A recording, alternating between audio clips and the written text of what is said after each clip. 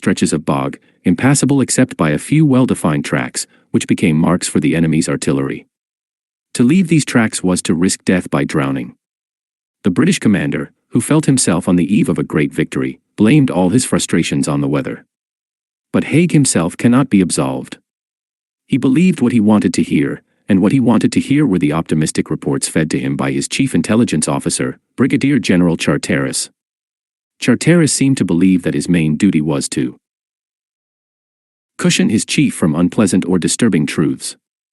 When Major Fuller, a future general and respected military analyst, sent Charteris a map showing that the tanks would have to struggle through what was, in effect, a shallow lake, Charteris was told Fuller.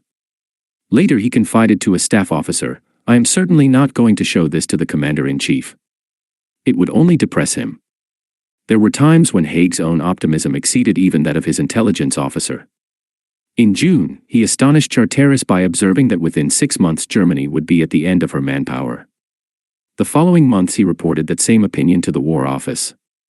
By October, with the Battle of Passchendaele well underway, both men were convinced, wrongly, that Germany had reached the breaking point. For 4 weeks that August the contending armies did battle in an ocean of mud churned up by an opening 2-week barrage that had cost the British taxpayer $1 million in shells alone. The British advanced less than 2 miles along a few thousand yards of front at a cost of men. That was victory. Apparently most of the cabinet thought so. To Lloyd George, they were under the spell of the synthetic victories distilled at GHQ. And in September, after a pause, Haig determined to continue the big push in what Fuller would later analyze as practically an impossible battle, an inexcusable piece of pig-headedness on the part of Haig. After a few minor victories, Haig was convinced that the enemy was teetering and that a good vigorous blow might lead to decisive results. Lloyd George could not convince his cabinet that the Passchendaele campaign should be stopped. "We are losing the flower of our army, and to what purpose?" he asked angrily. Haig squandered 3 weeks of remarkably good weather in September by regrouping his armies. Then on October the torrential rains began again. It took the exhausted reserves of General Plumer's Second Army, replacing General Hubert Gough's Fifth, most of the day to struggle through the mud in order to reach the forward lines, a journey that in dry weather would occupy less than an hour. Plumer's assault on October caused British casualties. Haig surely knew what was in store, for his staff had done their homework and told him that the weather broke early each August with ridge had been reclaimed from the sea, artificially drained, and kept above water by an intricate system of dikes and ditches. Haig was aware that his heavy guns would destroy this drainage system and that the thick clay would not absorb moisture. He could have abandoned the salient and shortened and strengthened the British line. Instead, against the advice of almost everybody, all his army commanders, General Foch of the French, Winston Churchill, and, of course, Lloyd George, who felt that Haig had completely lost his wits, he plunged ahead. The field marshal was gobbling up reserves at a dismaying rate. At one time or another, every division available to him had been blood IED in this third battle of Ypres. But there was one corps that had yet to experience that porridge of mud. On October, Haig summoned the victors of Vimy to move immediately to Flanders. Arthur Currie was ordered to submit plans for the capture of Passchendaele Ridge as soon as possible. The Canadian Corps commander was appalled. "Passchendaele? What's the good of it? Let the Germans have it, keep it, rot in the mud. It isn't worth a drop of blood." He appealed personally to Haig with such vehemence, as he wrote later, that he would have been sent home had he been other than commander of the Canadian Corps. Currie forecast to Haig the Canadian casualties would approach at least 16,000. Would success warrant that sacrifice? Haig remained obdurate. "Someday I will tell you why," he said. But Passchendaele must be taken. After the war, the British Field Marshal justified his action by explaining that British and French morale required a victory. France was close to collapse as the result of massive mutinies in 54 French divisions, some poilus going into battle crying "Bah! Bah!" like sheep to the slaughter. Haig did not explain how the predictably indecisive battle in the swamps of the Ypres sector could do other than lower morale. Currie grudgingly went along with Haig but insisted on 2 conditions: his corps must fight intact as a united unit, and not under General Gough, whose abilities the Canadian commander distrusted. It is a own reputation that he got his way. No other corps commander could have dared deliver such an ultimatum to the British Field Marshal. "Currie," said Haig, "do you realize this is insubordination?" To which the impassive Canadian replied, "Yes, sir. But I cannot help that." By mid-October the ground on which the battle would be fought was punctured by thousands of shell holes, each filled to the brim with scummy water and often red with blood.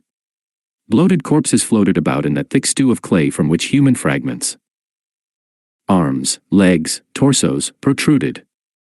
The detritus of battle, wire entanglements, battered tanks, half-buried locomotives, broken artillery limbers, lay in the morass. And over it all hung the sickly odor of decomposing bodies. Currie, who, as usual, insisted on inspecting everything himself, had never seen anything like it. "Battlefield looks bad," he told his diary on October. "No salvage has been done and very few of the dead buried. The torrential rains never let up." As Agar Adamson of the PPCLI reported to his wife on October, the ground beggars description. The strongest and the youngest cannot navigate without falling down. The glue-like mud sucked at the boots and legs of the Canadians, who realized with horror that sometimes when the sodden clay yielded under their feet they had sunk their boots into a human body. Here the wounded died in record numbers, a good many by drowning. By October, 5 days after he took command of the Corps sector, a mile southwest of Passchendaele village, Currie had finalized his plans for taking the ridge. At luncheon that day at Corps headquarters, the first time that Haig had deigned to go that far forward, the commander-in-chief was brimming over with optimism. That surprised one member of Currie's staff, Major Alan Brooke, a future field marshal. "I could hardly believe that my ears were not deceiving me," Brooke recalled. He spoke in the rosiest of terms of our chances of breaking through. "I had been all over the ground and to my mind such an eventuality was impossible." Currie found himself pounding his head against a stubborn wall of British intransigence. Because of the lack of serviceable roads in that fashioned after Ontario's corduroy roads. The British pooh-poohed the idea but finally gave permission to go ahead. When they stalled again, claiming that no planks were available, the Canadians suggested they build a sawmill and be given permission to cut down trees in the battle area. At last they were given a grudging go-ahead, set up their sawmill, made their own planks, and established their own road system. In time the reluctant British copied the Canadian example all along the French and Belgian fronts. Currie's plan called for 3 operations in late October and early November. On October, the Canadians found themselves struggling through what one member of the Canadian Mounted Rifles called a ghastly dreadful porridge, thigh deep. Here, the most minor wound could mean death. If you got it in the shoulder blade with a bullet that merely knocked you unconscious for 2 minutes you drowned. To the 4th Canadian Mounted Rifles, October was the bloodiest battle in the regiment's history. In the second assault, 2 days later, the 49th Battalion suffered a casualty rate of %, the worst in its history. In the third, the 5th CMR lost 2/3 of its attacking strength. It was not until November that the Canadians took Passchendaele Ridge, to the applause of the British press and the astonishment of the Germans. As one captured enemy officer put it, "With an army of men like these I could go anywhere." The Times called it a very fine and gallant operation. To the London Daily Chronicle it was, as fine and thrilling as an act of persistent courage. But the cost was heavy. With uncanny accuracy Currie had projected a loss of casualties. The actual toll was. One who survived, miraculously, was William MacDonald of Glen, William, PEI. As he went over the top in that last battle for the ridge, the men next to him crumpled over, shot in the stomach, his machine gun in his hands. MacDonald seized the weapon from him, then dashed forward with the others for about 100 yards, only to hear a thung ringing in his ears. A sniper's bullet had hit him below the right ear, passing under the ear's entrance and exiting about half an inch from friend, shot at the same time through the head. The pain was dreadful. MacDonald found himself hoping his end would come at any moment, but then suddenly realized how sweet life really was, and determined to hang on. He lay in the shell hole for hours until a 17-year-old Canadian private arrived, bandaged him up, and started back with him to the Dress-ing station. The entire battlefield was a swamp, with the slime up to MacDonald's waist. He sank several times and would have drowned, as so many others did in the blood-soaked morass, if his comrade hadn't pulled him free. He staggered on, 2 miles to the dressing station. To reach it he had somehow to pass through the enemy's barrage. Pieces of human bodies lay scattered about him like leaves. Then, as he lurched forward, a big German shell landed a few yards away and a piece of shrapnel pierced his right shoulder, breaking the bone and knocking him out. His friend hoisted him up, and he found he could still toddle forward in spite of the pain. When he reached the dressing station he collapsed and was carried to the casualty clearing station 3 miles to the rear. For him it was the end of the war. In what Lloyd George called the bovine and brutal game of a tree tie-in, Haig had lost men in the 3.5 months of the Passchendaele offensive, the Germans considerably fewer. On November, the commander-in-chief called a halt. In the intervening years the campaign has come to symbolize all the useless carnage the Great War. What had been accomplished? Since the battle had begun in early August, the Ypres salient had been extended no more than 4.5 miles. Currie himself was bitter and heartsick. The venture had not been worth the cost. In Currie's view, with which Lloyd George agreed, its only purpose was to save the face of the British High Command who had undertaken all through the autumn most unsuccessful and highly disastrous attempts. How valuable was this little hump of ground? How significant? The bitter answer to that question came the following. There is a distasteful coda to this sordid chronicle of misplaced optimism. A month after the battle ended, Haig's Chief of Staff, General Sir Lancelot Kiggle, finally paid a visit to what had been the forward zone. He arrived by comfortable staff car, but as he drew nearer the scene of the carnage his agitation grew to the point where he burst into tears. Good God! He blurted, did we actually send men to fight in that? To which his army guide responded, it's worse farther up. The same revealing tale is evident in every major account of the fruitless campaign. The men whose job it was to plan every detail of the battle never bothered to look over the ground, as Byng and Currie had done before Vimy. Here, where so many thousands would go to their death, Kiggle had no first-hand idea of what faced them. The shattered regiments were identified as mere pins on military maps that gave no hint of the seething morass in which they fought. It was time to stop the war. One man who wanted to stop it was the distinguished peer Lord Lansdowne, a former Governor-General of Canada, a prominent Conservative, and a one-time Secretary of State for War. At the end of, with the horror of the Somme sinking in, Lansdowne, in a secret memorandum to the War Cabinet, suggested that unconditional victory was now impossible. Can we afford to go on paying the same sort of price for the same sort of gains? He asked. Let our naval, military, and economic advisors tell us frankly whether they are satisfied that the knockout blow cannon will be delivered. Lansdowne was ignored but tried again in November. It wasn't easy. He first sounded out Arthur Balfour, the Foreign Secretary. That proved fruitless. He then wrote a lengthy letter to the Times, urging a negotiated peace. In spite of his stature, the newspaper turned it down. At last he managed to get his ideas into the Daily Telegraph. We are not going to lose this war, he wrote, but its prolongation will spell ruin for the civilized world, and an infinite addition to the load of human suffering which already weighs upon it. The letter aroused a storm of controversy in England, with most of the daily press in full cry attacking Lansdowne's proposal as craven. Correspondence that, in the words of his biographer, was marked by a violence that was rare in English public life. Lansdowne, although socially ostracized, had some supporters and continued his campaign into the next year. He got no further than the German Chancellor had when he tried to put out peace feelers at the end of, or Woodrow Wilson, the U.S. President, who called, vainly, for peace without victory. That ass.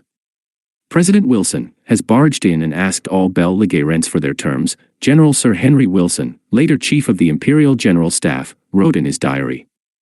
In spite of Passchendaele, none of the leading political or military figures on the Allied side wanted anything less than unconditional surrender, while Ludendorff, by then the de facto leader of Germany, was planning on yet another all-or-nothing offensive to drive the opposing armies into the sea. In these views the belligerents had the active support of their own people who, though they felt the pinch of war, had no conception of the enormous cost. If the civilians at home had known what horror was visited upon those who suffered and survived, Lansdowne's proposal might have borne some fruit. One of the best descriptions of the results of shell fire is contained in a letter written by Donald Fraser, the Calgary private who had cursed the Mac Adam entrenching Spade. Early in the war, in Belgium, Fraser found himself in a dugout when the German guns opened up. It was his first bombardment. When it began, he threw himself flat behind a 2-foot wall of sandbags. A shell exploded no more than a yard from where he lay. The report dazed him. A rain of debris poured down on his prostrate body. The concussion put a terrific strain on his tissues. I felt as if I was being pulled apart, as if some unseen thing was tearing me asunder, particularly the top part, especially the head. I knew I could not have stood a fraction more without bursting. The outward pull on the tissue was so immense. Getting over the daze, I quickly pulled myself together and got out of range for the time being. The incident passed off, although the bursting effect on the body rankled in my mind. It was the greatest body strain I have ever experienced. The famous battle. Fraser, now a lance corporal in a machine gun section, was awaiting the signal to move forward to complete the final objective when a German gas shell burst on the parapet almost in his face. In a moment his breathing stopped. There seemed to be no air to breathe in or out. My mouth was open and completely stuck. I could not even gasp or choke. In a trice I had my gas helmet on and was breathing freely shortly afterward. It was a peculiar experience, and for a moment or two I thought I was finished.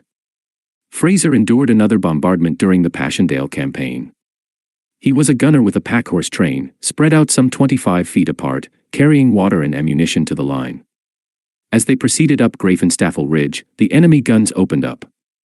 The first group of 4 men and horses passed safely out of range, but the second, Fraser's group, was trapped in the shelling. The men and horse behind Fraser were killed, the men and horse in front were also killed. The leading man was terribly wounded and his horse, too, was killed. The explosion of the next shell threw Fraser into the mud, face down, killing his horse, whose body fell on him and trapped him. Fraser squirmed and struggled to get free. His legs were not damaged, but he felt he'd been wounded. Where? My face burned as if hot wires were jammed into it.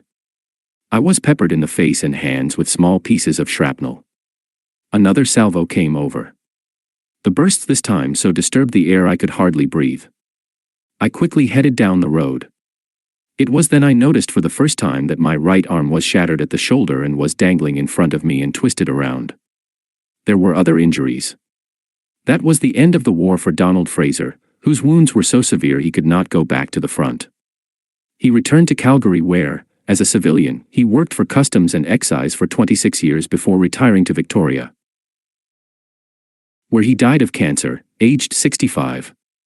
In a later era, television's all-seeing eye could have given aid and comfort to a Stop the War party, as it was to do during the Vietnam.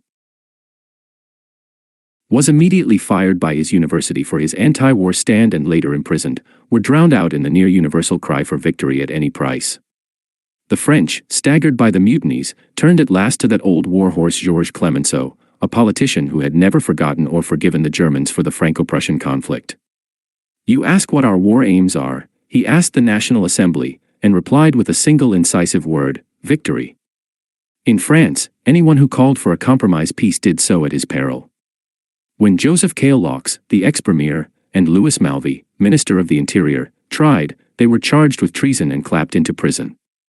The caveat of the fallen haunted the belligerents as it haunted the graveyards of Flanders: if he break faith, we shall not sleep. The propagandists on both sides had done their work not wisely, but too well. In December, with the blood of thousands of Canadians still staining the quagmires of Passchendaele, Canada was rocked by a controversy over conscription that represented the greatest crisis in her history. The controversy began to grow after the government introduced the military service bill in June and reached its climax with the general election of December. By that time the nation was split so badly that in the assessment of Elizabeth Armstrong, the leading historian of the conscription crisis, it seemed likely that the Confederation would be divided into the 2 component parts of which it had been composed, wrecked on the jagged rocks of nationalism. Passion and partisan spirit and racial and religious hatred walked the streets unchecked, Armstrong, an American, wrote 20 years after the event. Appeals to reason went unheard. Men distrusted their neighbors' patriotism and their personal honor simply because they did not belong to the same race or religion. Old party loyalties went by the board. Old political allies called each other traitors and criminals. The manpower crisis. Play in the war. Here were sown the seeds of a future separatist movement. Here the political philosophies of the major parties were shaped and even distorted. Here Canada's diffident military role in the global war had its historical roots.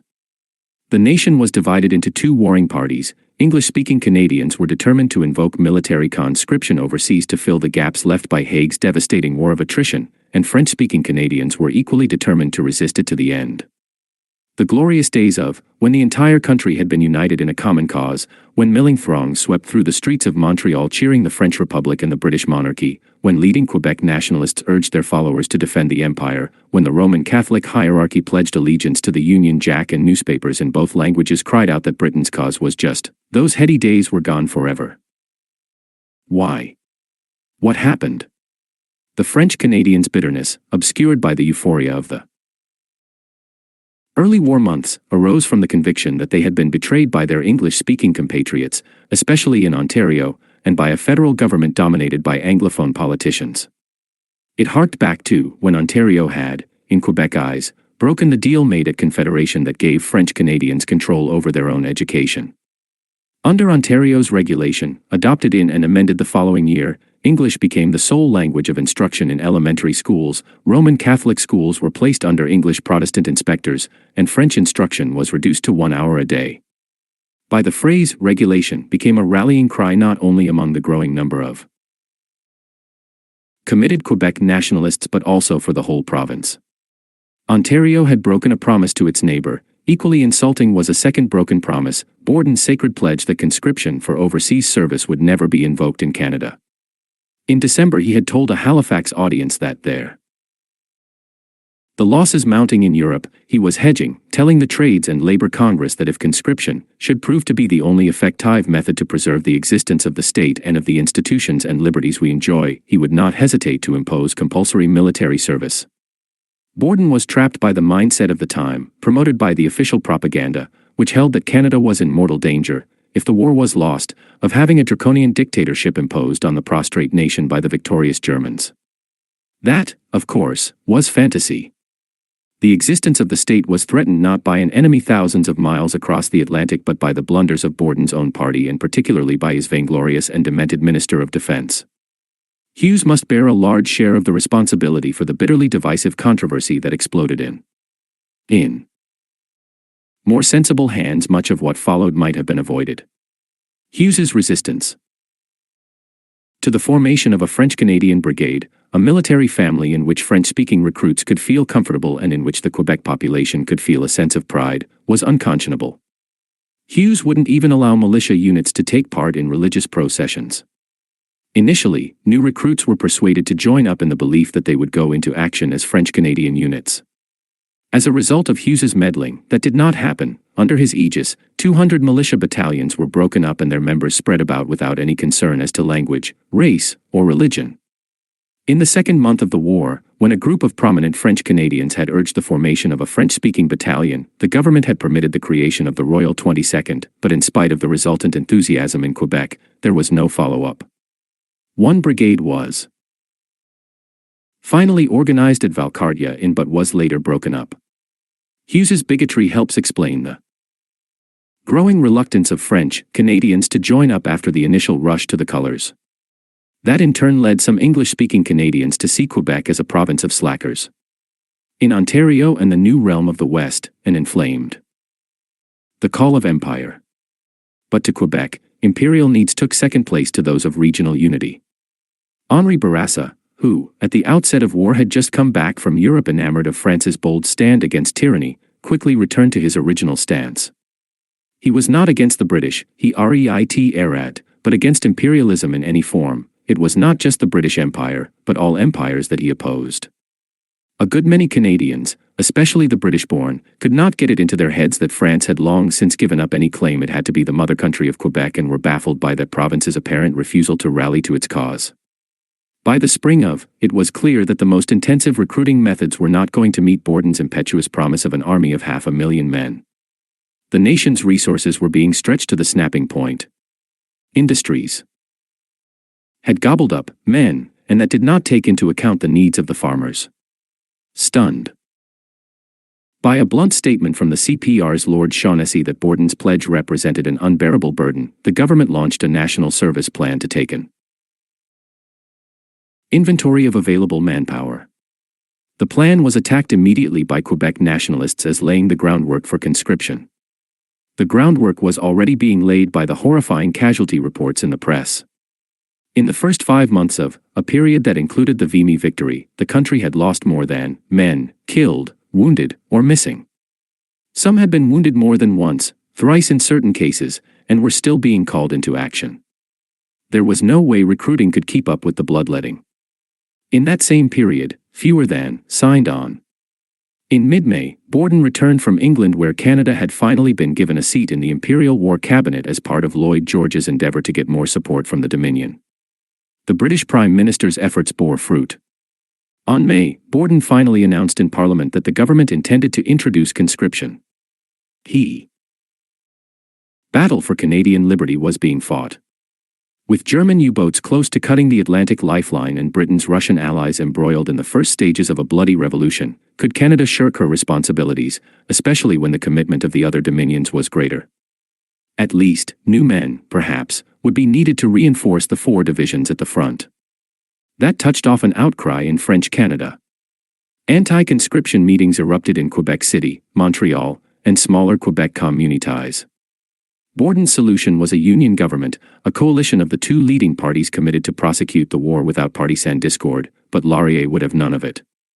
The Liberal leader was convinced that Canada could not raise the number of men needed, conscription or no conscription.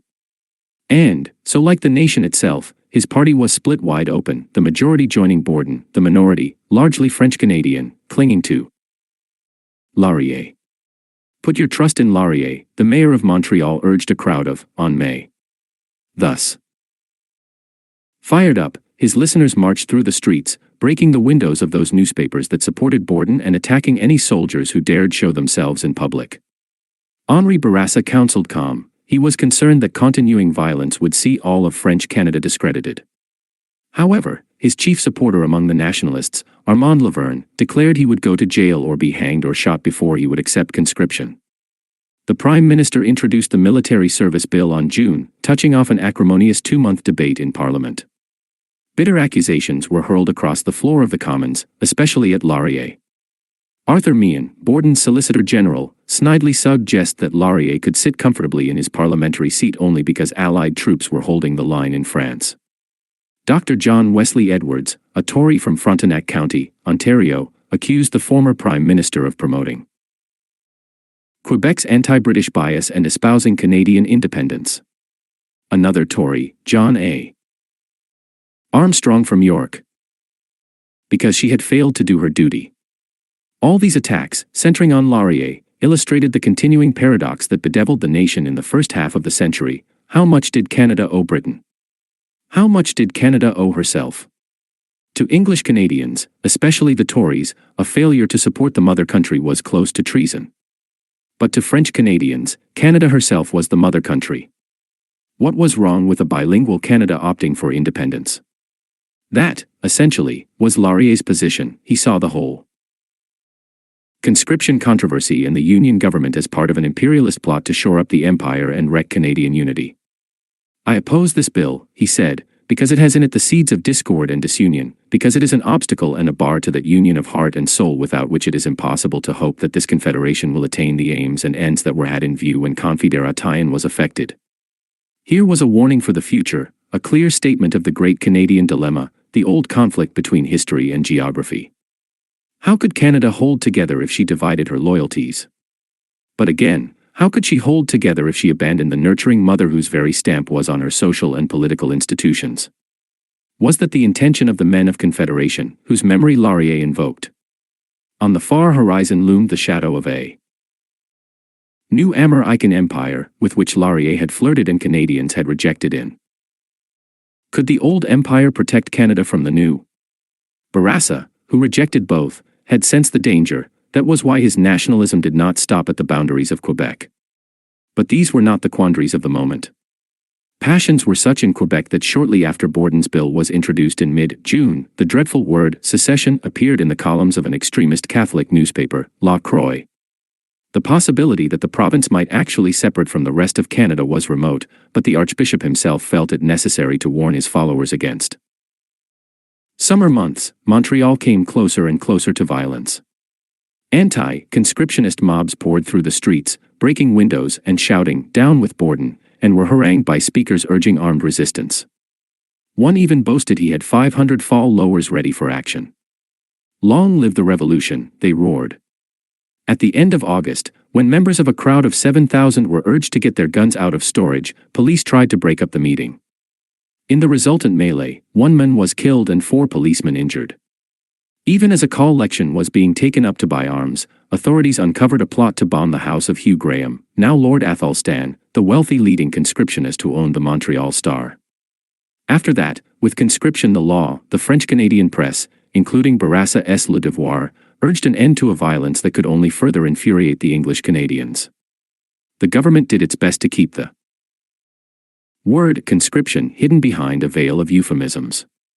Officially, the Conscription Act was the Military Service Act. Conscripts were to be known as drafted men. Every male Canadian between the ages of 20 and 45 who was medically fit could be conscripted, but so many exemptions were allowed that it quickly became clear the vast majority, by November, wanted to be excused. Surprisingly, a greater percentage of potential draftees came from Ontario than from Quebec. In fact, the government was aware of a strong undercurrent against forcible service among the farmers and new immigrants in Ontario and the West. The previous June the Libéraux had swept into power in Alberta and Saskatchewan. It was obvious that the waves of newcomers brought in during the Laurier boom years were transforming the political structure of the nation. These naturalized Canadians, who held no allegiance to empire or king, had the voting strength to tilt the scales in the election that Borden was planning for December. He was determined to win that election, if not by hook, then by crook. The rightness of his cause that he was quite prepared to toss ethical considerations aside and follow Meehan's advice that it would be a splendid stroke to take the vote away from the disloyal and award it to the patriotic. Meehan introduced the Wartime Elections Bill in September, a shameless piece of gerrymandering that when passed gave the vote to every soldier, whether in Canada or overseas, and also to the wives, mothers, sisters, and daughters of anyone in khaki. At the same time it disenfranchised all naturalized immigrants from enemy countries who had arrived in Canada after, and all conscientious objectors. Under the Military Voters Act, soldiers were given the option of simply voting for or against the government, without recourse to individual constituencies. As one loyal Liberal put it during the election, the government chose the voters instead of the voters. Choosing the government. The soldiers at the front were deluged with what one private called a regular flood of pamphlets, all from the Union government. "It will ever be a sore spot with the troops that only government literature was allowed to reach us," one soldier, John Harold Becker, wrote in his memoirs. In his diary he declared, "It seems to me too bad that, as a soldier on active service I or my fellows are not allowed to express opinions on this or any other election because it might be termed a political discussion, but at the same time we are expected to cast a vote and expected to vote in a certain way." Though the censor had tried to scratch out the phrase, "in a certain way," it remained legible enough for his sister to quote it in the book of reminiscences that appeared after his death.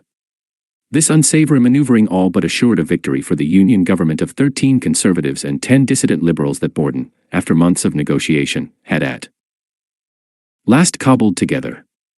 The campaign that followed was unlike any other, deliberately planned as a racist attack on Laurier and Quebec. The Liberal leader was presented on the hustings and in the press as a quitter who would take Canada. Portrayed as a province that wanted to dominate the rest of Canada.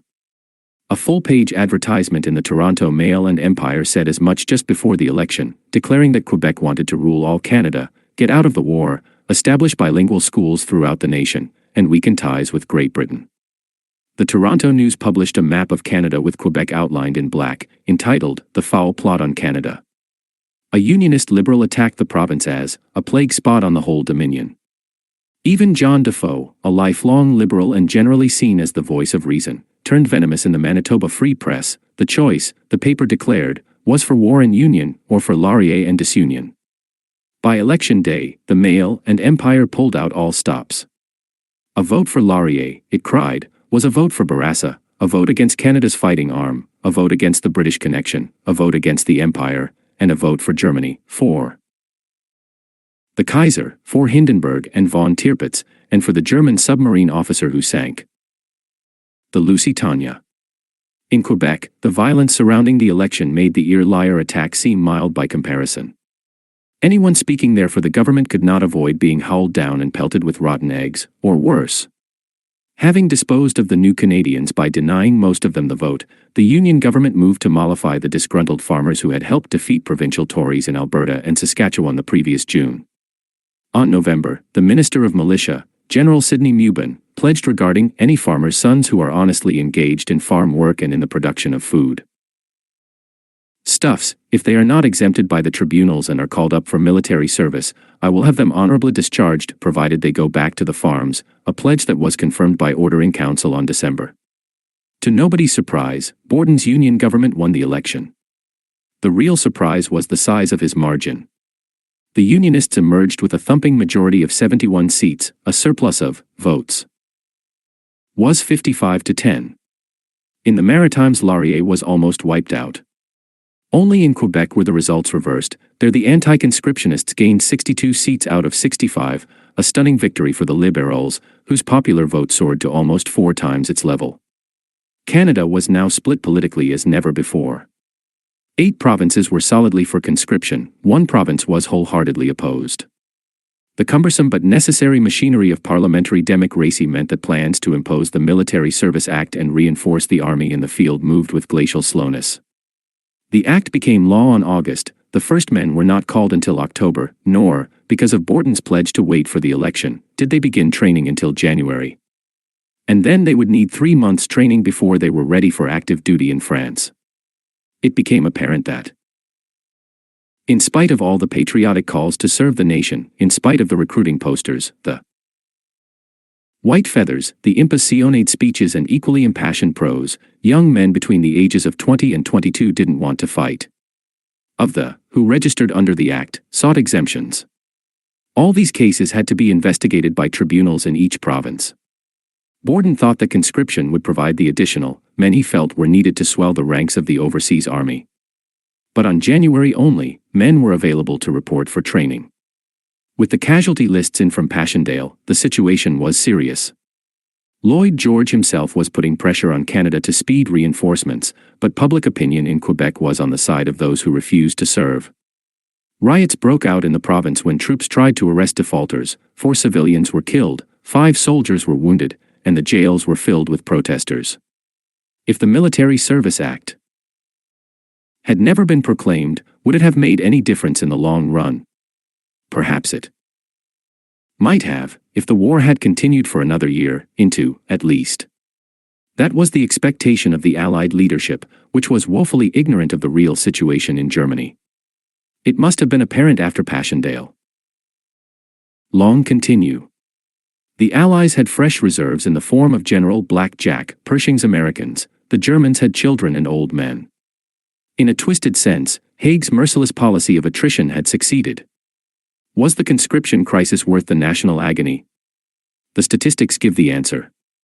By the end of the Great War, after all the recriminations, the racial bitterness, the long-drawn-out legal battles, the parliamentary squabbles, the crushing military coercion used to track down reluctant draftees, the riots, the injuries, and the deaths, after all this, no more than draftees actually arrived in France, and Canadians of both races were left with a bitter taste in their mouths that no amount of subsequent soothing syrup could ever expunge. Arthur Currie was not opposed to conscription, but his main concerns were to keep his Canadian corps up to strength and fend off the politicians who wanted him to come out publicly for compulsory service during the election. Something he declined to do. Currie was frustrated by continuing political interference. Sam Hughes was gone, but his legacy lingered on in the shape of the 5th Division, sitting in England, a unit that Hughes had created without any thought of reinforcements. Hughes's ambition for a big army of many divisions, with himself as its commander and a raft of political appointments at his fingertips, had helped to wreck national unity. The situation in the winter of could have been considered comical were it not for the seriousness of the problem. Here was the Union government, struggling with the divisive problem of conscription, going through a maddening series of convolutions, revising the Military Service Act, and lowering the enlistment age to get more men, really scraping the bottom of the barrel and rending the country in two, while all that time, trained men twiddled their military thumbs in England under Sam Hughes's ambitious but less than competent son, Garnet. This, too, was unconscionable, but no politician seemed to realize it. Currie did. It was his belief that what was needed above all was not necessarily conscription but a reorganization of the army. Better to have 4 divisions up to strength than try to reinforce 5. In the ING2 battles, one to keep his corps intact, the other to prevent its being blown up into an army. The latter plan was the product of the same kind of starry-eyed optimism that had sprung up during the Western Railway boom and was fueled by the victories at Ypres and Vimy. Canada would have its own army. What a boost to national pride. What an opportunity for advancement for those ambitious officers rotting away in England. What a chance for political patronage. And what a boon for Garnet Hughes, the 5th Division's commander, who was at the center of the pressure for expansion. Hughes and his fellow officers naively assumed that conscription would solve the manpower problem, allowing a 2-corps army of 6 divisions. Hughes was so certain of success that he offered to bet Currie any sum that he would shortly take the 5th Division to France. It looked as if he would get his way. By the time a firm proposal was made to the chief of the Imperial General Staff on January, it was generally accepted that the change was a fait accompli. But Berton was not certain the new divisions could be reinforced, given the weak response to the draft.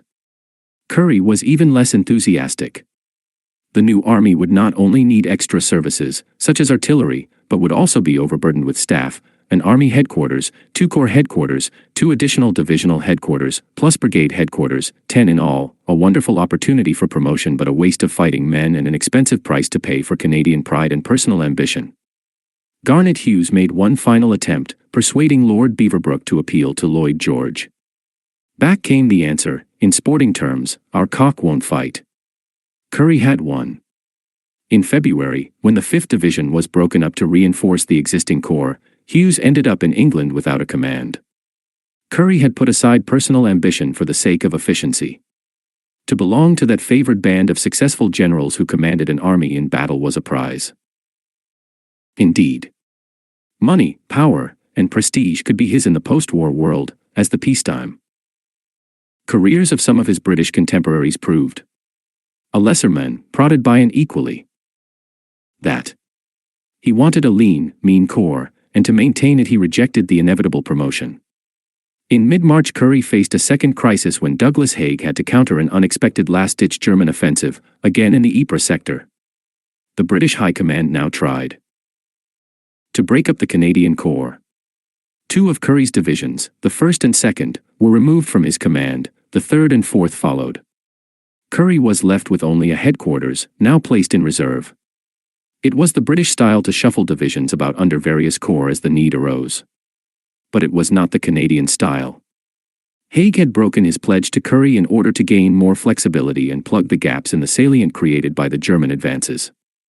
Divisions could be more easily and quickly moved about than the larger, more ponderous corps. But Currie would not have that. He was furious. The 4 divisions had always fought under a single command with an intimacy and understanding, which led to a singleness of thought and a unity of action that made the Corps, in Currie's estimation, the hardest-hitting force on any battlefront.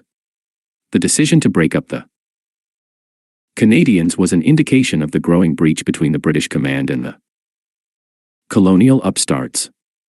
More than once Currie had expressed his disgust with the performance of British troops, especially in one instance at Passchendaele when he had reported that they had retired in a very bad and pronounced disorder, amounting to a panic. Tension was growing between the 2 commands. Some British generals, as E.L.M. Burns, a future general himself, has noted, were irritated by Currie's tactless remarks to the effect that some British formations did not fight very tenaciously. But, to be fair, Britain's best troops had long since been wiped out by more than 3 years of war. Currie protested to Haig directly and through Sir Edward Kemp, Canada's Minister of Overseas Military Forces in England. Faced with the full pressure of the Canadian government, Haig reluctantly gave in, and Currie got his corps back, but the field marshal was certainly interfere with the progress of his war. I could not help feeling that some people in Canada regard themselves rather as allies than as fellow citizens of the Empire, he remarked. But that was just the point. To Currie and to Borden, Canada was no longer a mere colony, subject to the whims of the British aristocracy. Canadian uniforms, ranks, and organization might be identical to those of Britain, save for the Canada badge on the tunics, but Currie's corps was a miniature army separate and distinct from its British counterparts, a truth difficult to explain to the military upper crust. Lord Derby had warned Haig a few months before that the Canadians could not be pushed around like chessmen on a board, but that we must look upon them in the light in which they wish to be looked upon rather than in the light in which we would wish to do so. That the British commander Henry Horne could not understand. He thought Currie was suffering from a swollen head after the Canadian complained to him about the British troops. Many are not fighting, many of them will not fight and do not fight. But Currie would not keep quiet. He was proud of his corps and convinced that Canadians fought better together as an experienced team, as Vimy had proved, and were imbued with an esprit de corps that would have been dissipated had they been dispersed among the British. The British decision to abandon the bloody ridge at Passchendaele that spring was, to him, a betrayal. He vented his frustration to Pershing, the American commander, deploring the fact that the ridge, which the year before he had been told must be taken at all costs and, for which the Canadians made the tremendous sacrifice of casualties, had been so easily given up. In June he met with Borden and found a sympathetic listener. The Prime Minister had suffered his own frustrations at the hands of the British. On his earlier trip to England he had been treated almost as an intruder. The British told him nothing, he had to read the morning paper to get any idea of what was going on. He warned Andrew Bonar Law, the Conservative leader, that he would not advise his countrymen to put. The English response was grudging and evasive. The following year Borden was still demanding information and consultation. As he wrote to Sir George Purley, Canadian High Commissioner in London, plans of campaign have been made and unmade, measures adopted and apparently abandoned, steps of the most important and even vital character have been taken, postponed, or rejected without the slightest consultation with the authorities of this Dominion. It wasn't good enough. How could Canada be expected to put as many as 500,000 men in the field, yet willingly accept the position of having no more voice and receiving no more consideration than if we were toy automata? Here was a paradox. Borden, the leader of the Conservative Party, the wholehearted supporters of the new imperialism, was becoming an ardent Canadian nationalist, not just for reasons of pride but because the very mother country that the imperialist faction worshipped had managed to alienate him to the point where his whole outlook had changed. Procrastination, indecision, inertia, doubt, hesitation, and many other undesirable qualities have made themselves entirely too conspicuous in this war. These damning words in Borden's letter to Purley suggest the weight of the about-face taken by the slow-spoken, apparently stodgy Prime Minister. D.J. Goodspeed, the Canadian military historian and analyst, has put his finger on the lack of flexibility and the capacity for self-delusion on the part of the British commanders who were prepared to sacrifice thousands of men rather than abandon their own particular fantasy. They were, he wrote, more concerned with appearance than with reality. They were more worried about the moral effects of failure than about the decimation, and the more than decimation of their own forces. Haig's stubborn insistence on clinging to the Ypres salient is the prime example of this refusal to face reality. Borden was in London attending a meeting of the Imperial War Cabinet when, after hearing Lloyd George railing against Haig, he decided to get Currie's view of the situation. What he heard shocked him. The Passchendaele campaign had had no useful result, Currie told. The venture was by no means worth the cost and was one only to save the face of the British High Command who had undertaken all through the autumn most unsuccessful and highly disastrous attempts. As one example of British negligence and casual indifference on the part of certain corps commanders, Currie told Borden that while his corps had put out yards of barbed wire the previous autumn and winter, thoroughly protecting every trench, the comparative British effort had been minuscule. One corps commander told Currie he'd put out only yards of wire, a second that he'd put out yards, a third that he'd put out no wire at all. One British officer remarked that his men had been mainly employed in laying out tennis courts. That underlined Curry's conviction that the British Army was top-heavy with senior officers who were not equal to the responsibility of their ranks.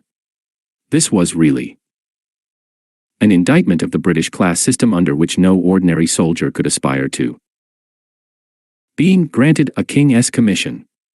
Curry himself could never have climbed high in the British Army. A real estate salesman, holding a command position in the regular British Army. A sergeant, perhaps, but a general. It was unthinkable. Stories of stiff-necked British officers ignoring Canadian enlisted men, even when their lives depended on it, were rife among the Canadians. George Henry Hambley, a future United Church minister from Swan Lake, Manitoba, would always remember such an incident after the Canadians took Vimy Ridge. Along came an Imperial officer with a group of British soldiers. He had lost his way, but when he found out we were only privates he wouldn't talk to us.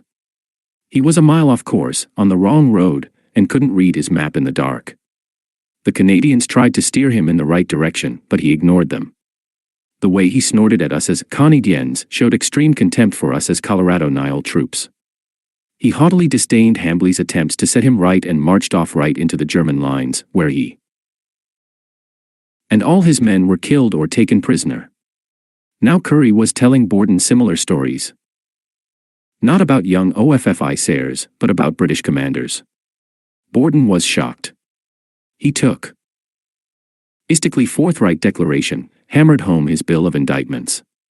3 days before the German counteroffensive began that spring, British intelligence had assured the command that there would be no offensive. There had been conspicuous failures to remove incompetent officers in the British forces. Talented young leaders faced a wall of opposition from the professionals, who refused to promote them above the rank of brigadier general. Looking directly at Lloyd George, Borden declared, "Prime Minister, I want to tell you that if there is a repetition of the Battle of Passchendaele Dale, not a Canadian soldier will leave the shores of Canada so long as the Canadian people trust the government of their country to me." Borden's blunt action was unprecedented. It is said that he strode across the floor, seized Lloyd George by the lapels of his frock coat, and shook him. This was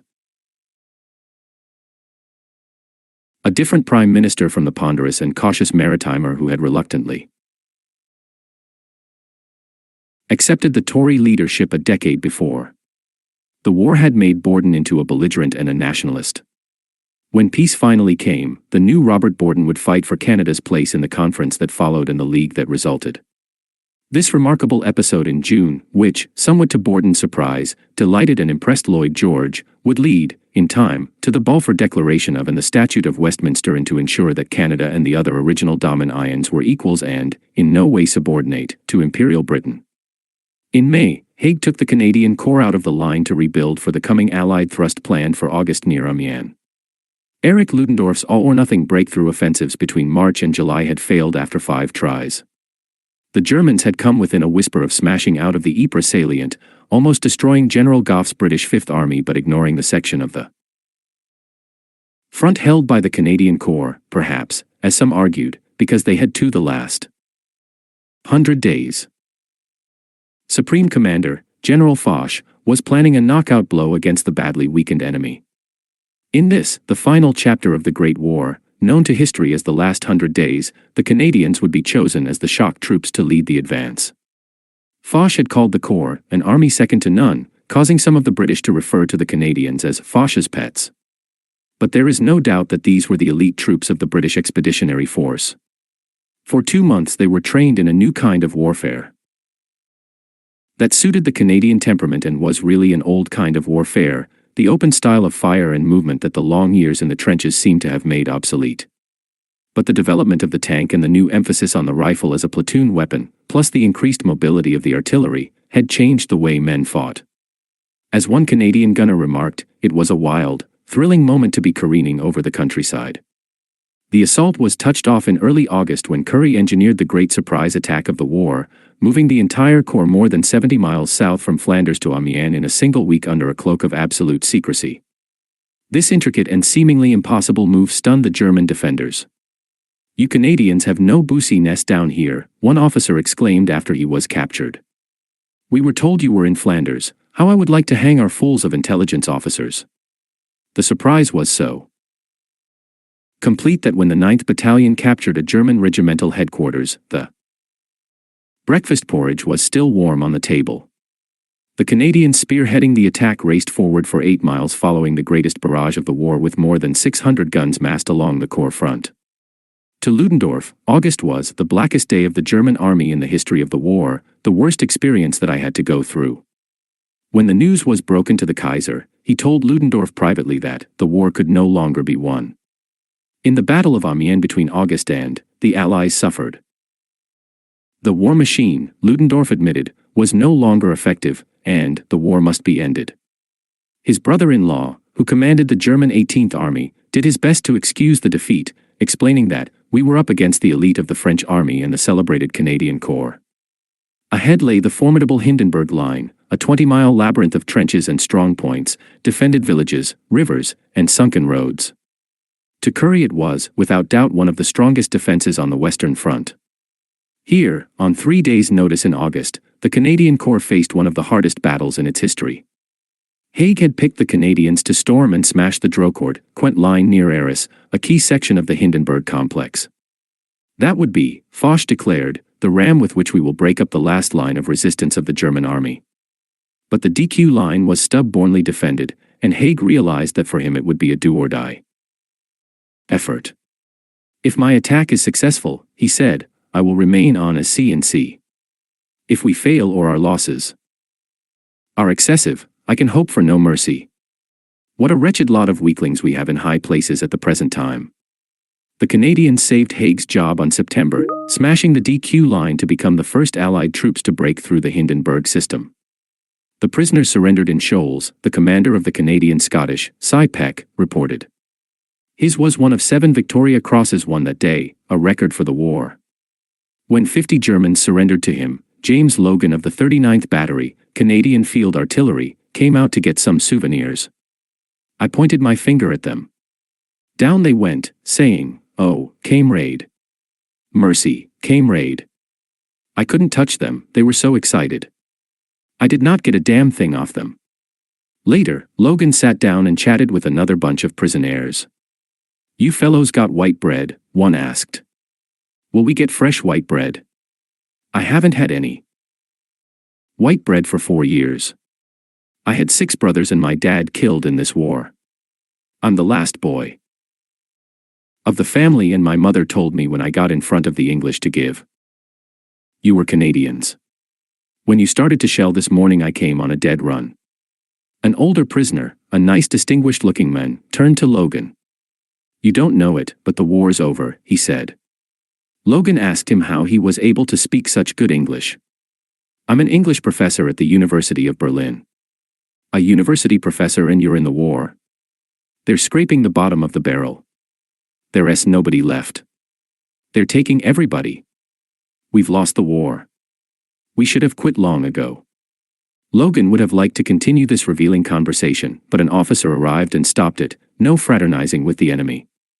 Yet this kind of fraternization was exactly what was needed, a surefire method of assessing the Germans' capacity to continue the war. Ludendorff's failed last-ditch stand had petered out. Germany's growing manpower crisis should have been obvious from the presence of so many underage youths and overage draftees in her army. And conversations such as James Logan reported should have made it clear that the enemy had reached the end of its resources. Yet in spite of mounting evidence, the Allied military and political leaders were convinced that the war would continue well into.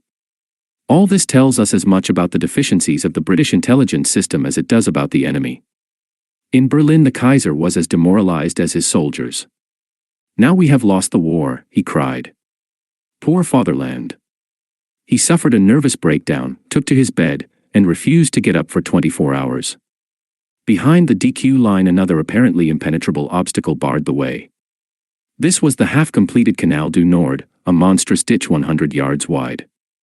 Its banks, down which troops would have to clamber, were overflowing with slime, creating a vast, impassable marsh, a miniature Passchendaele, and a potentially costly one. Behind this barrier the withdrawing Germans had formed up to frustrate the Allied advance.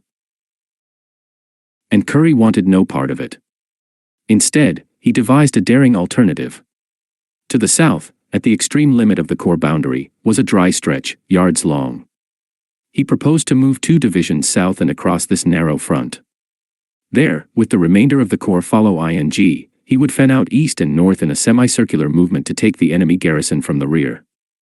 It was an intricate plan demand ing speed, timing, and the full cooperation of the engineers in bridging the crossing. Home, the First Army commander, tried to talk Curry out of it. The operation, he insisted, was too complicated. When Curry stood firm, Home turned to Julian Byng, Curry's old comrade in arms in the Vimy days. Curry, Byng told him, I've read over your plans and know they are as good as can be made, but can you do it? The laconic Curry replied that he could. Byng persisted, do you realize that you are attempting the most difficult operation of the war? If anybody can do it, you can do it. But if you fail, it means home for you. Curry did it. With the help of the engineers, his troops got across the canal on September. But the enemy had no intention of withdrawing. The battle that followed was the most savage and sustained in the history of the Corps. The enemy, Curry reported, fought like cornered rats, convincing him that the war could not be ended that year. The Germans would keep on until beaten absolutely and totally. The Canadians, in their turn, fought back so tenaciously that German intelligence thought they were facing at least 12 divisions rather than 4. The Canadians didn't know it, but this was the last major battle they would fight in the Great War. Even as they crossed the Canal du Nord, the enemy was suing for peace. The Canadians captured Cambrai on October without a single casualty, and the German army began a general withdrawal along the entire front. Now the Canadians found themselves in the unaccustomed role of liberators. As one young subaltern put it, the troops coming out of the line are absolutely bedecked. Know what to make of it. One final assault remained, the fortifications on Mount Howe, a foothill near Valenciennes, which the British had assaulted but failed to retain. Curry had been ordered to conserve shells in case the war continued for another year, but he refused. Shells were expendable, men's lives were not. Curry told MacNaughton that this would be the last barrage he would make in the war. Well, by Jove, MacNaughton replied, it will be a good one. The assault force would consist of a single infantry brigade, but MacNaughton's guns would deliver the heaviest weight of fire ever to support a single infantry brigade in the whole war. On that single day, the Canadian gunners fired almost 60 times the number of shells that had been fired by both sides in the Battle of Waterloo, a total of tons of high explosives and shrapnel, not leaving a square yard of ground untouched. Curry's insistence on conserving lives, not shells, had paid dividends. The Canadians suffered casualties, the Germans. Now the race was on. The Canadians took Valenciennes, a city of more than the key to the new German defense line. The rout continued as rumors of an armistice increased. It won't be long now, boys, Curry called out to the 49th Edmontons as he rode past the battalion on November. By dawn on the 11th, the Canadians had seized Mons. On the morning of November, just before the armistice was signed, the news that the war was over caused immense rejoicing among the civilians. As Private James Doak of the 52nd Battalion recorded, only those who were privileged to be in close touch with the French and Belgian troops and civilians can fully realize the tremendous hatred these people have for the Germans. The battalion was billeted at Wasmuel, a few miles from Mons. The civilian population was wild with joy. Down a side street Doak noticed an unusually noisy mob. Their cries seemed filled with anger. Out of curiosity we wandered down that way and SA/YA site which moving picture. The victim was a woman, a resident who was also a war widow. She was suspected of giving information, which led to the arrest and imprisonment of several civilians. For the past year she had been living at Mons with a German officer. She had been immune to harm before, because in the event of any injury, the whole village would have feared. But she was among them now. Her powerful German protector could protect her no more. Someone jostled her as she walked along. In an instant she was the target for all manner of abuse. Women tore at her hair and clothes. Men and boys threw sods and stones until the poor wretch begged for mercy. There is no doubt in my mind that she would have been torn to pieces, but some of our soldiers came along. Forcing their way through the mob they formed a guard around the woman, taking her to the guard room for shelter. She had a little boy who sobbed bitterly. He, at least, had done no wrong but suffered along with his mother. When the armistice was signed at 11 that morning, many of the men at the front line couldn't believe it. In the words of a young private from Saskatoon, a strange and peaceful calm followed. Not a cheer went up from anyone. Another recalled, "I think most of us were in a kind of shock or something." Andy McNaughton was furious. "Bloody fools," he exclaimed. "We have them on the run. That means we shall have to do it all over again in another 25 years. In Europe, the soldiers lived with danger and expected it. In Canada, beyond the civilian population was unprepared for the two most devastating enduring disasters in their country's history, both of which stemmed from the war. The first occurred on December. While the casualty lists from Passchendaele were still appearing in the Canadian papers, the tons of wartime explosives blew sky high in Halifax Harbor, devastating acres of that city, killing people, injuring more, and leaving homeless. The second was worse, the pandemic of Spanish influenza brought to Canada in by soldiers returning with the disease that was already ravaging Europe. By the following year the plague had killed between, and, Canadiens, most of them in the prime of life. The Great War finally shattered Canada's age of faith and complacency. After the explosion in Halifax Harbor destroyed all 4 churches in the suburb of Richmond, a middle-aged woman put into writing what a good many others were thinking. "Lots of good people have lost their faith in God. They think he has turned against this old city." In Halifax, the last 3 or 4 years has been given over to pleasure and money-making. She has been too prosperous and the Great Father has called a halt. The explosion occurred about half an hour after the Norwegian relief ship Imo drove her prow deep into the French freighter Mont Blanc, whose hold was jammed with a devil's brew of wartime explosives, tons of picric acid, tons of TNT, tons of benzol, and tons of gun cotton. On that clear, calm December morning, with only the slightest of breezes, human error was at fault, a confusion of intentions, as one writer has called it. A small shower of sparks, the result of the collision, touched off the greatest man-made explosion in history, not to be exceeded until the nuclear destruction of Hiroshima. The hideous blast that followed was so powerful that it shook houses in Truro, 50 miles away. The Mont Blanc literally vanished. A lethal rain of debris, tons of hot metal, composed of flying bits of her hull and superstructure, poured down, killing 100 people. The barrel of one of her big deck guns was discovered buried in the ground 3.5 miles away. Part of her anchor, weighing half a ton, was flung 2 miles. No other wartime convulsion. Not the explosive power of the Germans feared Big Bertha nor that of the big naval guns at Jutland, could equal the shores of Canada. 2 square miles of neighboring Dartmouth were leveled, and every inhabitant was killed or injured. A 13-foot tidal wave raced across the harbor, sucking up the water to a depth of 50 feet and fling the hulls of battered vessels for a mile along the Dartmouth beach. The shattered Imo was hurled onto the far shore. Acres of dockland were laid waste. Mangled corpses littered the streets. Roads and tram lines were buckled, trees uprooted, freight and passenger trains hurled from the yards. Large ships lost their funnels and superstructures, smaller ones simply vanished. So powerful was the blast that the very nails were sucked from woodwork and turned into flying projectiles. Every school in Halifax was damaged. Tragically, the explosion occurred 5 minutes after classes began. One elementary school in the settlement of Richmond in the city's north end lost 50 children, another lost 100. In the Protestant orphanage, 200 children and the entire staff perished. Halifax suffered more casualties in that single day than did London in any of the Nazi air raids of the Second World War. The hospitals weren't prepared for such devastation. In some cases it was impossible to tell the living from the dead. Patients arrived bathed in blood, their clothes and skin dyed a dark, dirty gray by the black rain of oily soot and dust. Archibald MacMecken, the official historian of the Halifax Disaster Record Office, described it graphically. It blackened the clothing almost like liquid tar, ruining housewives' linen. It blackened the faces and bodies of all it fell on, in some cases making it impossible to distinguish white persons from Negroes.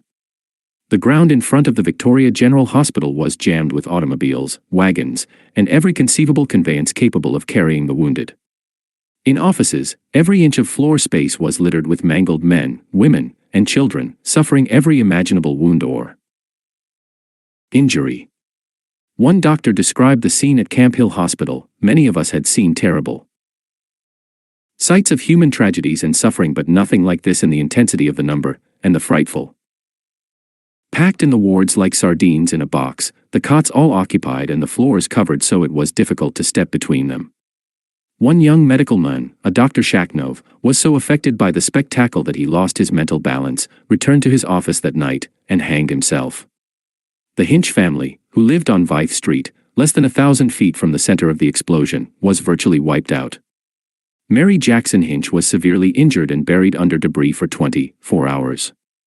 When she was rescued, she found that her husband, Joseph, and all of her 10 children had been killed, the largest loss suffered by a single family. The Hinches belonged to the extended family of James Jackson and his wife, Elizabeth. Within 5 minutes of the explosion, 46 members of this close-knit family group were dead, and most of the 20 who survived were seriously injured. 199 people were permanently blinded by flying shards of glass. Several more lost one eye. Dr. G.H. Cox, who arrived on the first relief train from New Glasgow, described the scene as going from one corner of hell to another. At Camp Hill Hospital, he operated on a kitchen table under a single electric bulb, using only the handful of surgical tools he'd brought with him. He worked from that evening non-stop until the following morning, when he was relieved. By then his instruments had become so dull they could no longer cut. His patients had faces torn to tatters, as if clawed by a tiger. The wounds were stuffed with plaster and dirt. Some eyes were literally bags of glass. Nor was this the end of Halifax's ordeal. On Friday, December, snow began to fall. By afternoon, a ferocious blizzard hampered all rescue attempts. The streets were clogged with drifts while the high winds and turbulent waters began to loose the ships in the harbor from their moorings. Just as repairs to the telephone service had cleared 800 lines, the blizzard knocked them out again. It slowed relief trains, interrupted repair work, hampered deliveries of food, fuel, and blankets, prevented exhausted relief workers from struggling home together for warmth in their battered homes. By nightfall, 16 inches had fallen on the city, nor did the storm let up for several days. If Halifax's ordeal brought out the best in people, it also brought out the worst. Anti-German feeling reached a new peak almost immediately after the explosion. Thomas Rattle, the future novelist, was 14 when the Mont Blanc blew up. He rushed from school to his shattered home to find his distraught mother bleeding from breast to forehead. "The Germans, those beasts, they're shelling the city," she cried. Others thought that the Zeppelin that had bombed London had somehow managed to cross the Atlantic and wreak havoc on the city. Many believed the tragedy was the work of enemy saboteurs. An angry mob descended on the home of one Hobrecker, who was rumored to have a concrete gun emplacement under his lawn. When they found the house empty, they tore it apart. On December, the chief of police arrested every German citizen in Halifax. All were later released. The Halifax Herald fueled the hysteria with a leading editorial on December that for sheer venom exceeded any previous diatribe against the beastly Hun. "We now know that the prime responsibility for this rests with that arch-fiend, the Emperor of the Germans, neither are we disposed to hold the German people entirely free of direct responsibility for this catastrophe. There are strange things afoot. There are rumors of a ship sunk suddenly in the harbor for possibly dark design, and of signals from housetops at night, which are not calculated to make easier the sad hearts of the survivors of this disaster. So long as there are people in Halifax who remember this past week, or whose children will remember it, so long will the name of the German be a name for loathing and disgust. This is for no other reason, because we know now what war is. And Germany, alone among all the nations of the earth, makes war with deliberate intent." The virulent anti-German feeling quickly calmed down, but one sentence from the Herald's editorial made a valid point: "We know now what war is." For the first time, in one corner of Canada, ordinary 3,000 miles from the trenches of Flanders had been given the same grisly lesson in the horrors of modern war that had been visited upon the distressed of Europe for almost 50 months. The following summer and fall, as Halifax was repairing and rebuilding and the Great War was winding down, the most deadly scourge in history since the plague of Justinian in the 6th century and the Black Death in the 14th struck Canada with chilling ferocity, killing between and people and leaving others with heart and respiratory troubles. It was an indirect result of the war in Europe as troopships brought infected soldiers to Canadian shores and railways scattered them from Nova Scotia to British Columbia. The pandemic struck in 3 waves. The first, 3-day fever, as it was called in June, was relatively mild. So was the third, in February and March of. But the second wave reached disastrous proportions in October, when it was known as the Spanish flu. Although it actually had its origins in China. It first appeared in Canada on the last day of September among troops stationed in the Toronto-Hamilton area. Medical authorities did not take it seriously. It was just plain grippe, Toronto's medical officer of health said. His provincial counterpart advised that the public has been unduly alarmed. A 12-year-old Toronto girl complained of a slight cold after she left her home in the suburbs. On the way to the city, she suffered chills and a severe headache. By the time she reached her destination, she was delirious. 3 days later she was dead, and similar reports were pouring in from all over the province. By mid-October the disease was raging across the country. In Toronto alone, school children and teachers were stricken. The flu struck so quickly that people were sick before they realized it. Severe pain in the back and limbs was the first hint that something was wrong. That was followed by a high fever and more pain in the neck, eyes, and head, accompanied by prostration and then delirium. In the last stages the lips and other body parts turned blue. A businessman who went to work one morning at 8 was carried a plank and could not complete the task. A woman was hit during a whist game and couldn't finish the hand. As Tom Caulfield, an Edmonton banker, explained, you could be talking to a man on the street, turn around and walk down the street. You'd look back and he'd fallen over. A medical corps doctor in St. John recalled that it was not unusual to attend 20 or 30 people in the morning and find half of them dead by nightfall. Death struck swiftly and without warning. After attending a lecture together, 2 girls from Woodstock, Ontario, working in nearby Paris, returned to the hotel room they shared. In the morning Claire Hunter called out to her friend, Vera, I'm going downstairs to breakfast. She returned after the morning meal and called again. There was no answer. She pulled down the sheets of the bed and found Vera dead and cold. The flu had crept in early that morning and killed her. In her sleep. The entire country closed down. Schools, theaters, pool halls, bowling alleys, and churches shut their doors. Sports events, such as the McGill-Ottawa football game, were cancelled. 10,000 railway workers in eastern Canada booked off sick in October. It was impossible to place a telephone call because the operators were all stricken. Half the coal mines near Drumheller, Alberta, were shut. Native reserves were wiped out. With 15 deaths a day, the town of Sherbrooke, Quebec, virtually closed down. Montreal, recording deaths in a single month, was one of the hardest-hit cities. On October, it reported an all-time high of deaths in a single-hour period. The following day, new cases broke out. Every effort was made to halt the spread of the disease. Judges refused to allow witnesses in court to kiss the Bible. In some jurisdictions, spitting in the street brought a $1 fine. People wore gauze masks and carried small bags of camphor around their necks. Drug stores were jammed with customers seeking every kind of panacea from cough syrup to quinine to plain aspirin. Nothing worked, neither prayers, nor drugs, nor quarantine. The disease cut a swath across the country, and then, even as the warring nations were concluding in milder form the following spring. The most baffling aspect of the pandemic was that it struck hardest at the strongest and the healthiest. The majority of deaths occurred among those Canadians between the ages of 20 and 40. Children under 10, adults over 40 or 50, the groups most likely to succumb to respiratory diseases, generally survived. The victims belonged to the same doomed age group as those who went off to war. At least, Canadians struck down in the prime of life. Take that mean figure, add the "were dead," and contemplate the account rendered. In a country of million, we lost, of our most promising citizens, and hence much hope for the future. How many poets and playwrights died of influenza or shellfire? How many novelists? How many scientists, healers, philosophers were interred in that ghastly army of the dead? What happened to the dreamers without whom no civilized society is complete? How many future leaders died in delirium on a Hospital cot or bled to death in the muck of Flanders. Was there a future prime minister in that ghostly band? The immensity of that loss can be distilled in the potential of one young man, the tragic hero of Sandra Gwynn's Tapestry of War, an attractive French-Canadian. Named Talbot Papineau, brimming over with joie de vivre and clearly cut out for stardom.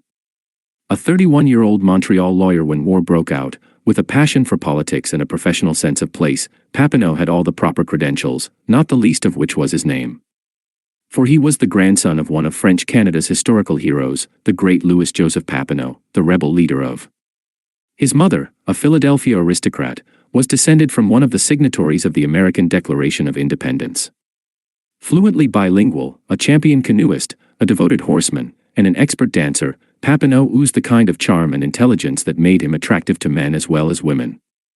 One of the first Canadian Rhodes Scholars, he was spotted as a comber by an earlier Governor-General, Lord Grey, who wrote, "Young and wit. If he has ambition, he may go far." But when he returned from Oxford, Papineau was, before all else, a Canadian, and proud of it. Especially, he wrote, "I want to see Canadian pride based on substantial achievements and not on the supercilious and fallacious sense of self-satisfaction we have borrowed from England." He was in Vancouver attending the annual meeting of the Canadian Club. He was president of the Montreal branch, when war broke out. There he departed briefly from a speech on his favorite subject, the nationalist idea in Quebec, to make an acerbic comment on Canada's subservient role in the pre-war policy. Canada did not have one word to say in the diplomatic negotiations leading up to the war or in the declaration of war, he declared, unwittingly anticipating Robert Borden's later views on Canadian independence. "My profession," he had remarked, "is speeching, not fighting." Yet he wired to his old friend Hamilton Galt for a spot with Galt's privately supported regiment, the PPCLI. Galt shot back a favorable reply, and Papineau, who had no military training and had even been opposed to Boy Scout uniforms in the pre-war days, rushed off to Ottawa to enlist, partly for adventure and partly to further his own post-war career. The Pats, a separate regiment attached to a British division and not to the Canadian Corps, sailed for England the last week in August after a farewell dinner tendered by the Rideau Club. "I made a long speech," Papineau wrote to his mother, "and was much congratulated. Some men said I should be premier one day." Overseas, he wrote almost daily to his mother, remarkable letters that, Gwynn has noted, revealed the touch of a poet, showed him at odds with the prevailing attitude, and might have marked him for greatness. There should be no heroism in war. No glorification, no reward. For us it should be the simple execution of an abhorrent duty, a thing almost to be ashamed of, since by reason of our human imperfections, we would rather be killed and tortured than accept conditions of life that we have not been taught to regard as good. Papineau's years in France clearly had their effect on his vision of his Tage point of distance. After the war, he knew the issue in Canada is going to be between imperialism and nationalism. This controversy must result because we cannot continue as we are, and there is no longer any other alternative, though opponents of sovereignty threaten us with a third, namely political absorption into the states. My whole inclination is towards an independent Canada with all the attributes of sovereignty, including its responsibilities. As a result of these remarkably prophetic musings, Papineau decided to take public issue with his cousin Henri Bourassa of Le Devoir, who opposed the war as an imperialist venture in which French Canadians should have no part. Papineau was convinced that this attitude had brought French Canadian nationalists into a dispute from which they may never recover. In March, in an open letter to Bourassa that ran to nearly 10,000 words, Papineau laid out what might have been his political program in the post-war years. "As I write, French and English are fighting and dying side by side. Is their sacrifice to go for nothing, or will it not cement a foundation for a truly Canadian nation, a nation independent in thought, independent in action, independent even in its political organization, but in spirit united for high international and human purposes to the two motherlands of England and France?" Bourassa made a spirited reply, explaining his credo that he was opposed not just to British imperialism but to all imperialisms. The European nations, he pointed out, were victims of their own mistakes, of the complacent servility with which they submitted to all imperialists. And he put his finger on the uncertainty that continued to bedevil English Canadians. A heavy proportion of recruits, after all, were recent British immigrants and, under the sway of imperialism, a fair number have not yet decided whether their allegiance is to Canada or to the Empire, whether the United Kingdom or the Canadian Confederacy is their country. The backward and essentially Prussian policy of the rulers of Ontario and Manitoba gives us an additional argument against for the preservation of French civilization in Europe while endeavor to destroy it in America appears as an absurd piece of inconsistency. To preach holy war for the liberation of people overseas, and to oppress the national minorities in Canada is, in our opinion, nothing but odious hypocrisy. Thus was the issue joined. In hindsight, Bourassa's contention makes some sense.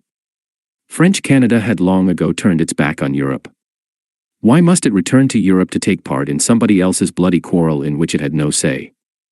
English Canada, of course, did not see it that way. The Huns were at the gate. Freedom was in jeopardy, including the freedom of French Canadians to run their own affairs. Or so the propagandists had tried to make clear, the Empire must stand together in a life-and-death crusade against evil. And here was a French Canadien castigating a compatriot for failing to understand that principle. Papineau, of course, was not writing about empire solidarity but about Canadian solidarity, quite a different argument. But in the wave of enthusiasm that followed the publication of his letter to Bourassa, and which made him a national hero in English Canada, that was glossed over. To the Globe of Toronto, he had risen to rare heights of impassionate eloquence, as he scourged the men who have brought Quebec into disrepute. The Times of London called the letter a remarkable declaration from someone who had been closely linked with the high priests of Canadian nationalism. Mackenzie King called Papineau one of the finest and bravest of men, and declared that the most brilliant men in the country would be proud to serve in Parliament with Papineau as Prime Minister. For Papineau, this could have been the launching pad for a political career that might have propelled him into the highest office. But that was not to be. In mid-November, following the Battle of Pass, Tyndale, a number of PPCLI officers searching for bodies in the filth of that sodden moonscape came upon a water-filled shell hole from which protruded a pair of legs with reversed puttees. Somebody remembered one officer who had always worn his puttees that way. They away its upper body, but it was possible to identify what remained from the contents of the pockets. It confirmed their suspicions that truncated cadaver, rotting in the muck, was all that was left of Major Talbot Mercier Papineau.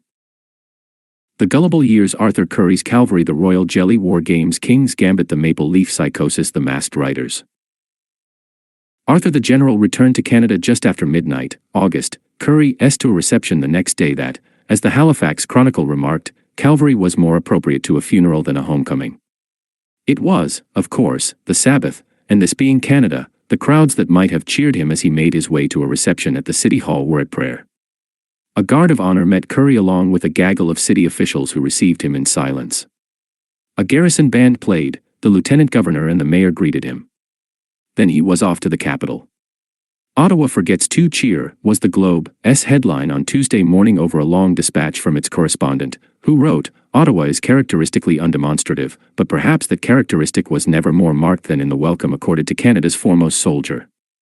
There had been scattered applause at the station when Curry disembarked, while on the route to Parliament Hill, the crowd gaped, but that is all the crowd did do. A faint cheer went up when the General passed the Rideau Club, then silence, broken only by the band, which strove nobly to put some semblance of heartiness in the welcome. Here and there a man or woman endeavored to start a cheer but failed to arouse any enthusiasm. The Prime Minister was not on hand to greet the country's most distinguished son. He had gone off to St. John to welcome a lesser hero, albeit a more glamorous one, the young Prince of Wales, launched on a tour of his own to cement empire relations. Imperial protocol, of course, dictated the pecking order. How ironic! The greatest soldier in Canada's history, the man who more than any other had put the country on the map and given her an enviable international reputation, upstaged by a callow youth whose only attribute was the circumstance of his birth. They made Curry a full general that day, the first Canadian ever to reach the pinnacle. And in September, when he departed on a triumphal speaking tour of the West, the crowds did cheer him so fervently that it drove him to the point of exhaustion. Was wont to lavish upon its military heroes. The British had given Hague Pound, and made him a peer of the realm. His 2 senior generals each received pound, and corps commanders were given pound each. These sums were major fortunes in those days, and Currie, who was in effect broke, could have used the money. The government toyed with the idea. Borden specifically suggested a money grant, but both the cabinet and the caucus did not in the least favor the proposal, so the prime minister abandoned it. Why this skinflint attitude? Borden had no qualms about bailing those 2 railway buccaneers, Mackenzie and Mann, out of bankruptcy by laying out $1 million to buy the Canadian Northern and another $10 million for its rolling stock. But for Currie, nothing. Why? It is not possible to remove the influence of the unspeakable Sam Hughes from the equation.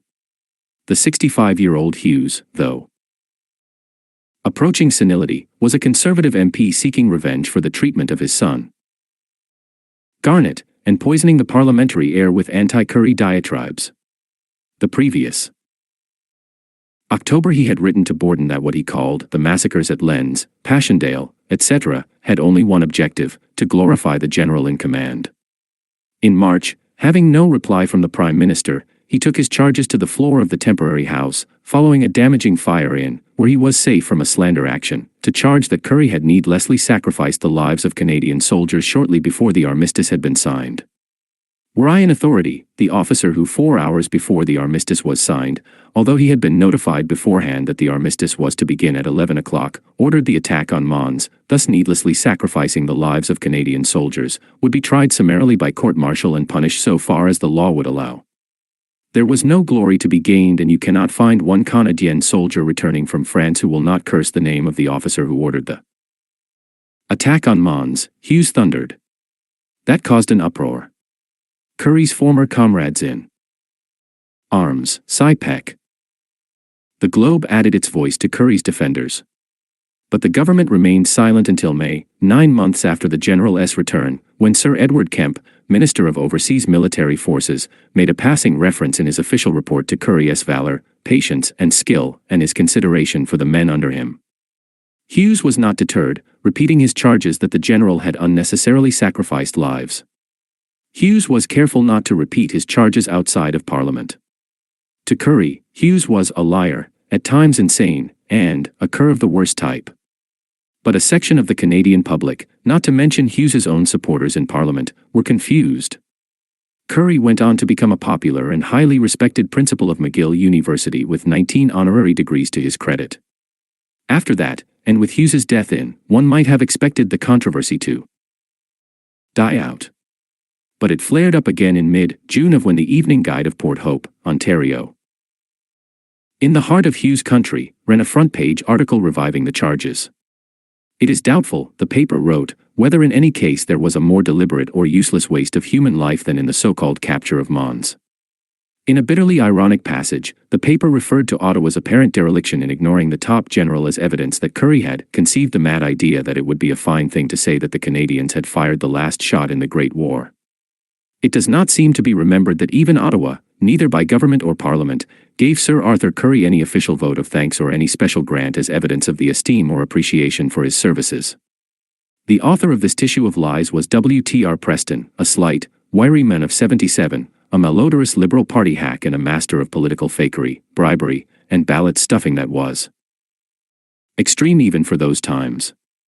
Hug the machine for me, Preston had wired to one Liberal candidate before a blatantly fraudulent by-election. From then on he was known in Tory circles as Hug the Machine Preston. Currie immediately decided to sue him and the Evening Guide for libel, claiming damages of $. Every effort was made to talk him out of it. After all, the paper was obscure and the resultant publicity could be damaging. Hughes's hometown of Lindsay wasn't far away, and there were still many Hughes supporters in the area. But Currie was adamant, and any attempts at an out-of-court settlement came to nothing. Thus was the stage set for one of the most sensational trials in Canadian history. It opened in Cobourg on April, and lasted 2 weeks, with 19 reporters on hand filing an average of words a day. 71 witnesses testified and 53 exhibits were entered as evidence. During the examination for discovery, the general had been faced with a barrage of questions, of them disallowed by the judge when the case came to trial. These questions went back as far as the Battle of Ypres. As Curry put it, Preston sought by his questions not only to fight the war again, but to bring in everything he ever knew or heard which might in any way reflect on me. This included inferences about Curry's competence, as a real estate general, to fill such a high post. In Curry's opinion, someone has taken the trouble to coach him very well. Who was that someone? And why were Frederick W. Wilson, the Port Hope editor, and Preston so willing to go to court when they really didn't have a leg to stand on? Curry concluded that there was more behind this thing than appears on the surface. And so there was. The someone behind this thing, it turned out, was Sam Hughes's vindictive son, Garnett, still carrying a grudge because Curry had denied him command of the 1st Division. "I'll get you for this," the younger Hughes had threatened. In the Curry libel suit he saw his chance, feed information to Preston and pumping Curry's estranged partner from the old real estate days in Victoria. Not just the Battle of Mons but many other engagements of the war were fought again, yard by yard, while the whole country looked on during an April heat wave. With some of the actors in the drama heat, it often seemed that Arthur Curry himself was on trial. The defense was making every attempt to humiliate the embattled general and to prove there had been a needless loss of life at Mons even as the armistice was being signed. But the best they could come up with was one casualty, a Private George Price of the 28th Battalion, shot by a sniper 4.5 miles northeast of Mons at 3 minutes to 11. The trial was marked by an avalanche of irrelevancies on the part of the defense, matters that had nothing to do with the case, such as whether or not Curry cared about the comfort of his soldiers. The presiding judge, Hugh Rose, continually clashed with the lawyer for the defense, Frank Reagan. "Mr. Reagan, you put a witness in the box, and you cross-examine, and you lead, and you coax, and you do all the things that the book says you must not do. I think you should know that we have had great difficulty in getting witnesses," Reagan explained. "What in the world has that got to do with the manner in which you are going to examine the witness when you do call him?" the judge shot back. Reagan himself was under pressure and by the end of the first week admitted he was not well and at one point had almost collapsed. Wilson, too, was in a bad way, feeling so faint that he was given permission to sit during the testimony. Wilson testified that the offending article had come about as a result of the unveiling of a bronze plaque commemorating the Canadian Cap Tour of Mons. The late minister's diatribes in the House with specific reference to Curry and Mons were well known in his old writing. Preston, who, the editor said, knew more about the situation than I did, was assigned to write the article, which he knocked out in 3 or 4 hours and which ended up on the guide's front page. Wilson tried to enter Hughes's Commons attacks in the court record, but since they were privileged, the judge ruled against him, declaring that the court had no intention of going back to all of Wilson's sources or we may be here for years. The CPR had offered Curry the services of the company's counselor, William Norman Tilley of Toronto. On April, Tilley scored a telling point by introducing as witness the commander of the 3rd Division, Fred Loomis, now Sir Frederick, who testified that on the morning of November, Curry visited him to impress on me the necessity not to undertake any serious offensive in the way of a heavy attack on a set piece with artillery, in other words to avoid casualties and losses. Other military witnesses confirmed that there was no fighting on Mons in the last day of the war. It was Curry's turn to take the stand. Already exhausted and humiliated by the trial in spite of hundreds of letters of support pouring in, he now faced a grueling 7 hours in the witness box. When Frank Reagan asked what objection he had to the editorial, Curry responded that it holds me up before the public as a murderer, a man who didn't exercise due regard for the lives of the men under him. If that is true, I do not deserve to be General of Reserve, I do not deserve to be the principal of McGill University. In fact, I am charged with a crime which is punishable. But that article is not true. Not only is my own reputation, my own honor, my known integrity at stake, but also the reputation of every officer and non-commissioned officer that commanded men in the Canadian Corps. After Curry, through his lawyer, had outlined the tactics involved in the capture of Mons, he was subjected to a cross-examination by Reagan that one eyewitness categorized as grotesque, a great military commander subjected to the cross-examination of a man who knew nothing of war but nevertheless undertook to instruct him in the art of attack, in strategy, in the command of a corps, in the conduct of a gentleman and, for full measure, on how to be a principal of a university. Reagan quoted from Curry's Interim Report 4, dealing with the last 100 days, when the 4 Canadian divisions had defeated at least 47 enemy divisions. Don't you think, Sir Arthur, Reagan asked, that in the dying hours of the war, you might have saved your men a trifle more than you did?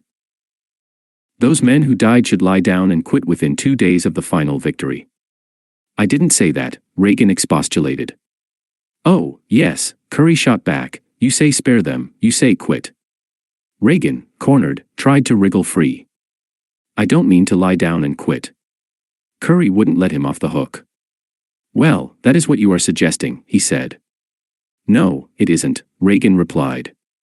Yes, it is, Curry said. You would have them disobey orders, you would have them mutiny, practically, you would have them guilty of treason, and act in an unsoldierly way, right at the very last. Those were not the men who did that sort of thing. The trial wore on, Reagan quoting from a stack of books and argo ing with Curry about their meaning until the judge interposed, if a whole library is coming, I think it is pretty nearly time the rules should be applied.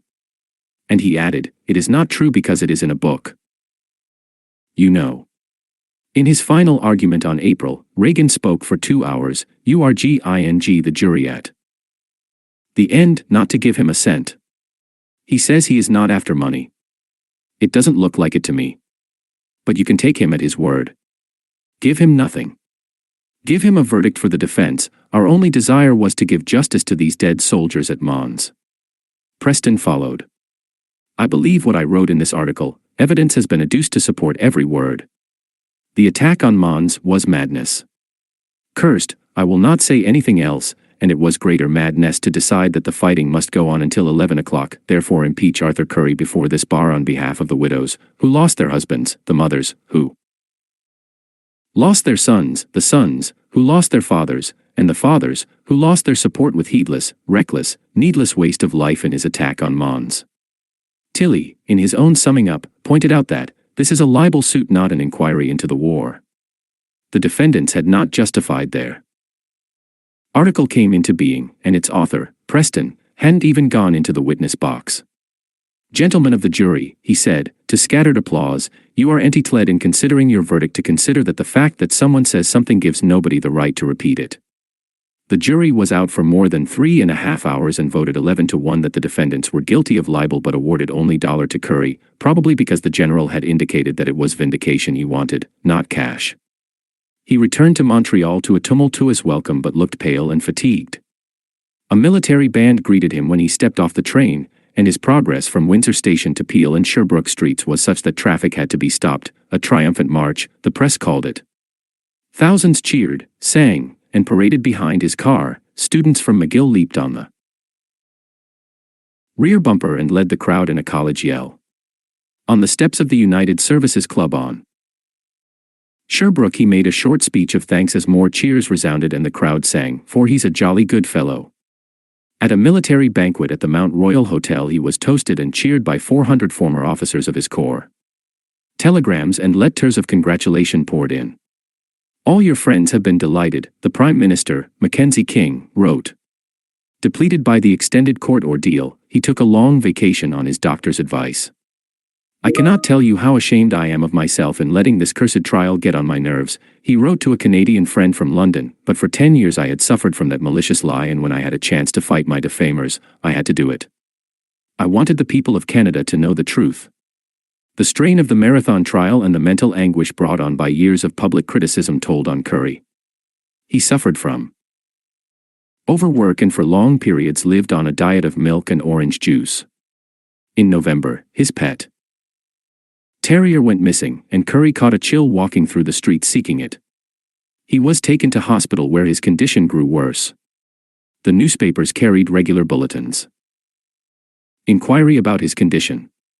But pneumonia set in, and the general died on November at the age of 57.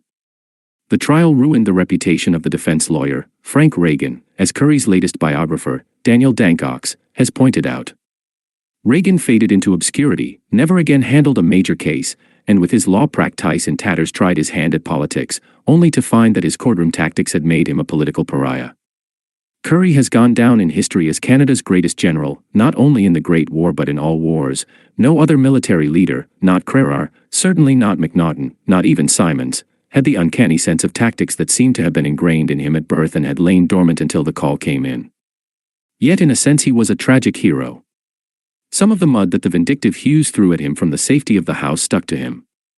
In my early years in the army during the Global War, I more than once heard veteran soldiers repeat the false slander that Curry had wasted men's lives unnecessarily when the Great War was won.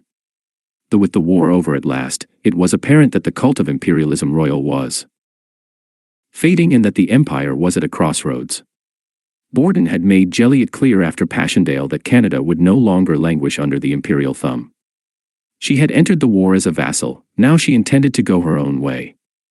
She saw neither purpose nor profit in sitting idly by while Great Britain called the tune at the coming peace conference. She had every intention of demanding an autonomous seat at the League of Nations in the face of spirited resistance from the United States, which still thought of her as a subject state. Chamberlain's old dream of a united empire was dead, yet something could still be salvaged from the political carnage that war had wrought. A gesture was needed, something that would quicken the blood and stir the souls of those who still made obeisance to the Union. A king's story, everywhere the vaunted bonds of empire showed signs of weakening. India was seething. In Canada, the resistance of French Canadians to wartime conscription had left an ugly lesion among the people. Australia resounded with radical talk and labor troubles. South Africa had its racial differences. People were exhausted by war and troubled by new economic forces that threatened to upset the foundation of their lives. To all this, David Lloyd George had a solution: why not a royal tour of the old empire? As he told the king's eldest son, the appearance of a popular Prince of Wales might do more to calm the discord than half a dozen solemn imperial conferences, all of which explains why Robert Berton was compelled to upstage his most famous general in favor of a royal stripling. The tour that followed produced a frenzy of adulation that no other royal visit to Canada had ever aroused, even greater than that occasioned by the prince's grandfather in. There were reasons for this. The smiling prince had little competition, the country was small, people who lived on farms outnumbered those who lived in cities, there were few cars, fewer roads, and not much entertainment for the masses. But there was more to it than that.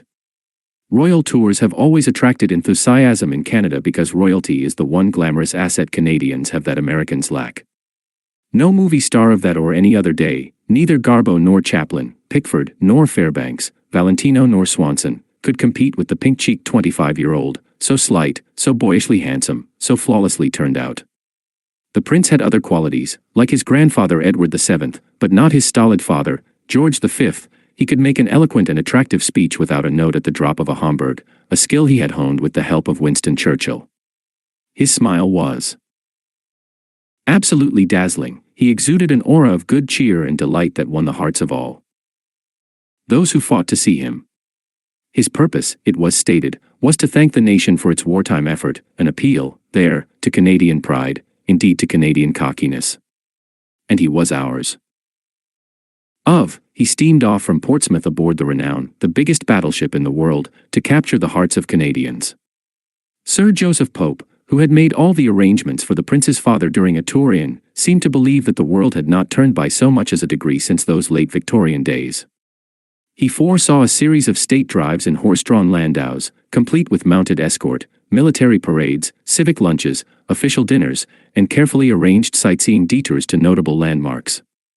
But gilded ceremonials did not fit in with the new mood of post-war Canada. As Lloyd George had surmised, the country wanted, if not a vaudeville show, then a first-class carnival in which the Prince of Wales would play a gay, many-sided role. The carnival began in St. John, NB, where the Prime Minister greeted the Prince with a ponderous speech, and 9 shapely girls, dressed to represent the 9 provinces, advanced to greet him, sparking a gleam in the royal eye that did not escape the British correspondents. There was no doubt about the Prince's pleasure, one exulted. In Halifax the royal reception was open to the general public, a startling departure that allowed stevedores and teamsters to approach, still wearing their overalls and pumping the Prince's hand so fervently that the right one became badly swollen and he was forced to switch to his left. His mother, Queen Mary, was not amused. The whole thing, she suggested in a letter to her son, was unprecedented and undignified. In Quebec City, the press reported that the crowds were curious rather than demonstrative, and that only 2 stores had pictures of the Prince in their windows. But Toronto, where he was scheduled to open the Canadian National Exhibition, was a different story. The crowds en route became uncontrolled, almost ferocious. They snatched at my handkerchief, they tried to tear the buttons off my coat, the prince recalled, welcome proof that the royal family still possessed a sure claim upon the affections of overseas British communities. Sir Joseph Pope was mortified. This was a new kind of Canada. Sir, he said. This utter lack of control, it is not at all what I would have expected. The prince was more concerned by Pope's dictum that he must ride on horseback down the ranks of some veterans massed at the exhibition grounds to celebrate Warriors' Day.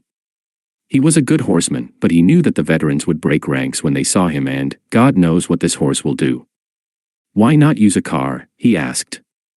But that was the way things had always been done, and Sir Joseph assured him that the horse was specially trained and the crowds would behave with proper restraint.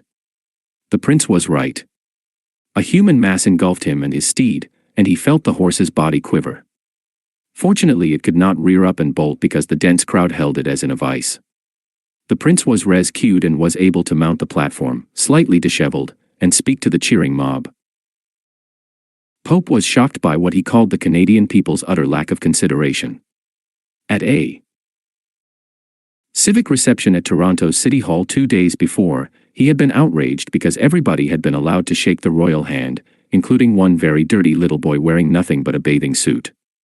As a result, the prince had been an hour and a half late for a visit to the Royal Canadian Yacht Club, where Sir Joseph had planned a good long visit with the cream of Toronto society. This will never do, Pope kept muttering under his breath. It was all too much for him, and on the train to Ottawa he gathered up his baggage and slipped away without so much as a goodbye. In Ottawa, Mackenzie King pulled out all the stops in a speech in which he compared the prince to Sir Galahad. This sort of adulation was standard in the prince's circle. Everybody showered praise on him. The American papers burbled that he could run for Congress and easily get elected. Bonner Law, who ought to have known better, praised his sheer commercial brilliance. The author of one of several sycophantic books about him went so far as to declare he could easily head a large corporation, a fantasy accepted by thousands of his credulous admirers. That he actually came to believe some of this twaddle is understandable. Succumb to the wiles of the elegant Mrs. Simpson.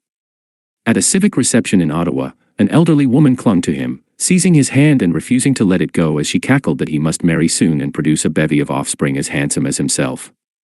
At the Ottawa Country Club he made the mistake of revealing that he was partial to a tune called Johnny's in Town. From that point on, every band in the country insisted on making it a kind of theme song until he was heartily sick of it.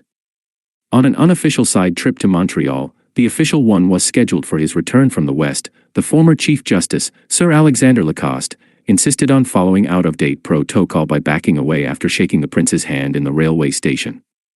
Overwhelmed by the aura of obeisance, he continued backing until he toppled over the edge of the platform and fell onto the rails with a thud that knocked him cold for 2 minutes. The tour rolled west. At the Winnipeg Grain Exchange, the prince made a gesture of confidence by buying 50,000 bushels of October oats. The price immediately went down, racking up a loss for him of $1. At the Saskatoon Stampede his eye settled on some pretty girls, and he sent an equerry to bring them over. He talked to them, in one newsman's breathless report, as freely as if he were simply a no-account farmhand.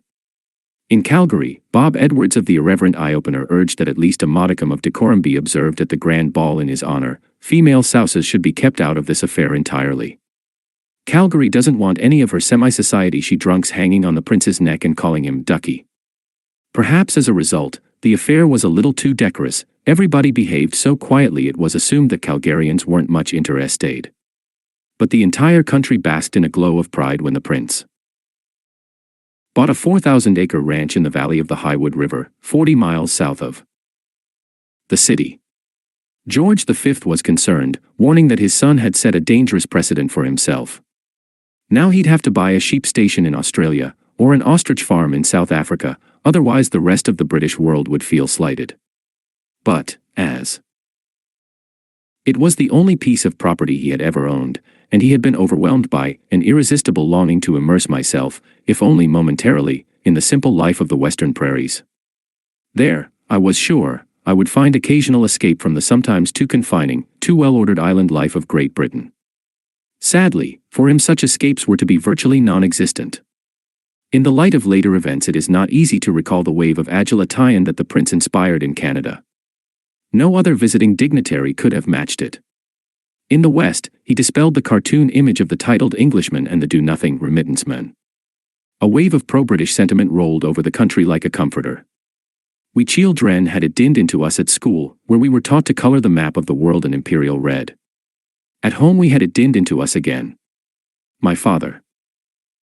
Returning from overseas and on his way back to the Yukon with my mother, never ceased to talk about actually seeing the prince, close up, at Banff. He had snapped his picture, a smiling young man, framed by a throng of admirers, his grey Homburg tilted rakishly. Again and again that Kodak moment was brought out as my parents basked in their wonderful encounter. In the quiet backwater of Victoria, the only alarming incident of the entire royal tour occurred. The Empress Hotel, where the welcoming ball was to be held, was suddenly crawling with mounted police. Someone had overheard an American phoning a friend in Seattle, "Yes, yes, I realize it is essential for you to be as close to the prince as possible at the ball."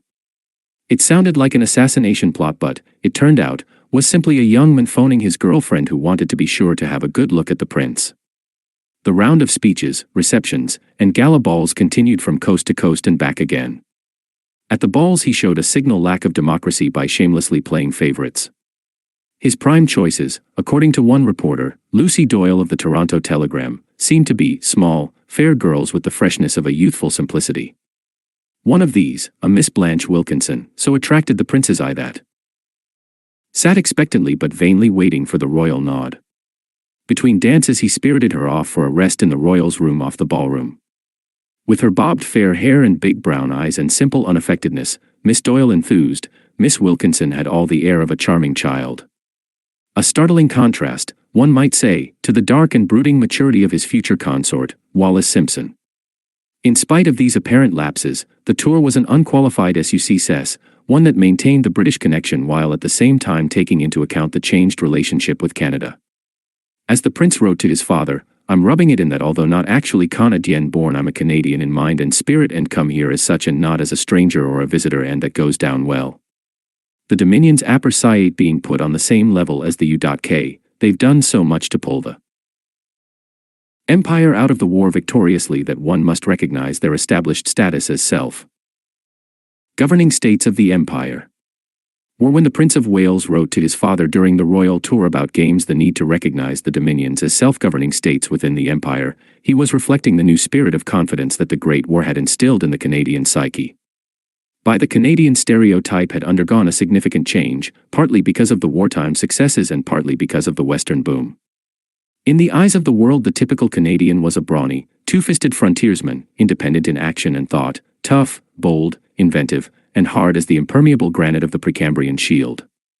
He had rolled back the frontier, opened the West, and prevailed against the Hun through daring and ingenuity.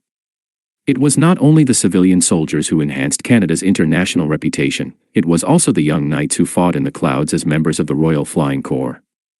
They came from small, isolated towns, mostly in the West, free spirits, impatient of military polish. They handled their flimsy aircraft like spirited steeds, not surprisingly since so many were also superb horsemen. Of the 27 super aces in the RPC, those who had downed more than 30 aircraft, 11 were Canadians. Of the 10 leading aces on the Allied side, 5 were Canadians, all survived the war, including Billy Bishop, who ended up as the greatest living Canadian ace of all, with 72 kills to his credit. The Americans made a hero of Eddie Rickenbacker, whose tally was a mere 21 enemy planes destroyed, not enough to make him an ace in British estimation. Donald McLaren of Ottawa, who survived his first dogfight in February on the day that Rickenbacker entered the war, knocked down 48 aircraft before the conflict ended, more than twice Rickenbacker's tally. It irritated Canadians to hear Rickenbacker praised as the ace of aces. An imbalance that was partially corrected when Maclean's published George Drew's series, Canada's Fighting Airmen, in the mid-30s. Yet even as late as American magazines continued to cite Rickenbacker as the leading Allied ace. In January of that year, the men's magazine Argosy, in a long article on the leading fighter pilots of the war, declared that two names stand out from all the rest: Baron Manfred von Richthofen and Captain Eddie Rickenbacker. The article dealt with other flyers, French and German, and published a list of what it claimed were the greatest aces of the Great War. But Billy Bishop and Donald McLaren were ignored. The Canadians' reputation for aggressiveness in the Great War was enhanced, though sometimes deplored, because they fought not only their German enemies but also their own Australian allies until it became necessary to separate the two corps in battle. They fought again with their own officers after the war ended, when a series of riots broke out in the English holding camps as thousands of war-weary veterans demanded to be sent home as swiftly as possible. The stereotypical Canadian is to be found in the cartoons of the time, where he was always known as Jack Canuck. There, each national, satisfied in his waistcoat and topper, Uncle Sam, a rangy, cigar-chewing foxy grandpa. Jack Canuck was his own man, a young, clean-shaven figure, ready for action, with rolled-up sleeves, breeches, high boots, and a Stetson hat. What changed this forthright figure, whose exploits garnered international plaudits? The Canadian stereotype has undergone a transformation since the days of Jack Canuck. Nice is the adjective most often applied to present-day Canadians, a nice, polite, well-mannered people who are wary of taking chances and make excellent peacekeepers, since peace is an act of compromise between two belligerents. So what happened to Jack Canuck? What happened was William Lyon Mackenzie King, a politician whose image imprinted itself on two generations of his fellow countrymen and became, for the rest of the world, a living symbol, the embodiment of the typical Canadian. That was a mistake. King was no more the typical Canadian than a hockey player, an infantry soldier, or a fighter pilot. He was a man of no charisma, in public the blandest of the bland, whose tedious speeches, in and out of Parliament, were hedged about with qualifications and parentheses that verged on the ponderous. This was intentional, for King set himself up as the Mahatma of obfuscation. Any opponent who tried to counter him found himself enmeshed in a hedgerow of verbiage. Internationally, he became known for the wartime photograph taken at the Quebec Conference, a small, rotund figure squeezed between the two contemporary giants, the charismatic Roosevelt and the eloquent Churchill. Mackenzie King, always in the middle, no Jack Canuck he. More than one panel of historians looking back over the century has elevated King to the second position among the great Canadian prime ministers, right behind the father of the country, John A. Macdonald. This was not always so. There was a time when Mackenzie King, between elections, was perhaps the most despised politician in Canada, booed by the troops during the Second World War, scorned by many of his contemporaries. I knew one officer in the war, Pete Hepburn. Spare time raging about King, a man he was convinced had ruined the country. In that he was akin to King's conservative rival in the Twin Ties, Arthur Meehan, whose view of the Prime Minister was one of pure, unadulterated loathing. Yet the historians are right. For all his faults, for all his fustiness, for all his equivocations, or perhaps because of them, for all his curious private life, replete with ghosts and Ouija boards, William Lyon Mackenzie King understood his country better than any senior statesman has before or since. In his often maddening circumspection, he did his best to save Canada from itself. His political credo followed the basic Canadian government policy and harked back to the time of his hero, Laurier. First, somehow to keep the fractious country patched together, second, to prevent it from being dominated by another. To achieve this difficult feat, compromise was essential, and King was a master of compromise. He had learned it in his years as a deputy minister of labor under Laurier when he managed to settle some 40 strikes. He had honed those skills when, in June, the Rockefellers hired him to head their Department of Industrial Relations. In that position, the great compromiser managed to take the heat off John D.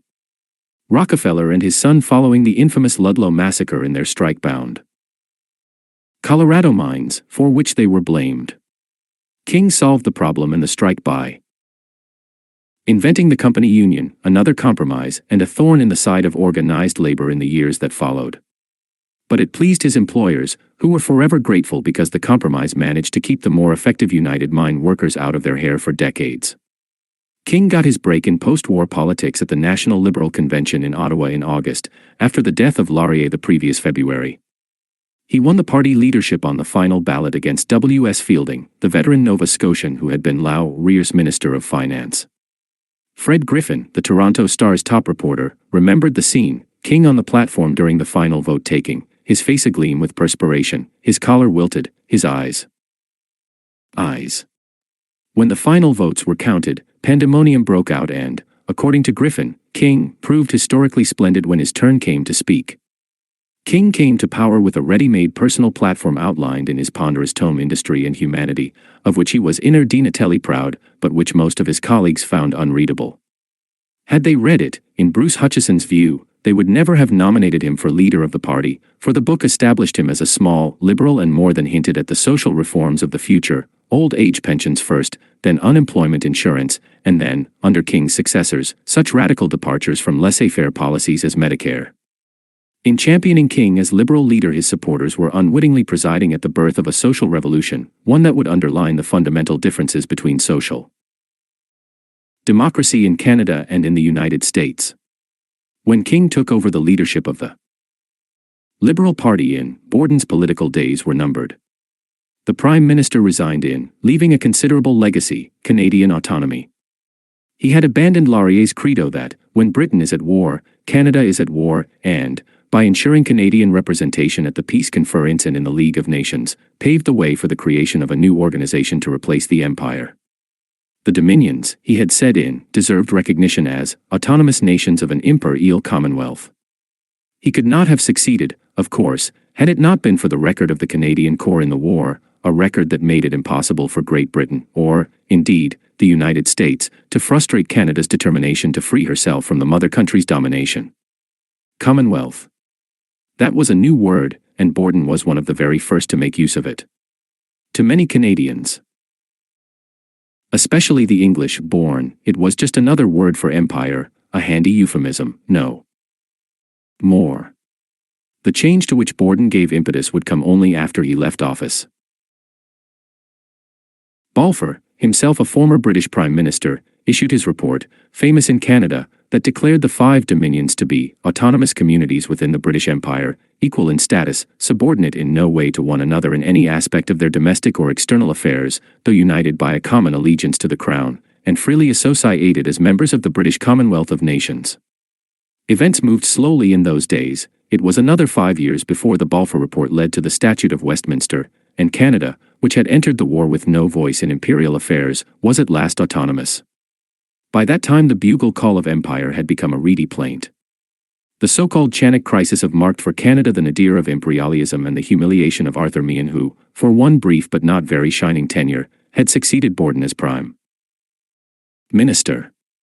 For sheer brilliance, this gaunt and brooding Westerner towered over his political colleagues and opponents. As a debater he had no peer. Many members of the Liberal opposition were wary of taking him on in any verbal contest. His speeches, in which no word was ever wasted, were marvels of lucid argument. His memory for facts and figures, as well as people's names, was prodigious. His energy was phenomenal. Nothing seemed to rattle Meehan. A voracious reader, he had little time for idle chatter. Aloof, austere, slightly forbidding, he had none of the easy camaraderie that is so often the key to political popularity. He is the most tragic figure in Canadian politics, though he himself would not have seen it in that light. He was twice Prime Minister but served for no more than 20 months, brought low by his own stub-born inflexibility and the wiles of his shrewder opponent.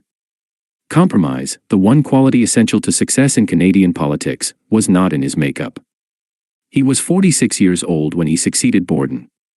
A lawyer from Portage La Prairie, Manitoba, a cabinet minister and former Secretary of State, he had been BOM in the 19th century and still seemed to be part of it.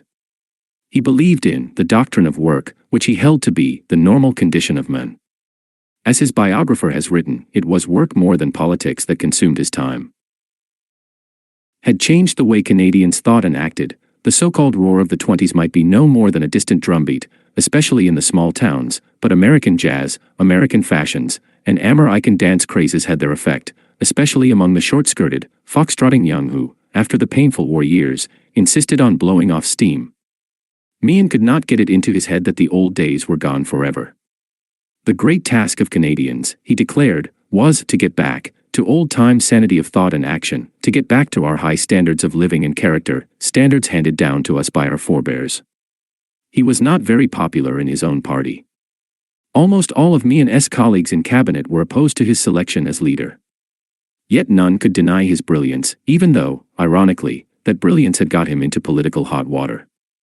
In the election campaign of he, a Westerner, managed to alienate the West by making the protective tariff the central theme of his campaign.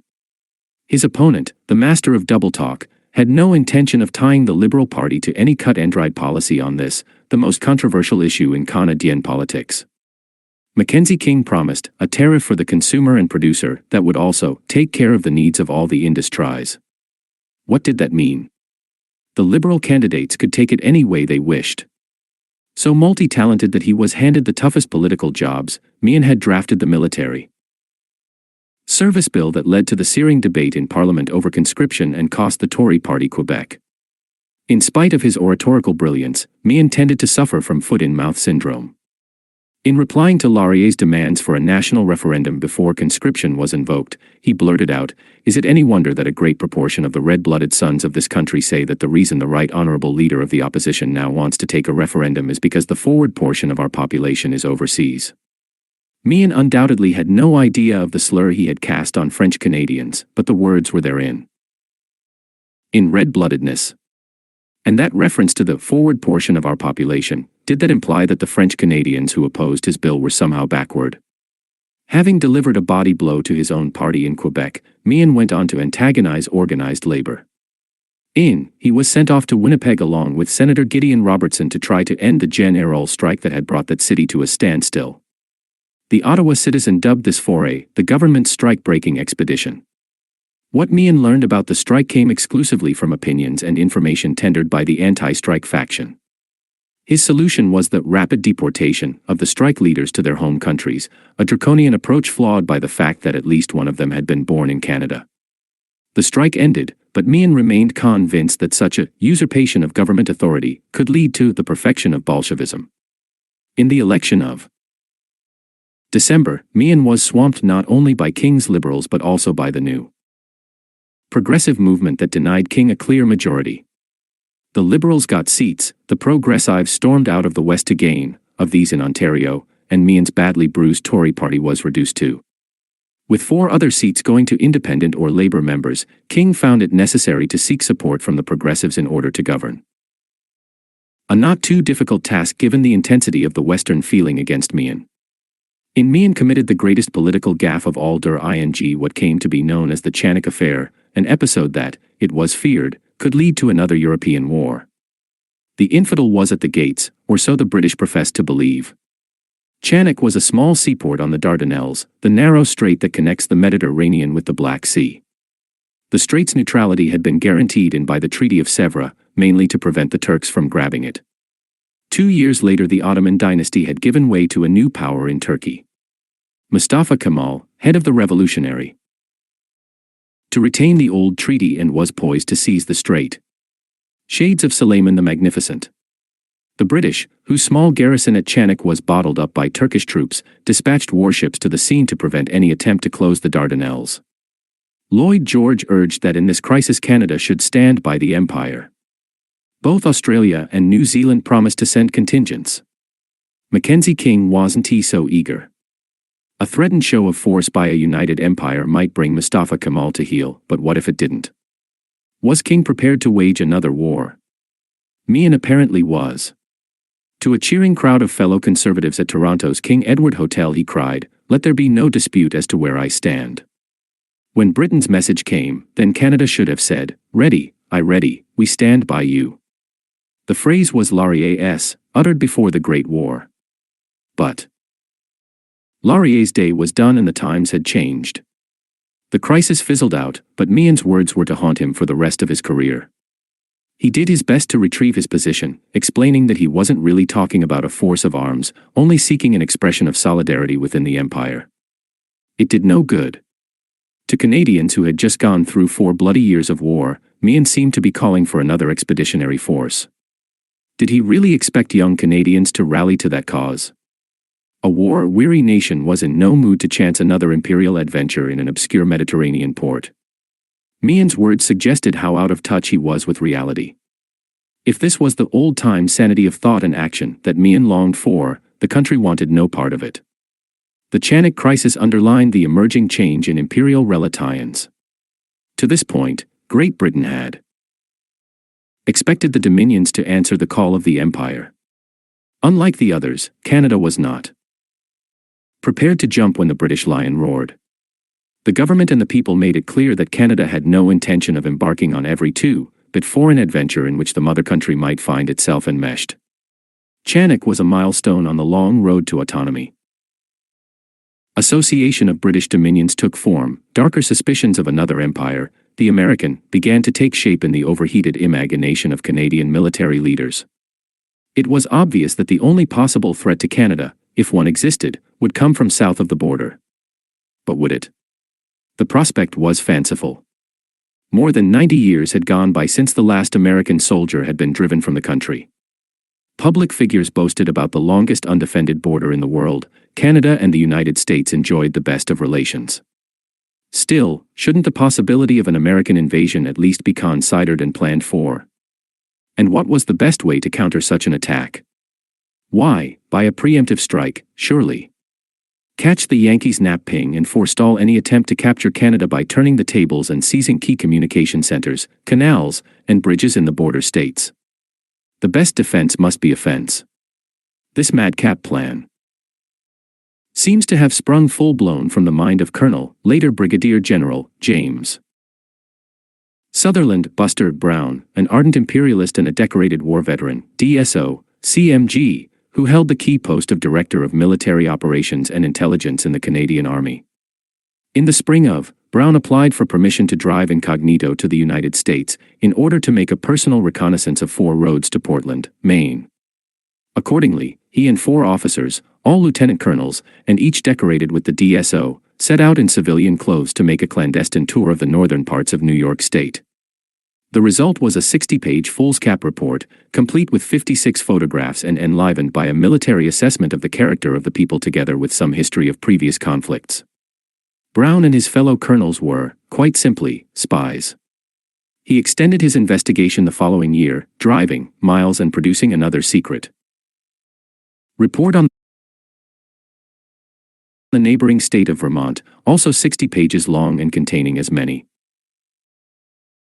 photographs. There were other similar investigations. For instance, a fellow lieutenant colonel made a reconnaissance of the Upper Michigan Peninsula, a journey of Canada's official, but highly secret, defense scheme no through most of the 20s. Though any modern reader perusing Brown's meticulous reports might be excused for thinking him a bit of a nut, he was, in fact, one of the most highly regarded staff officers in the Canadian Army. His spying expeditions were undertaken with the approval of his superiors and the support of many of his fellow officers. He was a handsome man, sporting a full and apparently waxed Victorian mustache. His proud loyalist ancestry explains his affection for England, his suspicion of Americans, and his rigid, sometimes pugnacious, Toryism. The spectacle of these 5 brass hats tooling along the gravel roads, snapping their Kodaks at bridges and everything else from canal locks to highway overpasses, has a zany flavor about it, reminiscent of the silent comedies of the day. Keystone Cops crowded into one of the popular touring cars, a rented McLaughlin 6 in this case. A few sections from Brown's secret Vermont report more than hint at both his character and his detailed strategic observations. Burlington. The tradespeople and others we came in contact with seemed to be very affable, and the whole city struck one as not being so American as other U.S. cities one has visited. Wells River is a place of strategical importance, being a focus of highway and railway routes. While we stopped here near North Duxbury, a man employed on the state roads in repair patrol came up. He was characteristic of a large number of men of the state, fat and lazy but pleasant and congenial. By way of conversation I said, "Point ing at the Camel's Hump, that must be one of your highest." He answered, "The highest in the state, it's the Camel's Hump." I then said, "You people here are like the camel, you can go 7 days without a drink." The Green Mountain. God. I'd go for a glass of beer. I'm going to Canada to get some more. Railway routes. There are really only 4 good routes running north and south through the state to the Canadian frontier. The 2 better ones run respectively to the shore of Lake Champlain and up the valley of the Connecticut River. From these north and south routes there are 5 entrances to Canada. I got a stationer in Burlington to take an interest in the question of getting out a map of Vermont to show the physical features. I put it up to him from the standpoint of tourists and engineers. He, of course, had no idea who I was except that I was a Canadian. I am collecting various materials together which will be handed over to the Assistant Director of Military Surveys to see if we cannot piece together a useful strategical map of Vermont similar to the one we got out of northern New York. Throughout the rural districts, English, Scotch, and Irish names prevail. The men appear to be of 2 types, all apparently of or aging about feet, inches to feet, inches. The first type is rather a lean, severe-looking man, and the second type is a fleshy, round-faced, rather congenial individual. If they are not actually lazy, they have a very deliberate way of working and apparently believe in frequent rests and gossip. The women throughout the rural districts appear to be a heavy and not very comely lot. Summary. The military importance of Vermont consists of it being a buffer for protection of part of the Canadian frontier, and being an obstruction or barrier between the New England states and New York State for any military combined tie-in against Canada. Vermont, there is no doubt but that they would make good soldiers if aroused, but I think that they would have to have a good cause to be enthusiastic.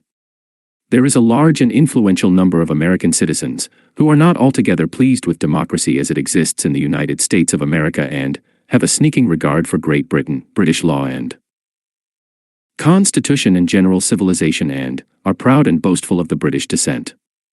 Had any American or, indeed, any Canadian newspaper gained access to the results of Brown's spy expeditions, one can imagine the international brouhaha that would have followed. Brown went to great lengths to make sure that only the commanding officers of each military district had access to the very secret report and that it not be discussed with anybody. He traveled across the country to sell the scheme to the commanders of each military district, one of whom, Major General George Pierce, later described it as a fantastic desperate plan, which just might have worked. The quixotic colonel did not envisage a wholesale attack on the United States but thought that flying columns of cavalry, machine gun units, cyclists, and mobile infantry might be able to divert U.S. forces to the flanks and, as Pierce was to put it, hold them out of central Canada until Britain intervened or second thoughts prevailed in Washington. Brown continued to expand his scheme, coming up with a secret report on the defense of Quebec and the lower St. Lawrence. The day may come when the United States may think she is strong enough to bluff the British with a threat of war, he declared in. It is necessary then for the Empire to be in a strong position to meet this threat. But that same year Andrew McNaughton became Chief of the General Staff, and Brown's defense planning was doomed. The new CGS placed the emphasis on harmony between Britain and the United States. Politically, Canada's position vis-a-vis the United States has been immensely. Documents relating to defense scheme No were burned. Happily, some of the raw material, such as the report on Vermont quoted above, was saved. It was not until that a Canadian historian, Robert A. Preston, revealed that, just as Brown was planning an aggressive repulse of any possible attack from the United States, the Americans themselves were plotting their own invasion scenario. Like Brown and his colleagues, American field officers in civilian clothes were touring about Canada, snapping their own photos, envisaging possible attacks on Halifax, the Great Lakes, Winnipeg, and the Pacific Coast. In short, they were posing the same potential threat to Canada that the eccentric Buster Brown and his zealous band of Colonel Blimps had gone to such pains to counter. Having tasted the Prime Minister's life only to meet humiliating defeat, King S. in the election, Arthur Meehan hungered for the office again in Gambit, apparently at any cost. That would prove his final undoing. His own insistence on high tariffs to protect the hated Eastern manufacturers had helped bring the Conservative Party low, but there was more to it than that. The war had shattered the traditional two-party system, and a new political force, the Progressive Movement, had pushed the Tories into third place in Parliament. The West was in open revolt. Wartime inflation, a prairie drought, and continued Eastern insistence on protection had caught the farmers in a trap between fixed debt charges and higher costs on the one hand and falling agricultural prices on the other. The West could not forget the attacks by Eastern manufacturers on Laurier's reciprocity program. Nor could it forget how, in Borden's Union government stripped the farmers of their labor force by revoking the exemption of their sons from military service. Old-time party loyalties, which had never been strong in the prairies, were swept aside. Even in Ontario, a farmer labor group over the provincial legislature In the United Farmers of Alberta won a provincial majority. The following year, the United Farmers of Manitoba prevailed. Only in Saskatchewan did the Liberal government survive, and only by giving in to the farmers and severing its official ties with the federal party. When, in Thomas Crerar, the federal minister of agriculture, along with 9 Western members of the Union government left the party, the stage was set for the rise of the progressive movement. The progressives considered themselves a movement rather than a party. Their phenomenal rise signaled the West's disgust with Eastern machine politics and the two old parties. The progressives held the balance of power in the House. Without their support, the Liberals could not govern. But the progressives refused to dirty their hands in what they saw as a political cesspool. Although they had beaten the Conservatives by 15 seats, they rejected the opportunity to become the official opposition and, in doing so, hastened their own demise. The decline of the progressives can be seen in the results of the election. The position of the two old parties was reversed. The Conservatives under Meehan garnered seats, the Liberals only. King himself and 8 cabinet ministers went down to defeat. The progressives had one only, a catastrophic decline from. In addition, there were 2 Labour winners and 4 independents. I was only 5 years old at the time, but I can still remember the magic word Meehan cropping up again and again in the drawing room conversations. Dawson City was a Tory town then, its hierarchies dominated by Anglophiles, returned soldiers, and conservative political appointees. My father was all 3, and so, although I didn't quite know who or what Meehan was, I sensed that he was a towering, if controversial, figure in the life of our family and the country. Even though the Conservatives now held the most seats, the Liberals had the right to stay in office if they could muster a majority in Parliament. To remain the governing party, they must depend on the support of almost all the progressive and independent members. Shocked by mind to cling to power by maintaining this razor-thin majority. His first move was to confer with Viscount Byng of Vimy, who had been appointed Governor-General in. Thus the stage was set for what became known as the King-Byng affair. That critical incident was muddied from the outset because the 2 men misunderstood one another in their initial meeting. Each subsequently gave a different version of what had been said. King asked Byng's approval of his plan to govern with the help of the progressives. If he couldn't win a majority, he would resign. Byng took this to mean a simple trade: if King lost a vote of confidence, he would step down and Meehan would become Prime Minister. King, on the other hand, later insisted that Byng had given him the chance to show that he could govern the country for a reasonable, though unspecified, period of time. Having thus proved himself, he would then have the right to call a new election, which meant the dissolution of Parliament. Enmeshed in vagueness, King's so-called deal with the Governor-General would lead to controversy if he lost a vote of confidence. The government barely survived its first test on January. When the Tory opposition moved an amendment to the speech from the throne, 7 progressives indicated that they would vote in its favor, which would defeat the Liberals by 2 votes. Vincent Massey, an unelected member of King's cabinet, managed to talk some of them out of it.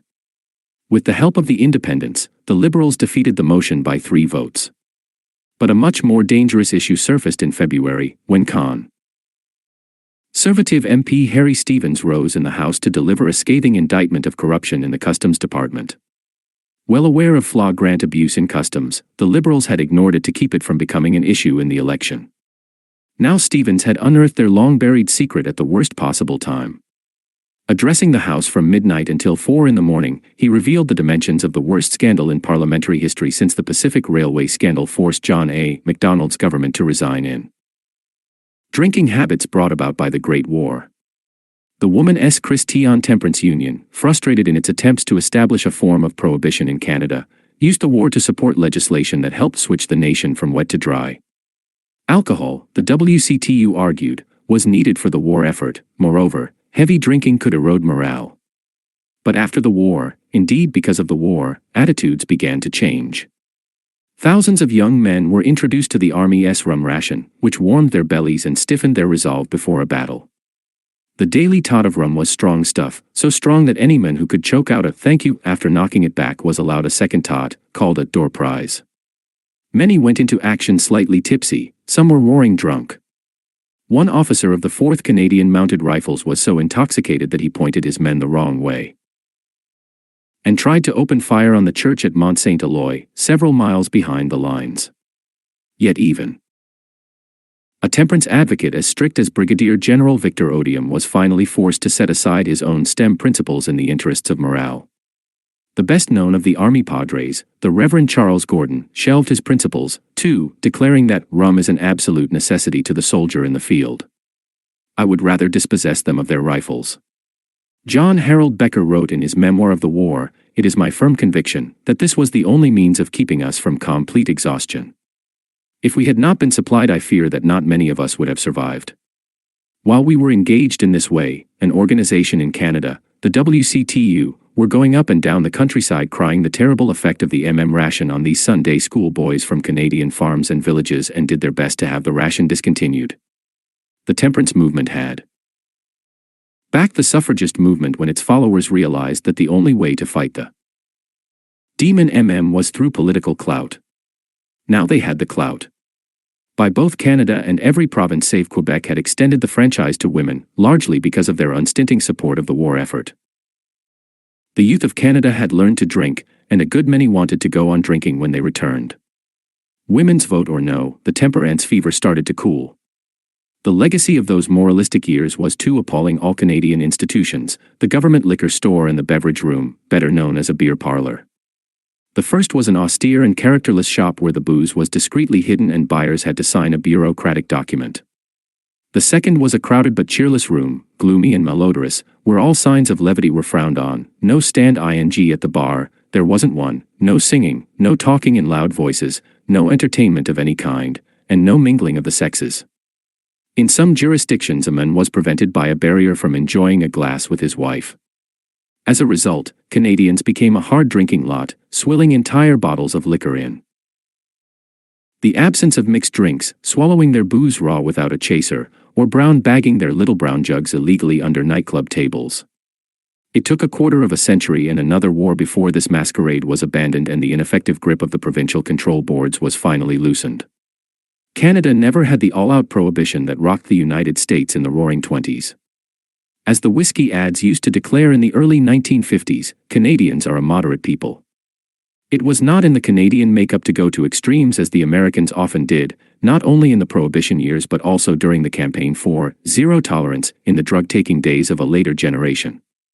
There were other reasons: the soldiers' new attitudes, the presence of a large French and Irish Catholic population that used wine as a sacrament, and the fact that in Canada the sale of alcohol was a provincial, not a federal, responsibility.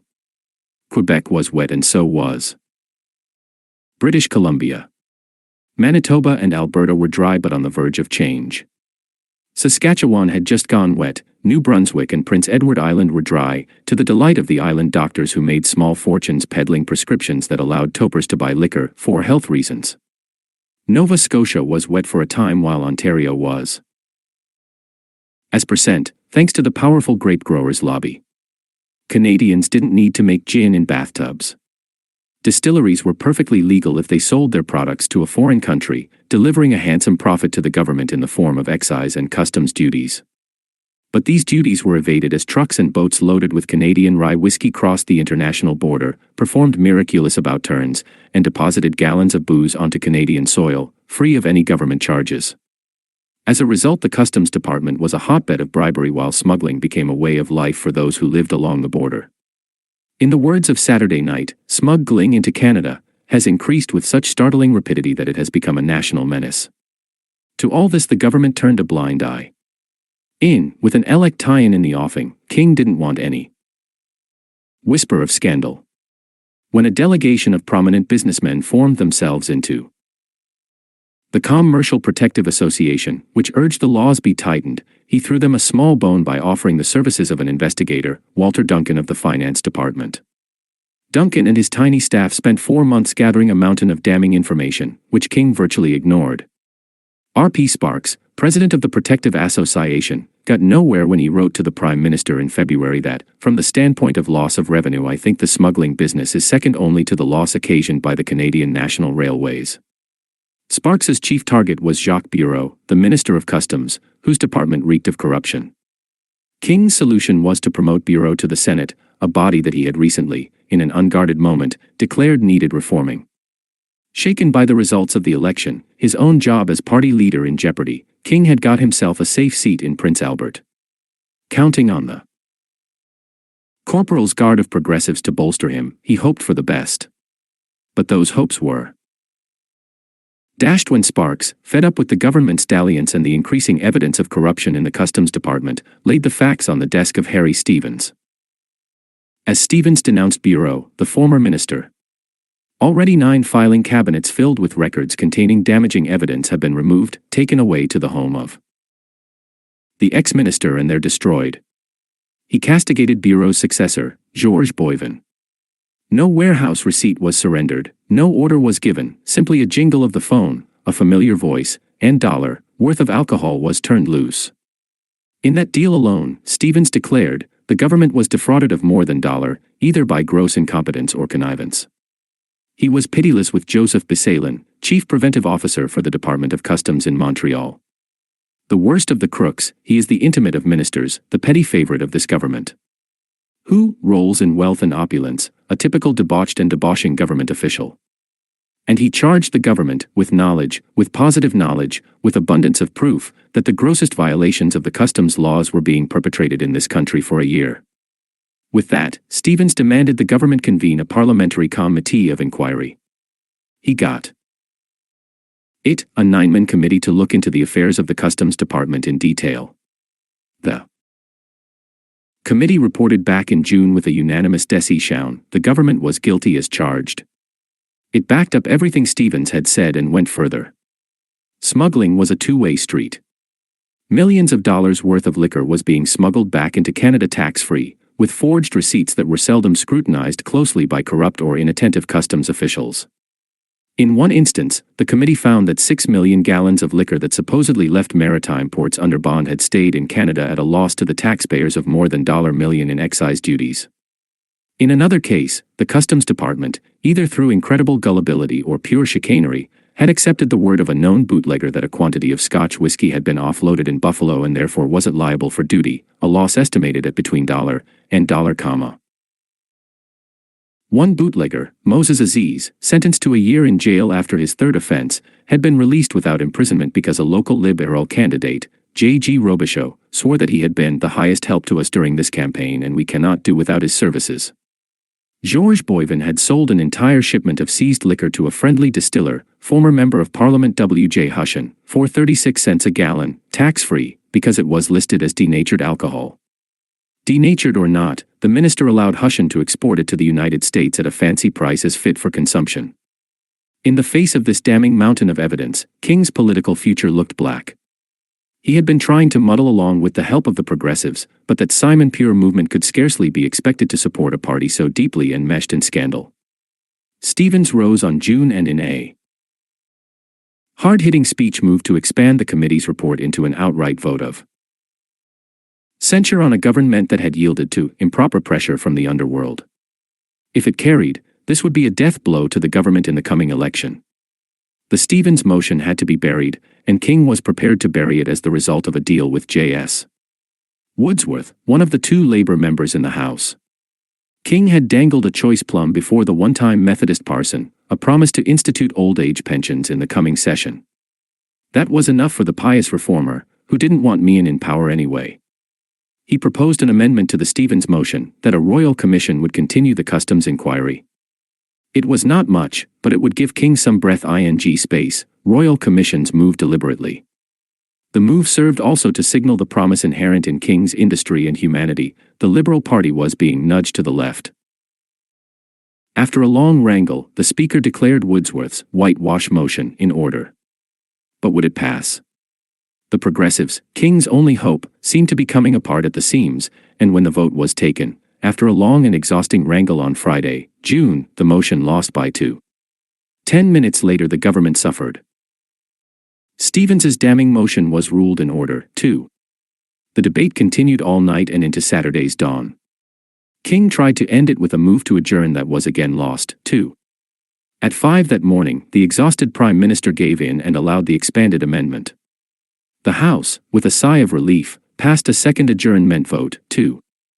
King knew that this was the end, not only of the Liberal government but also his own position as party leader. The best he could do was to ask the Governor-General for dissolution and go into the next election as Prime Minister, a lame duck, perhaps, but better than being discredited in the Commons before the campaign began. Defeat at the polls was preferable to extinction in Parliament. After all, the Stevens motion had yet to be debated and could not be debated until the electorate chose a new Parliament. As always, King played for time.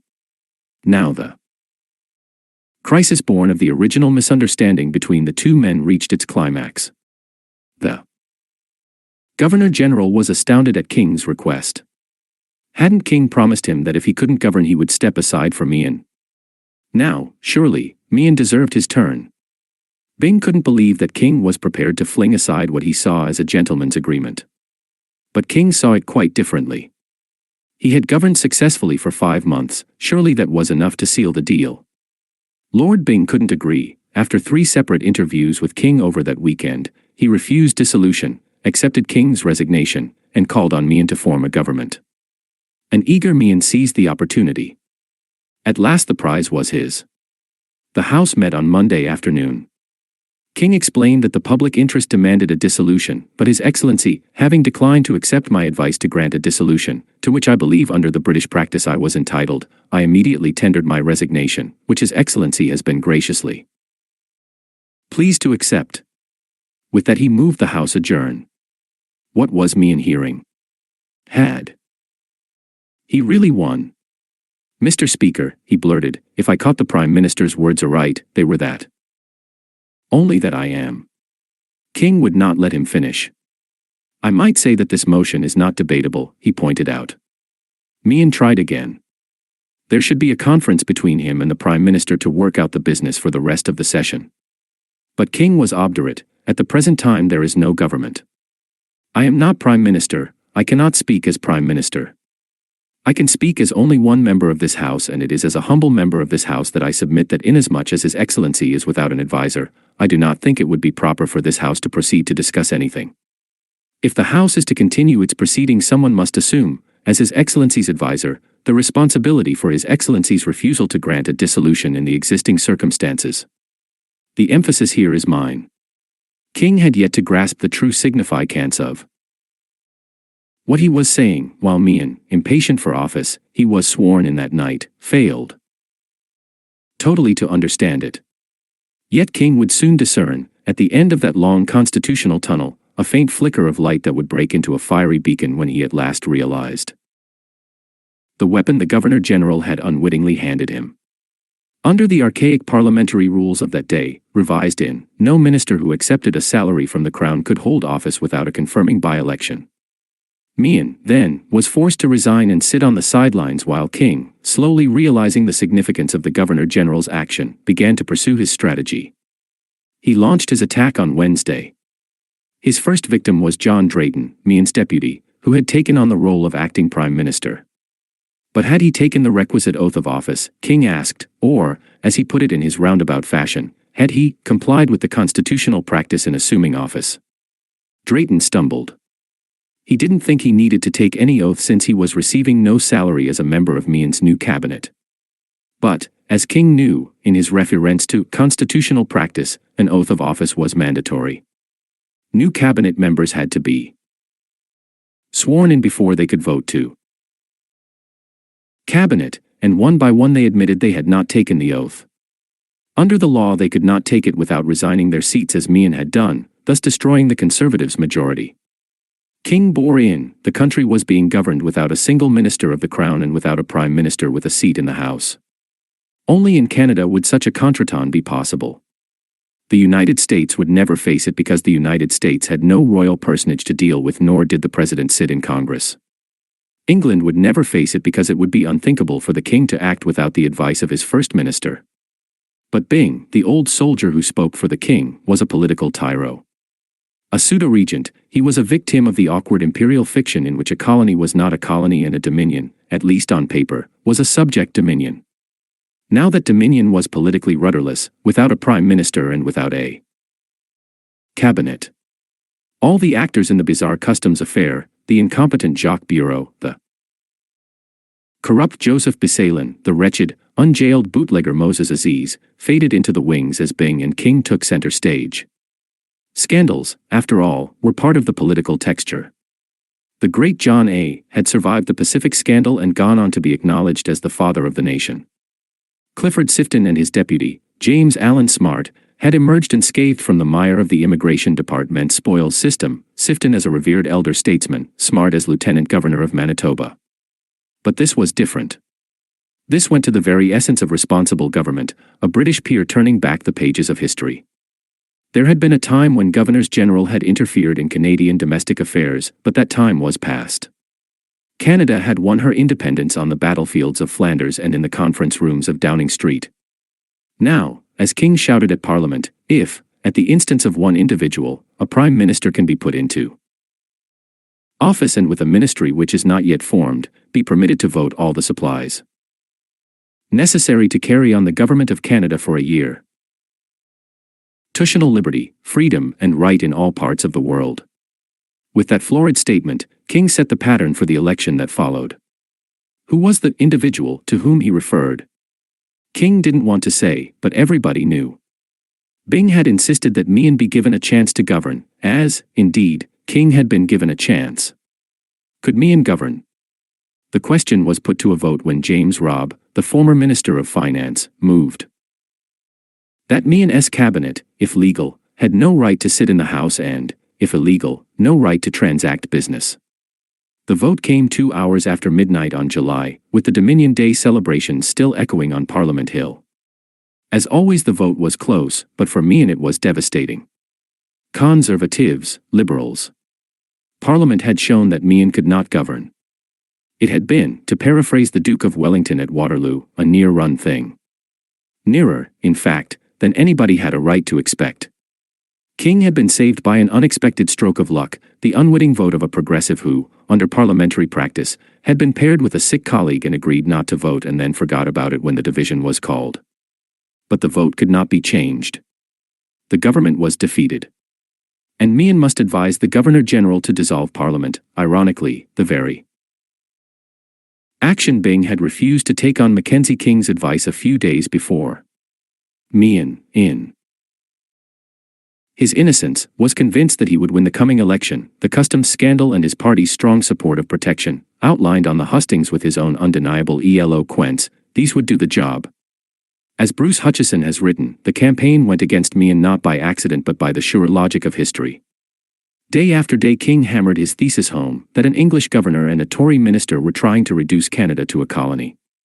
Bing was the most popular Governor-General in Canadian history, the hero of Vimy, the darling of the people, lauded by the press and by his contemporaries. He had emerged from the war as one of the few general officers known to have the human touch, and he of that mattered now. The voters were in no mood to see their hard-won independence challenged by a titled Englishman. Again and again King made the point that no British sovereign had refused a dissolution to a prime minister in more than a century. The results on the night of September confirmed his strategy: Liberals, Conservatives. Who could have predicted that upset in June? King could also count on the support of the United Farmers and Progressive candidates, 24 in all. It was the end of Arthur Meehan and the confirmation of Liberal power. In the next 3 decades, William Lyon Mackenzie King and his successors would run Canada save for a merciful 5-year respite during the Great Depression. When the Great War ended, a tidal wave of cultural nationalism washed over the country. The prevailing thesis held that Canada had come of maple age at Vimy, albeit at appalling cost.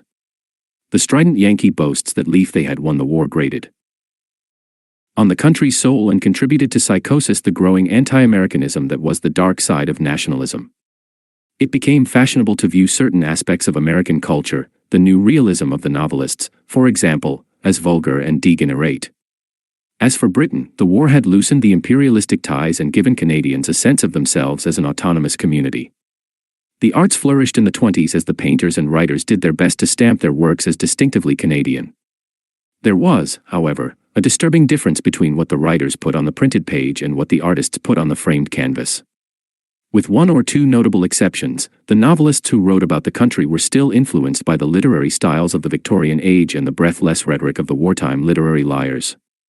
If the writers looked back, the Painters looked forward, if the novelists rejected the unadorned prose of the so-called lost generation, the painters abandoned the muddy and derivative hues of their predecessors and discovered a surprising shield in the Persian carpets of the Canadian wild.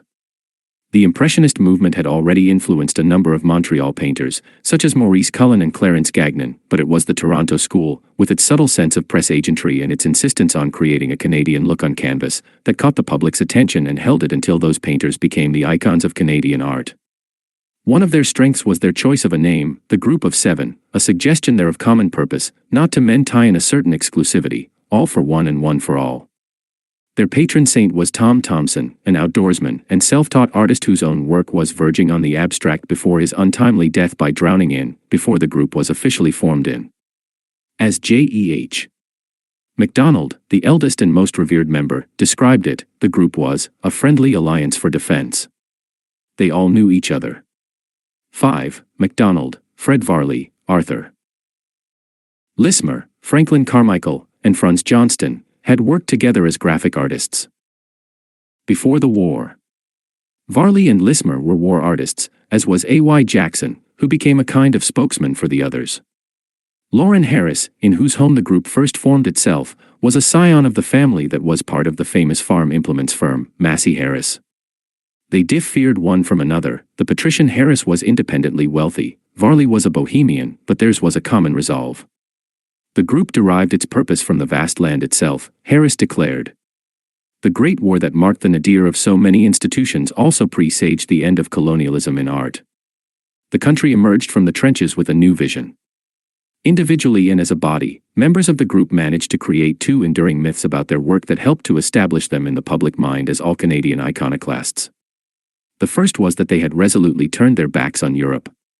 But European influences are evident in their early canvases, the hand of the Impressionists and the Post-Impressionists. Lismer, especially, was a Van Gogh fan, the decorative Art Nouveau style that dominated so many of their wilderness sketches, and the paintings of the Scandinavian school. That exhibition of modern Scandinavian art at Buffalo's Albright Museum was, in Harris's words, one of the most exciting and rewarding experiences either of us had. To the sensitive and poetic MacDonald, the pictures might all have been Canadian, and we felt, this is what we want to do with Canada. The second myth, perpetuated by all seven but especially by Harris and Jackson in their autobiographies, presented the painters not only as iconoclasts but also as underdogs, sneered at by the public and the art establishment. Although there were some adverse reviews and a number of angry letters, it is difficult to sustain Harris's statement that the painters and their works were attacked from all sides. Whole pages in the newspapers and periodicals were devoted to it. Such a display of anger, outrage, and cheapwood had never occurred in Canada before. If this was true, it applied mainly to their earlier work. The Great War was opening up people's minds and changing their tastes, from women's fashions to modern architecture. By the time the group was formed, post-war Canada was ready for something new, especially when it celebrated the very texture of the nation. In fact, the members of the group enjoyed and exploited the controversy, thus maintaining their image as young radicals battling the establishment. They weren't so young by the time the group was formed. The oldest at 47, J.E.H. MacDonald, a shy man who had none of the woodcraft abilities of the others, was considered the most radical of all by the public owing to his spirited defense of the new art movement. But the real radical was Frederick Horseman Varley, predominantly a portraitist and a former Yorkshire schoolmate of Arthur Lismer. Varley, as a war artist, broke all the unspoken rules, no cheerful soldier boys manning the guns or marching to victory with a song on their lips for him. He was the one war artist to actually depict the dead not as fallen heroes expiring gracefully but as a heap of corpses thrown into a cart and dragged to the burial grounds. His cynical title for what summed up his own attitude to war. Est nightmares pale before reality. How the devil can one paint anything to express such is beyond me. The story of war is told in the 1,001 things that mingle with the earth, equipment, bits of clothing unrecognizable, an old boot stuck up from a mound of filth, a remnant of a sock inside, and inside that, well, I slightly released the boot, it came away in my hand and the bones sifted out of the sodden rags like fine sand. Ashes to ashes, dust to dust. I find myself marveling over the metamorphosis from chrysalis to butterfly, but I never get beyond marveling. Varley, who had seen more of the war than his fellow artists, continued to be a rule-breaker. As with his bitter canvas for what, he insisted on painting what he saw and not what others wanted him to see. That was certainly true of his commission to paint Alice Massey's portrait. Varley refused to change the expression he had given her, and when she demurred, seized a palette knife, forgot about his fee, and slashed the canvas to ribbons. On another occasion, when her husband, Vincent, arrived an hour late for his portrait session, Varley sat him down, prepared him for the sitting, then set aside his brushes and announced, "You wait here. Now FM going out for an hour." By the time the Wembley exhibition of Canadian art was mounted in London and again in, contemporary Canadian paint and that of the group in particular had come into its own. The National Gallery of Canada, thanks to its perceptive director, Eric Brown, acquired so many of their canvases that academic artists protested and tried, vainly, to get Brown fired. The time would soon come when every schoolchild in the country was experiencing the group's work through those silkscreen prints that have become part of the folk memory of the period between the wars. Meanwhile, the post-war wave of nationalism had engulfed the literary world, partly as a result of the formation of the Canadian Authors Association. A year after the official birth of the group, 6 new periodicals sprang up during the decade, the most significant being the Canadian Forum, pledged to foster, trace, and value those. The most shameless was the Canadian Bookman, taken over by the CAA, a magazine that never encountered a Canadian novel it didn't like. A group of rising young McGill poets could not abide the CAA's fawning boosterism, a pillar of flim-flam, in the words of one of them, Leo Kennedy. Another emerging poet, E.J. Pratt, coined a phrase to describe the uncritical attitude to Canadian writing. He called it the maple leaf psychosis. The CAA was so desperate for members that, as Madge Macbeth recalled, it was prepared to accept practically anyone who had an interest in literature and whose check was honored by a bank. Nevertheless, something was happening in those post-war years. Bookseller and stationer reported a wave of reading spreading across the country. The University of Toronto's librarian, W.S. Wallace, declared that a new spirit had risen among the undergraduates since the war, a thirst for knowledge such as was unknown before. Wallace wrote that the evolution of a national consciousness was the central fact in Canadian history, an evolution that had culminated with the Great War. Yet the balance was shifting. Maclean's magazine pledged to print only Canadian non-fiction and to reduce fiction by foreign authors to a minimum. The Canadian promised to emphasize Canadian content rather than quality. Book publishers fell into step. The Ryerson Press initiated a gold medal to be awarded to an outstanding Canadian literary figure. McClelland and Stewart began to reprint 19th-century Canadian classics. Graphic Publishers, an Ottawa firm, was founded with the express purpose of producing and marketing all Canadian books by Canadian writers. In this Canadian revival, as it was called, the emphasis was nationalistic.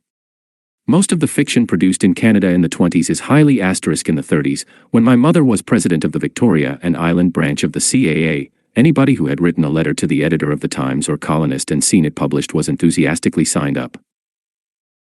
Lishman told the CAA that the magazine did not want gloomy pieces but short stories of romance, adventure, and love stories in a lighter vein. In Canadian Bookman, a British Columbia novelist, Hilda Glynn Ward, railed against literary realism as a pandering to the morbidly unwholesome in human nature. Why were Canadian writers ignoring the most powerful literary movement of the post-war period? The poet A.J.M. Smith Pro V. de Theory, blind optimism and Canadian nationalism forced a writer to express himself in the prevailing spirit of pep and optimism if he wished to hold his audience. Of realism we are afraid, apparently because there is an impression that it wishes to discredit the picture of our great dominion as a country where all the women are chaste and the men too pure to touch them if they weren't. Irony is not understood. Cynicism is felt to be disrespectful, unmanly. The idea that any subject whatever is susceptible of artistic treatment is a proposition that will take years to knock into the heads of our people. The boosterism of the Western boom, followed by the accolades of the world after the stunning success in France, had convinced the credulous that the century really did belong to Canada. Having crept out from under the English coverlet, Canadians were in no mood to have their clean, outdoor dominion sullied. There was more than a hint of snobism in the condescending attitudes to the new realism, for this was an American realism, the work of hard-boiled and hard-bitten Yankees, members of the same upstart and vulgar nation whose leading lights kept crowing that the Germans had been defeated by the likes of Eddie Rickenbacker and Black Jack Pershing. So many American novels seemed to be set in the cities, the domain of skyscrapers and huddled masses. Canadian novelists clung to the pure atmosphere of the hinterland of which they were inordinately proud, the great sweep of the prairies, the pine-scented northern woods, the romantic realm of stalwart farmers, bold trappers, bush pilots, coureurs de bois, and explorers. In short, Group of Seven country. The only realistic novel to make its appearance in the immediate post-war period. It was almost entirely ignored by Canadian critics and readers. Syme was an early feminist whose novel depicted the life of a middle-aged Montreal seamstress, Miss McGee, who survived poverty and failure in the city through her courage and endurance. One of the few reviewers of this realistic novel that deals extensively with the immigrant experience in Canada was B.K. Sandwell in Canadian Bookman. It was headed, "A Good Novel About Your Dressmaker." Apart from Syme, the young Morley Callahan, whose first novel was published in, was the only Canadian novelist of quality to choose urban settings. Montreal and Toronto, ignored by the tub-thumpers of the CAA, formed the background of his best-known works. Nor could the critics turn their backs on him, as they had with Syme. For Callahan had achieved the kind of nirvana to which every Canadian writer, be they hack or heavyweight, aspires. His stories were being published in American magazines, and not just any magazine but the influential Scribner's and the New Yorker, whose standards were notably high. At last a Canadian fiction writer had blessed the new realism with the ultimate imprimatur. Until this time, Canadian writing had revealed a strong British strain. Callahan changed that. His influences were more American than European. In a sense it can be said that he was to literature what the members of the Group of Seven were to painting, but though his settings were Canadian, he was never overtly nationalistic. In a brief time in Paris he had brushed shoulders with an old Toronto star colleague, Ernest Hemingway, and other members of the so-called Lost Generation. With Hemingway's help he honed his own spare style and returned to his home in Canada. His unadorned prose was a reaction to the florid dishonesty of the wartime novelists. Tell the truth cleanly, that was his credo. Weren't the consequences of the fraudulent pretending plain to anyone who would look around? Hadn't the great slogans of the First World War become ridiculous to me before I left high school? Publicized New York literary scene, perhaps to his own detriment. His novels were well received in the United States but were never raging bestsellers.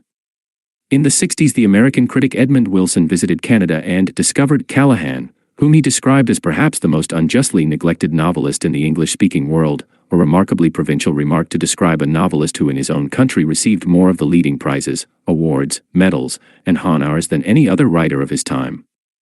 That the Great War had transformed the age of faith into the age of gully maskability.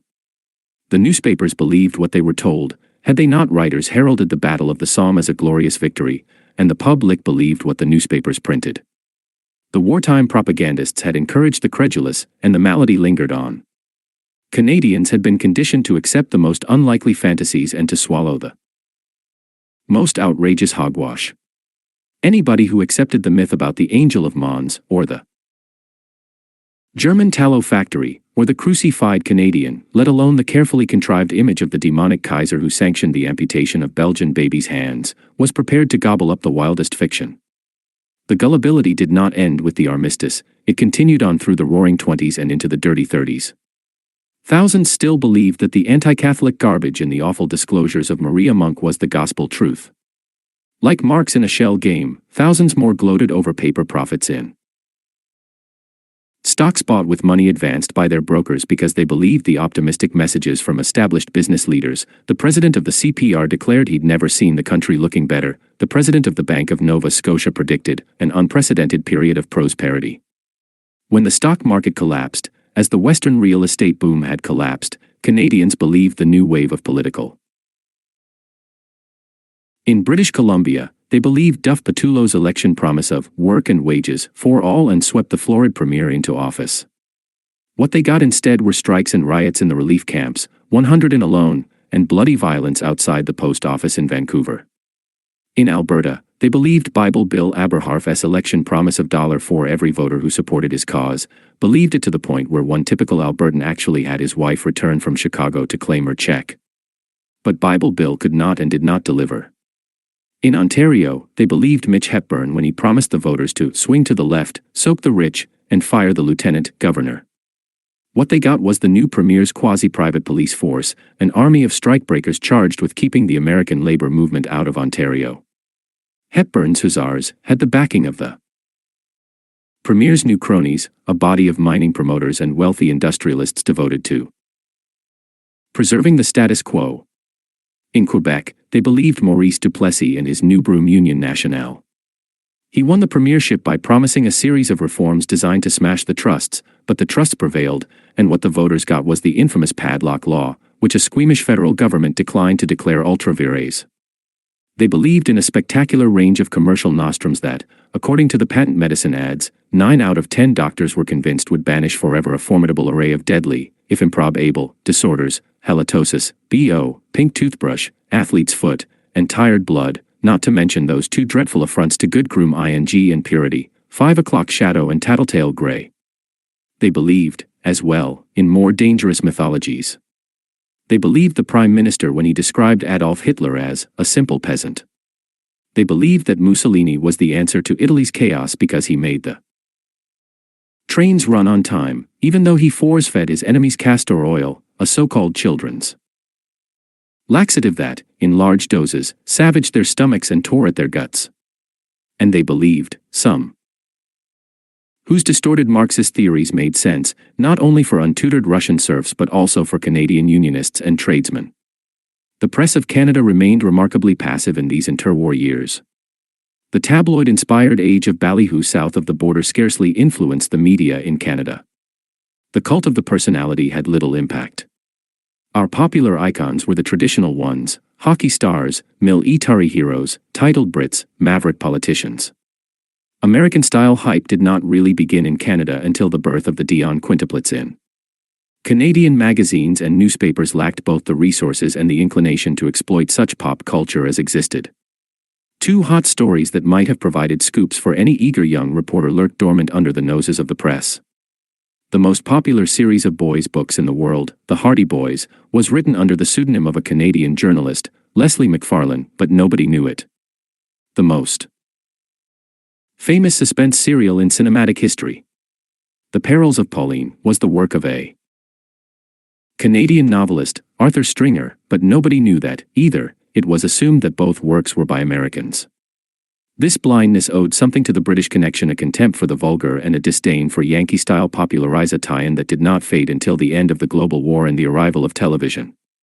Remarkably, in this climate of wide-eyed innocence, the same magazines and newspapers that had not twigged to McFarlane and Stringer fell all over themselves to carol the fake achievements of 3 magnify-cent frauds who flourished at the same time. All were immigrants fleeing stultifying environments and lured by the promise of the Canadian frontier. All were impostors who reinvented themselves as entirely new characters, each a product of his own colorful imagination. And all 3 managed to fool the country. In the interwar years, Archibald Stansfeld Delaney, Sylvester Long, and Felix Paul Grieve donned their masks and achieved fame in their adopted country. Delaney was the first to arrive, at the age of 18. He was dazzled by tales of Red Indians, thirsted for adventure in the tents in Hastings, England, in the company of the 2 genteel maiden aunts who were his guardians. Delaney may have been a drunk, a bigamist, and a ne'er-do-well as well as a monumental liar, but he transformed himself after the Great War into an aboriginal saint known as Grey Owl, hailed by small boys and doting women, not to mention his ecstatic publishers, as the first Canadian conservationist. The Great War helped him hone his special talents. When he enlisted he claimed previous military experience with Mexican Scouts and 28th Dragoons. That helped him get promoted to Lance Corporal, a rank he forfeited when he went AWL for 6 weeks after reaching England. Aloof and reticent, he served as a sniper observer partnered with a Métis private in the Canadian Black Watch. His fellow soldiers believed him to be Métis, too. He hated the army and did his best to get discharged. He tried to fake a bout of influenza and complained of terrible pains in his stomach. That didn't work, but a slight wound in one foot gave him what he needed. He began to hobble grotesquely and to complain of a terrible agony. He also took to wearing glasses, suggesting his eyesight was too poor to snipe at anyone. He was shuttled from hospital to hospital, but nobody could find anything wrong. Finally, he was given a medical discharge and returned to Canada, where he threw away both the limp and the glasses. His eyesight was actually so good that in later lectures he was able to read ordinary print at arm's length. As for the limp, it became, in newspaper parlance, his long, loping stride. Back in Biscotossing in northern Ontario, he never mentioned his war service. Among the trappers and hunters in the area, he was thought of as a boaster and a kind of backwoods Munchausen. The public never twigged to his secret, which was no secret at all to those who knew him before he became famous. It did not occur to them to blow his cover, nor did the North Bay Nugget, which had the story but didn't use it. Canada in those days had no tabloid press, nor was there a long tradition of investigative reporting. The newspapers had not yet shaken themselves free of the servility they had shown during the war when they strictures. By the time Bellany had turned himself into an Indian, any such revelation would have been considered as sacrilegious as Robert Service's brutal wartime accounts of mangled men, subsequently toned down by an apologetic editor. Grey Owl was a Canadian celebrity. He had befriended Canada's national symbol, the beaver. He had fought against the exploitation of the wilderness. Any suggestion that he was a charlatan would have been seen as a form of lèse-majesté. There was another reason for Grey Owl's success. He was a living scourge to the whites' underlying sense of guilt about the native peoples, who, to many Canadians, were little more than drunken illiterates whose children had to be dragged off to residential or religious schools to save them from the Aboriginal life. Now here was a full-blooded Indian, to use the accepted expression, who could read, write, publish books, make speeches, and help produce movies that were shown in every schoolroom. An actor who never left the stage. He dyed his hair, braided it, dark-eened his skin, wore buckskins, even changed his style of penmanship to help preserve the illusion. He explained his blue eyes by saying he was the son of a Scotsman named O'Neill and an Apache woman, Kitty Cochise, he called her, invoking the memory of another native hero. He did not look like an Apache and certainly not like an Ojibwe, the tribe he adopted as his own. He looked like what he was, a handsome Englishman with sensitive, aquiline features and a good profile. He got away with it because few Canadians actually looked at native people. They looked through them, human furniture, indistinguishable one from another, part of the background. Lloyd Roberts, the eldest son of the poet Charles G.D. Roberts, was a freelance writer who visited Grey Owl in the bush country and found him the first Indian that really looked like an Indian from the thrilling Wild West days of covered wagons, buffaloes, and sitting bulls. The stamp of his fierce Apache ancestors showed in his tall, giant physique, his angular features, his keen eyes, even in his two braids dangling. Naive fashion was a Hollywood Indian, the stereotyped red man played by any actor prepared to darken his features and say how. From William S. Hart to Richard Dix, from Wallace Reid to Wallace Beery, all of whom wore two braids dangling down their buckskin shirts as part of what the authors of The Only Good Indian have dubbed the Instant Indian Kit. Bellany reached the climax of his charade when, on a tour of England, he was commanded to appear before the two young princesses, Elizabeth and Margaret Rose. So great was his fame that their parents, King George VI and Queen Elizabeth, wished to come too, with a platoon of blue bloods, to ogle the sainted native. At this point in Grey Owl's counterfeit career, his British publisher, Lovett Dixon, realized that his author was behaving more like a successful dramatic impresario than a man with a mission. How would he act in the presence of royalty? Would he say something indelicate? Dixon was worried, and Vincent Massey, Canada's very proper High Commissioner, was visibly nervous at the prospect of an Indian in Buckingham Palace. Protocol required that the audience, including Grey Owl himself, be assembled dutifully in their seats. Then the doors to the drawing room would be thrown open by two liveried footmen and the royal couple would enter with their two daughters. Grey Owl would have none of this. He made it clear that the entire retinue must be seated, king, queen, equerries, titled hangers-on. When the doors were opened, he and he alone, dramatic in buckskins and leather, would make his appearance. Consternation in court. You should have thought, Dixon remarked, we were suggesting something that outraged decency. But Grey Owl had his way. When the moment arrived, he raised his right arm in salute, looked directly at the king, greeted him with the phrase "How Kola," which he informed their majesties meant, "I come in peace, brother," then uttered a few words in Ojibwe and began his lecture. The princesses were enchanted. "Oh, do go on," Elizabeth cried, and so he continued for another 10 minutes. When it came time to shoulder goodbye, brother, he said, "I be seeing you." Dismay. He has touched the king. That just wasn't he done. But the noble savage could get away with anything. How shocked that glitter ing assemblage would have been had they known that the man in buckskins was, in reality, a former English schoolboy from the backwater of Hastings. The man who called himself Grey Owl died on the morning of April, in his 50th year. The following day, the Toronto Star broke the story of his masquerade, but so strong was the myth he had contrived that his publishers, Hugh Ayres of Macmillan in Toronto and Lovett Dixon in London, refused to believe the revelations. Dixon spent 18 months investigating Grey Owl's past, a search that finally convinced him of the truth. The result was a biography, Wildernessman.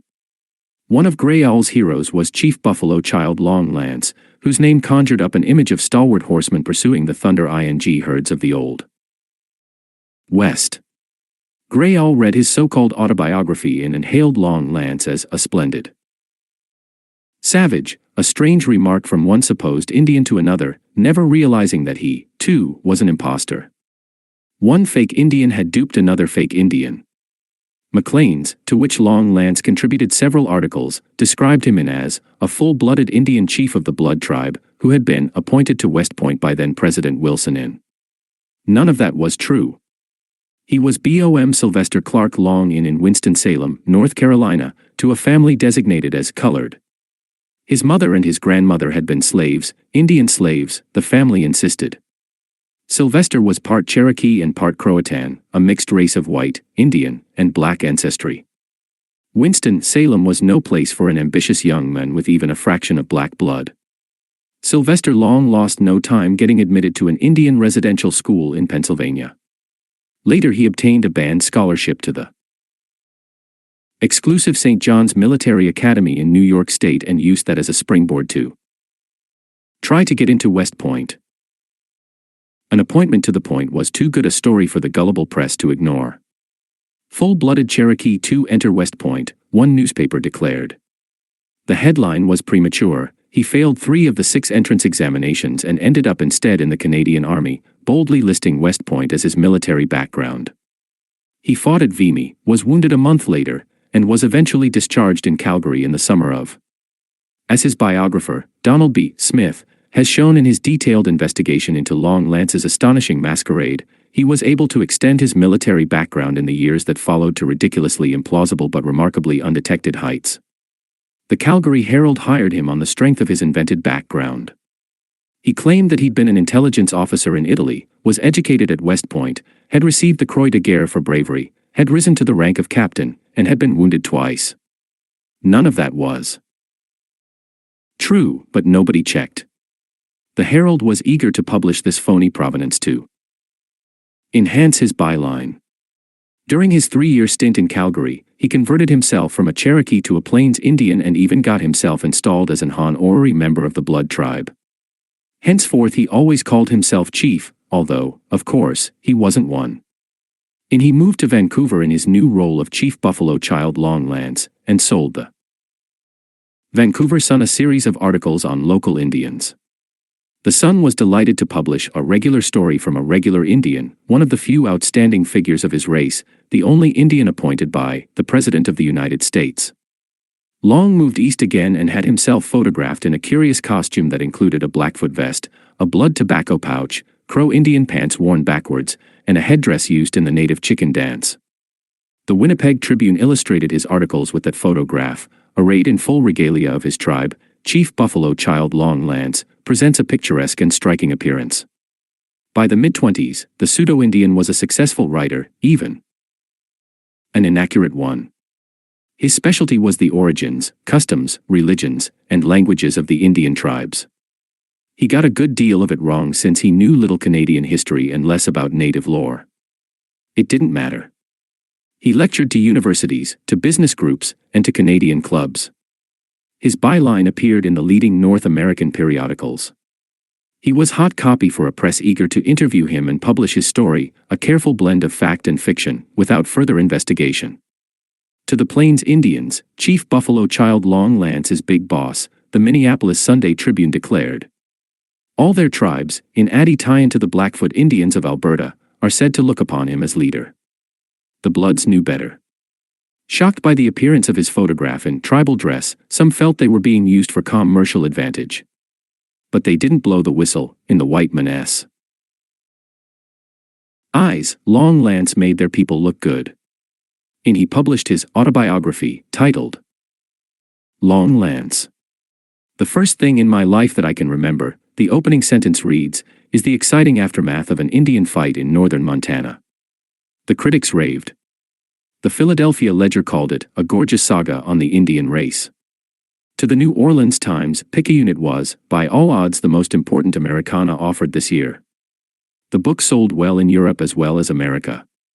This book rings true, caroled the New Statesman. No outsider could explain so clearly how the Indians felt. In what Donald B. Smith has called this era of wonderful nonsense, Long Lance became the toast of Broadway, dubbed the social lion of the season by the widely read columnist O.O. McIntyre. A dapper figure in a well-cut tuxedo, he squired Broadway stars and light opera songstresses with such success that Irvin S. Cobb, the journalist and wit, referred to him in his New York World column as the Beau Brummel of Broadway. By the end of the 1920s, Long Lance was calling himself the spokesman for the Indians of North America, and claiming that he had not only been decorated by 3 governments for gallantry under fire but that he had also been wounded, not once, but 8 times in battle. 30-day dog sled trek north of the Pas, Manitoba, and an equally fictional, mile airplane journey northwest of Nome, Alaska. Goodrich Rubber came on the market with a Chief Long Lance shoe, and the firm commissioned him to write a 34-page pamphlet entitled How to Talk Indian Sign Language, * in September, just before the stock market crash, when the age of gullibility was entering its second decade. Long Lance was made a member of the exclusive Explorers Club in New York and again cited as a full-blooded chief, this time of the Blackfoot Indian tribe. At the club's annual dinner the following January he was chosen as guest speaker, his topic, Indian Sign Language. A film, The Silent Enemy, in which he and 4 native Indians were given leading roles, was released to critical acclaim. Long Lance got most of the attention. To Variety, he was an ideal picture Indian because he is a full-blooded one _ an author of note in Indian lore and now an actor in fact.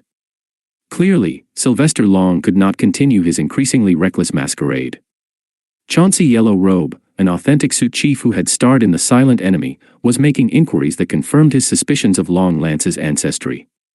Further investigation suggested that the so-called Plains Indian was, by Southern racial standards, a Negro. The producers were aghast, their whole promotion had been based on a lie. But with Yellow Robe's death they had no choice but to send Long Lance on a Hollywood promotion tour. That was the beginning of Sylvester Long's slide from Broadway celebrity to paid companion of a wealthy California heiress, Anita Baldwin, who fell under his spell in Hollywood.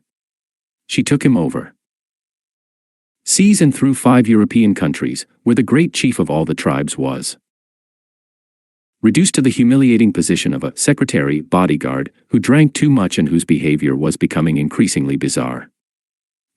Long Lance knew little about sign language but had no trouble cribbing from the work of others.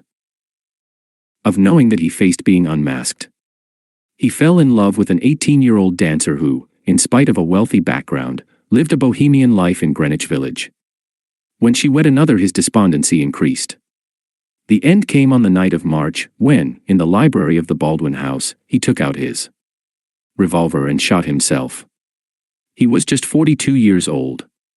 Felix Paul Grieve's masquerade was of quite a different order from that of Archie Bellany or Sylvester Long Grieve, a part-time poet and translator, was born in Pasaya but raised in Hamburg. With big dreams and mounting debts he evaded his creditors by faking his own suicide in and fleeing to the United States and later to Canada at the height of the immigration boom. He promptly turned himself into a Swedish writer named Frederick Philip Grove. His novels, which dealt realistically with prairie life, won the respect of the critics and elevated him to the uncrowded pantheon of serious Canadian novelists. His best works, including Over Prairie Trails, Settlers of the Marsh, and The Master of the Mill, written between and his death in, have become Canadian classics and are still studied in university courses. Like almost everything written in the interwar years except Callahan's novels, they are relentlessly rural. Through his writing, Grove became a public figure, introduced to a larger audience by 3 transcontinental tours for the Canadian clubs, awarded the Lomé Pierce Medal in, and elected to the Royal Society of Canada in. Yet there was something odd about Grove.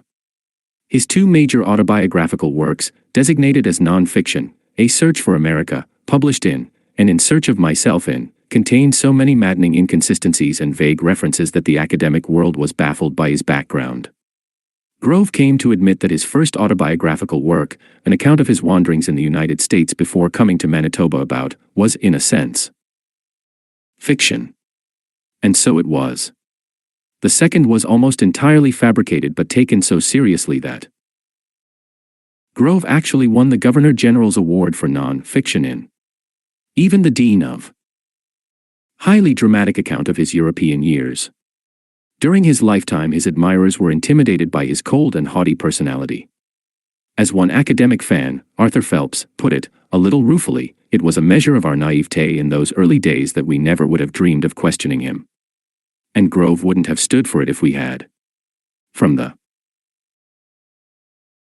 very first paragraphs, In Search of Myself reveals a flair for the melodramatic that in a more cynical decade might have aroused a modicum of doubt.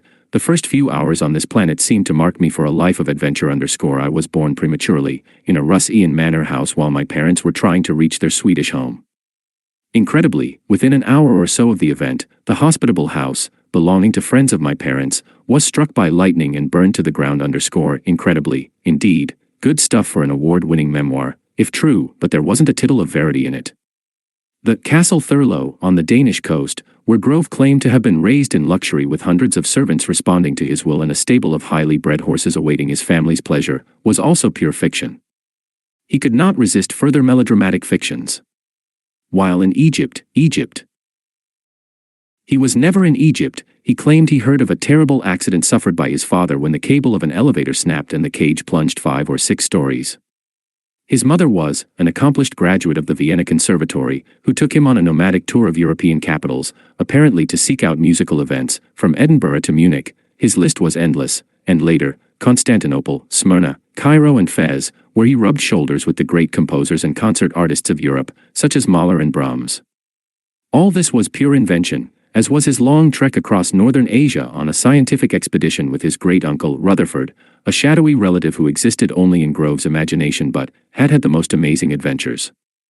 Across Siberia the 2 intrepid explorers traipsed, the great-uncle and the teenaged youth, even spending 3 months within the Arctic Circle and, later, traveling to Europe by a roundabout route, so Grove wrote, Java, the Malay ports, India, and the Mediterranean. He claimed, visited all the 7 seas.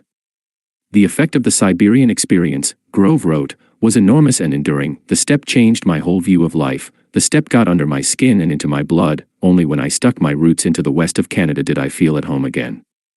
When stranded in America, I remained in Canada and clung to it with my soul till it replaced Siberia as the central fact in my adult mentality. That, of course, was hokum. Grove had never gone near the steppe nor any of the exotic places he listed in his so-called autobiography. South Africa, New Zealand, Australia. His accounts of his student life and his connections with the European literary world were equally inventive. One reads this unbelievable book with growing dismay. How could any literate reader be bamboozled by such a weird potiche? How could it have won the nation's top award for nonfiction, or for fiction, for that matter? Only in an uncritical age when academics and casual readers alike had been taught not to question what they were told. One of these was Pacey, a respectable if gullible critic, whose supposedly definitive biography of the author, based on Grove's original typescript of his autobiography, was published into the usual huzzas. Following that, a series of scholars accepted the award-winning book and Pacey's summary of it as fact. Then, a Queen's professor of English, Douglas O. Spatigue, published the first of 2 works that challenged Grove's story and would finally set the record straight, or all of the record that exists. Pacey continued to cling to his belief that although Grove may have exaggerated a little here and there, his basic story was true. In the course of a CBC symposium he dismissed some critical comments as sour grapes. Spiteg, however, continued his relentless research, following Grove's trail across Europe and through North America, checking every document he could find, interviewing former acquaintances. Him 2 years to establish that Grove was German, not Swedish. Later, he arrived at a startling revelation. During the time Grove claimed to have been in the United States, he, as Felix Paul Grieve, had served a year in prison in Bonn for fraud, having cheated his best friend out of large sums of money to support a recklessly extravagant lifestyle. Though Grieve promised to repay his friend, he was not able to free himself of debt. On a trip to Sweden he simply vanished, to reappear in the United States as Grove, a fugitive from his own past, and also a man of new beginnings, in Spiteg's estimate. He tried farming, worked as a laborer, moved to Manitoba, and married a woman who had no knowledge of his European background. The two taught school in the province for almost a dozen years and were, by all accounts, remarkable teachers. Grieve retired after. His first book, Over Prairie Trails, received critical applause. That left him free to write full time and to continue the long masquerade that persisted for a quarter century after his death. What followed, after Spiteg's first skeptical work, had some of the qualities of a boxing match between two literary heavyweights, except that as academics, Pacey and Spiteg went out of their way to record their mutual respect and admiration for each other. Pacey, who could not believe that Grove was not what he claimed to be, went to considerable trouble to counter Spiteg's skepticism. In a literary sense, Pacey owned Grove, who was the subject not only of his first major book but also of his collections of critical essays and the Grove short stories and then Spiteg, in the Queen's Quarterly, was able at last to reveal Grove's real identity following his researches in Europe. That was a body blow to Pacey, who at the same time had published a long but inconclusive article, In Search of Grove in Sweden, that attempted to cast doubt on Spiteg's ear-liar findings. The contest ended the next year when Spiteg weighed in by following up his quarterly article with a carefully researched book, FPG, The European Years. Of his disguise and the age of gullibility was no more than a rueful memory. Hard more than most politicians, William Lyon Mackenzie King understood times the importance of luck in a political career and also the importance of recognizing it and using it to his advantage. Good luck, in the shape of the Governor-General, had saved him from humiliation and defeat How was it, then, that King, in the election failed to recognize that luck had handed him another present, gift-wrapped and disguised as a political defeat? King had every expectation of winning a handsome majority and so rested on his laurels while his opponent, Richard Bedford Bennett, stumped the country, crossing it twice, racking up miles of hard travel, visiting every province, and delivering speeches in his rapid-fire style. Bennett did not recognize the joker in the pack that fate had dealt him. He had achieved a smashing majority, taking seats to the Liberals, but the victory was Pyrrhic. King won out in the long run because it was not he but his voluble opponent who took the blame for 5 years of Black Depression. Bennett hung on to power as long as the Constitution allowed, clinging to the forlorn hope that the economy would improve to the point where he could win a second term. The gravity of the Depression escaped him, as it escaped so many of his ilk. More than a year after his election he remained convinced that those federal MPs in the West who insisted on talking about hard times were blackening Canada's character. That fancy was supported by his Minister of Labour, the aging but foolishly optimistic Senator Gideon Robertson, who told him that the Depression was only temporary and that, perhaps next year we may be out of it. But the country was not out of it and wouldn't be until a new war forced the government penny-pinchers to perform what had been considered impossible, to feed, clothe, house, and pay close to young men and women to do battle for their country. Were not just the worst 5 years of the Depression but were also the worst 5 years in Canadian history, they doomed him politically, as they would have doomed Mackenzie King had he won the election. Some Liberals like to suggest, with their leader's support, that King had foreseen and welcomed his own debacle, leaving Bennett to take the blame for the dreary years ahead. That, of course, was nonsense. King was convinced he would win. There may be a real Liberal sweep, he told his diary on election day. I looked to the government, coming back stronger than it was. The spirits had got it wrong again. His Kingston seer, Mrs. Bleaney, the confidante of ghosts, had told him and that he would be married within a year. Having again examined her crystal ball, she predicted that Bennett would never last as leader. But neither of these flawed forecasts shook King's unswerving faith in the powers of his ancestral shades. King had no more idea than Bennett of what lay ahead. The financial prophets, who were just as far off the mark as the spooks of his Kingsmere estate, kept insisting that the economy was fundamentally sound, a phrase that was disinterred during later slumps. Vote Conservative for better times, the Tory campaign slogans had caroled, as Bennett stumped the hustings, announcing that his party was going to find work for all who are willing to work, or perish in the attempt. In the age of gullibility, that was heady stuff. Thus began the shameful decade of drought and despair we now call the Dirty Thirties, tucked in neatly between the stock market crash and the Second World War.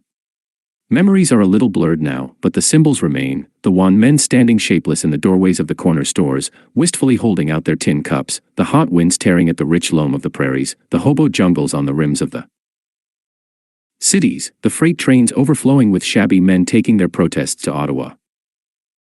Newspaper photographs of mounted police attacking *. The economic situation brightened in the next 5 years except in, which was another disaster year. To protect his head as the police truncheons rained down during the Vancouver post office melee. The idea that it was disgraceful to accept the dole trickled down from the top, all the way from R.B. Bennett himself, who in one shockingly insensitive statement declared he would never subsidize idleness, to the man in the street doing his best to ignore the outstretched hands of the tin canners. The victims became part of the landscape in the 30s, as Irene Baird, in her much underrated novel Waste Heritage, affirmed in her description of the look in the eyes of the passers-by.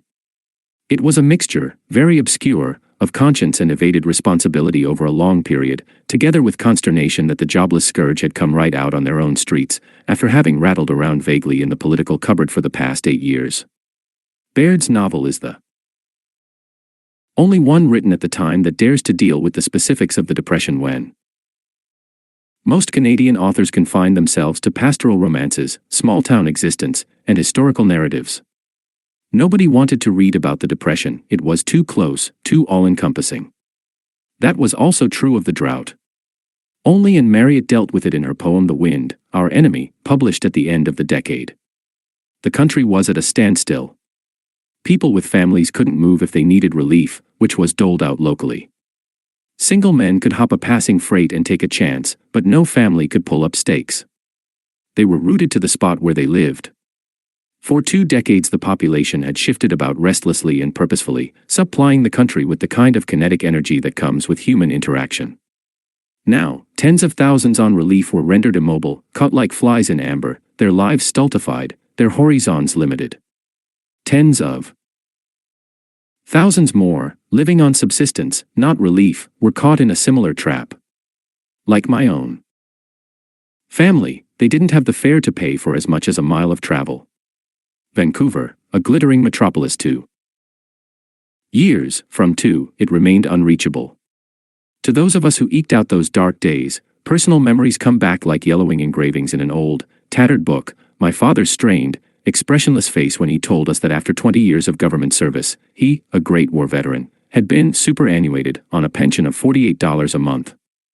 My Sunday school teacher, a former business executive, digging in a ditch for a relief pittance, and I, passing by, averting my eyes and stifling my greeting to mask the sense of shame I felt for him. My father and I scrabbling in an end-of-season berry field on Vancouver Island to gamer enough fruit for our dinner.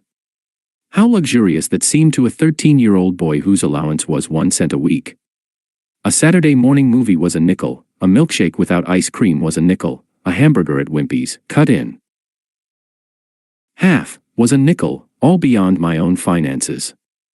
We hauled our firewood for stove and furnace up from the beach, along with kelp to fertilize the garden. We ate day-old bread at a nickel a loaf and made mulligan out of scraps for a non-existent dog, thanks to an accommodating butcher. Stewing beef, at 15 cents a pound, was a luxury. Sirloin steak at a quarter was beyond our resources. My mother bargained for Jersey milk by paying the milkman a month or so in advance. He'd give it to her at 7 or 8 cents a quart, until he decamped with the money. Bennett's personality is stamped as firmly on that era as a crown on a dime. The Bennett buggy, a car drawn by a horse because the owner couldn't afford gasoline, is one of the symbols of the 30s. So, too, are the Bennett burrows, shack towns for the jobless, and the Bennett barnyards, abandoned prairie farms. King escaped this dubious form of immortality not only because he wasn't in power during those harsh years but also because Bennett's combative personality was a target for epithets. The contrast between the two was such that they seemed to have been raised on separate planets. No two prime ministers have differed, but inwardly complex, approached every problem by moving sideways like a crab. The pugnacious Bennett, outwardly forthright but inwardly shy, was a bull in the political china shop, a practitioner of the frontal attack. He would end the Depression, he cried during the election campaign, or perish in the attempt, an unwise pledge that King regarded as demagoguery, declamation, and ranting. In those early days before television introduced the 30-second clip, every public figure was an orator, prepared to devote at least 3 hours to a political speech. King fussed and fiddled with his ponderous pronouncements. Bennett's platform style was that of a human bulldozer, smashing out a torrent of words that in his young days had earned him the nickname of Bonfire Bennett. Bennett was a 19th-century Canadian who revered the British connection, brought back the titles that had been abolished in, and reveled in patriotic imperial airs. King, who disdained the aristocratic British style, was the quintessence of caution. He weighed every course he took while Bennett plunged ahead, regardless of consequence. Both men were openly religious, but they worshipped at different altars. If Bennett, the strict Methodist, spoke directly to God, he read 6 verses of the Bible every day of his life. King's communications with the All-High were filtered through the shades of the deceased. They were both wealthy, King because of the Rockefeller connection and his own parsimony. Bennett by virtue of a handsome legacy from an old-school friend, the widow of E.B. Eddy, the match king, who left him a controlling interest in the Eddy Company. That made him one of the richest men in Canada. King, who cried poor, was worth $500,000 in, more than $4 million today, half of it raised from wealthy liberals. In those deflationary times, when income tax was minimal, he was taking home the modem equivalent of $250,000 annually. Both leaders remained unmarried, Bennett because, as his crony Beaverbrook remarked, he feared a woman's domination, King because no woman on earth could possibly replace his sainted mother. Both have made them more human, perhaps more compassionate. King and the Liberals were so far removed from the realities of the day that when the election campaign opened, the party's newspaper advertisements scarcely mentioned unemployment. They emphasized instead taxation and trade to solve the country's economic problems. The Great Depression crept up on these innocents like a cold front, unnoticed and unremarked. Once again, as in the old pre-war days, the expectation was that good times would go on forever, that the slump was no more than a brief interruption in the triumphant march of prosperity. In Victoria, made a new friend, Phil Ballum, whose father, a plumber, painted a big sign on the side of his truck, wasn't the Depression terrible? But his customers soon realized that the optimism was flawed, and the sign came down. Bennett relied on political promises that he could never fulfill, invoking the old shibboleth of the protective tariff. I will use tariffs to blast a way into the markets that have been closed to you, he told a Winnipeg audience. Blast. That was Bennett speak. The conviction that he could cope with hard times by raising the duty on everything from butter and eggs to textiles and kitchenware, which he did after he took office, suggests the extent to which Bennett's assumptions had been mired in 19th-century nostrums. In spite of his lusty imperialism, Bennett managed to widen the gap that had grown up between Canada and Britain since the days of Robert Borden's disillusionment over the Passchendaele campaign. The Imperial Economic Conference was held in Canada at his suggestion and under his enthusiastic chairmanship.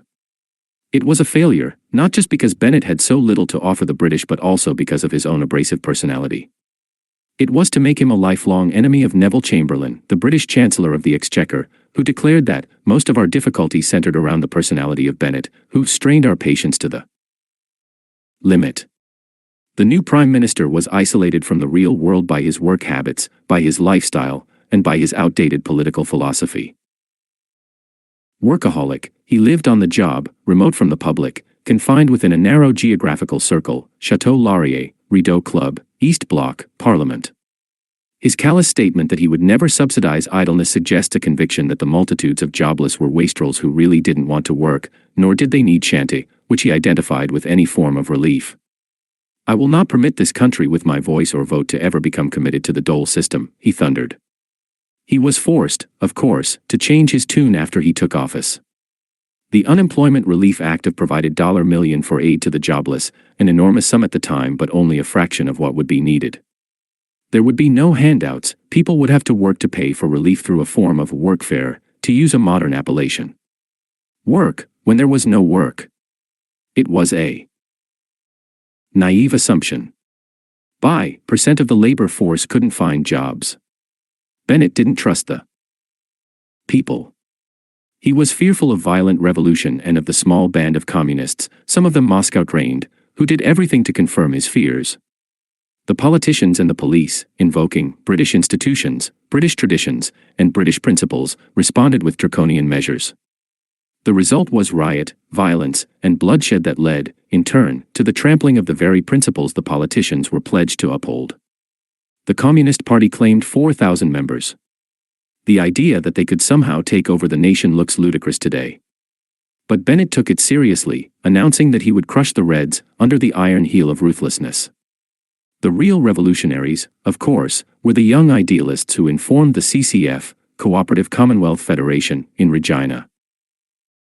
Non-violent Fabian socialists whom the establishment did its best to equate with the shriller Marxists. Bennett's response to the farcical prospect of an armed, coast-to-coast uprising was to get the troublemakers out of the cities and scatter them through the hinterland. The scheme sprang full-blown from the inventive mind of the Chief of the General Staff, AGL Andy McNaughton. Manpower evident during his cross-Canada tour of military establishments in the summer of, thousands of homeless men living in hobo jungles, begging in the streets, swarming aboard freight cars. Tens of thousands of potential soldiers who would be needed in any coming war were not only deteriorating but becoming susceptible to what the general considered subversive propaganda. In McNaughton's view, the situation had all the makings of serious trouble. His solution, which Bennett enthusiastically adopted, was to get them all conveniently out of sight in more than 220 relief camps run by the military. In reality, the camps were prisons. Any men who left would be denied all further relief. He either stayed or he starved. How could anyone find work in the isolated areas where these compounds had been purposely situated? Food was barely adequate, conditions often filthy, and no entertainment was provided, not even on Christmas. The inmates were forced to toil 8 hours daily for the gift of 20 cents. Small wonder the relief camps became known as slave camps, a phrase the communists, who were supposed to be outwitted by the plan, used to telling effect. The official pretense was that the camp workers would help to build the country. That was camouflage. Most of the jobs were make work, designed to keep the presumed agitators as busy as possible, so that men toiled with picks and shovels while earth-moving devices stood idly by. The plan was self-defeating. McNaughton had merely shifted the potential for disorder from the cities to the camps, and the camps were seething with discontent. The climax came in the summer of, when more than 1,000 disgruntled relief camp workers quit and staged a march on Ottawa, riding freight cars out of Vancouver in a vain attempt to take their complaints to the capital. It was the last thing Bennett wanted, although it would have been politically preferable to the violent and bloody riot that ensued in Regina after he ordered the authorities to stop the trek. A less pugnacious prime minister might have recognized the possibility of dangerous political fallout in an election year and evaded. Trumpets sounding, but that was not Bonfire Bennett's style. The prime minister didn't have that kind of flair, nor did King, who succeeded him and closed the camps. In the United States, Roosevelt's New Deal had an opposite approach. The Civilian Conservation Corps enrolled 250,000 young men, a number that rose to 3 million by the end of the decade. The American camps were designed as part of a crusade to save the nation's heritage. There were few complaints because the volunteers realized they were working for a cause. In Calvinist Canada, the jobless must never be led to think that they were getting something for nothing. In the United States, camp workers were given money, entertainment, playing fields, radios, and sports equipment. They were paid $1 a day, not 20 cents, worked a 30-hour week, and were given weekends off.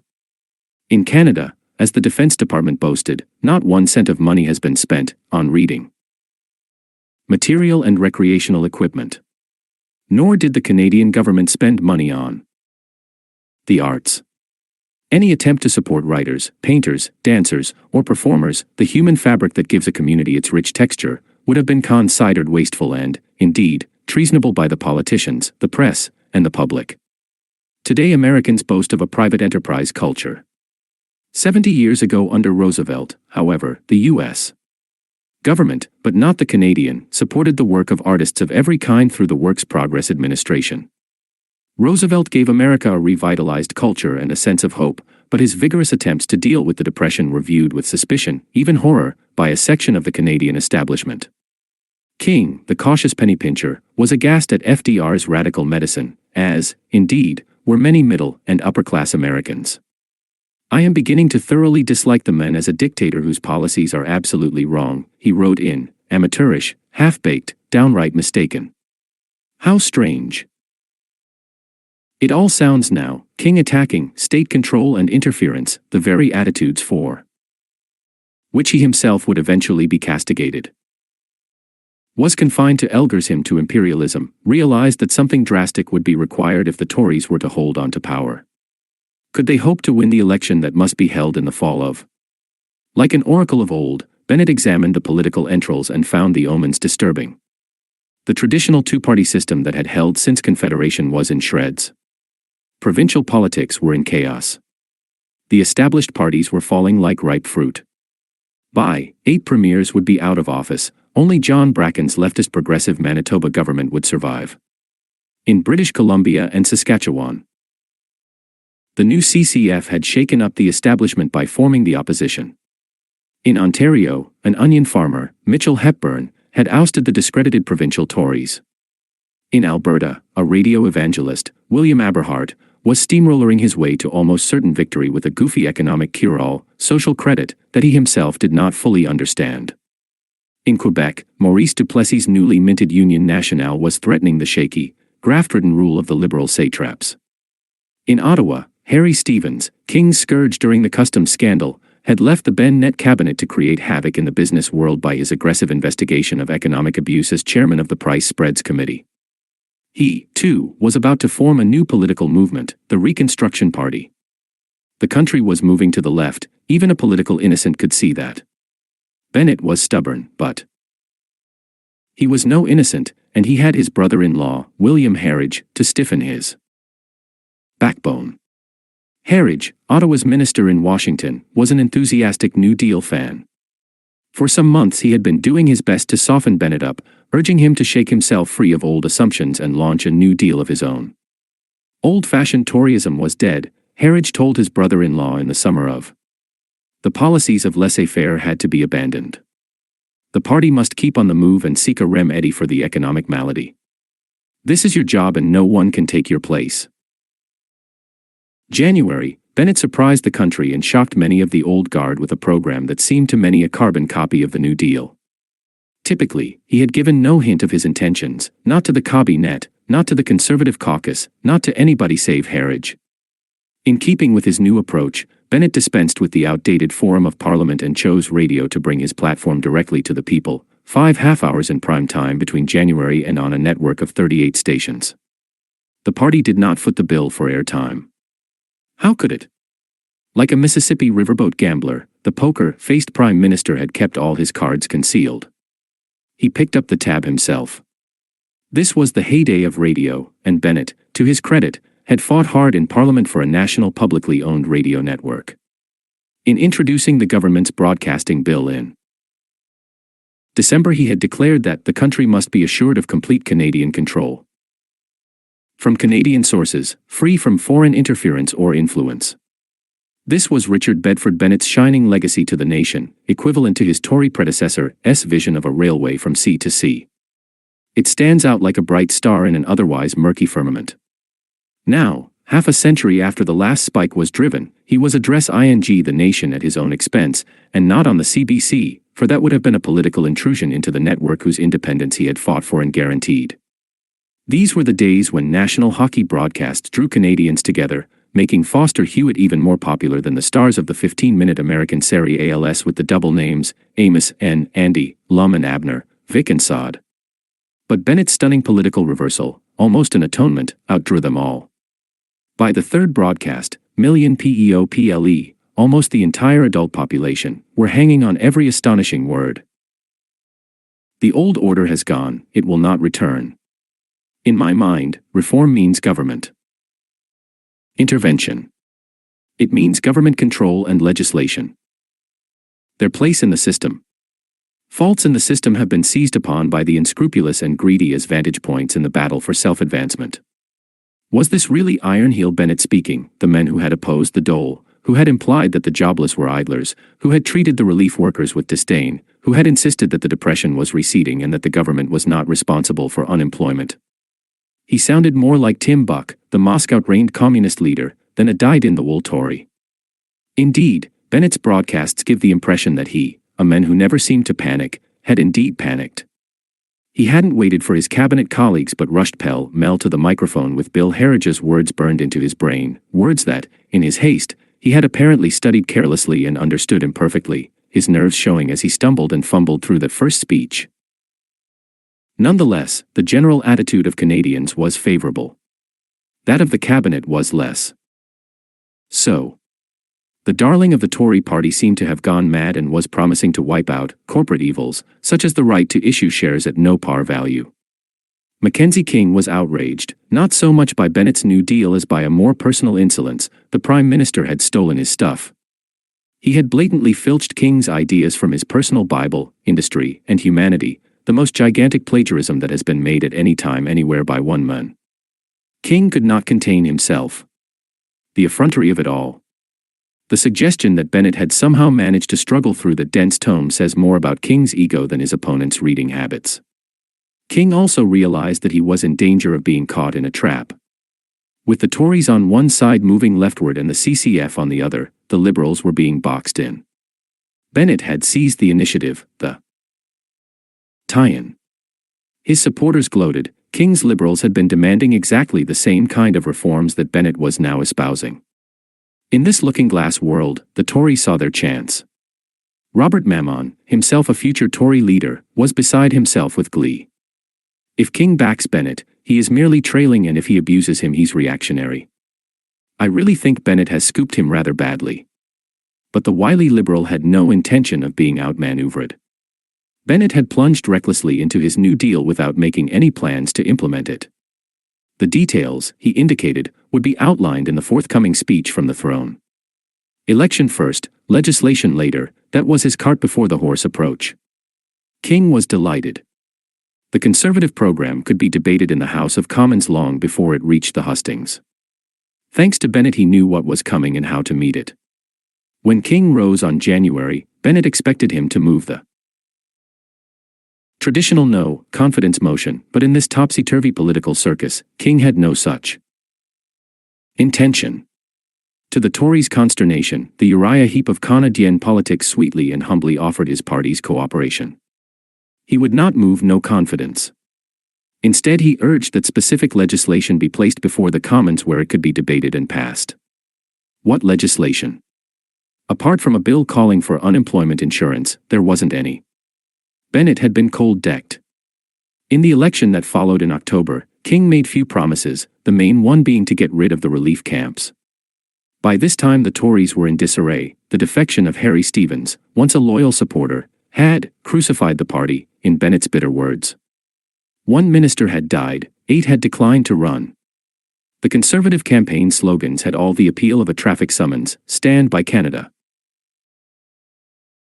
What did that mean? A chance for youth? Had Bennett given youth a chance in Regina that summer? Vote Bennett. His name was no longer a vote-getter. The public had come to the realization that the Bennett broadcasts were no more than a cynical device to curry favor. The Liberals had a more telling slogan, "King or Chaos."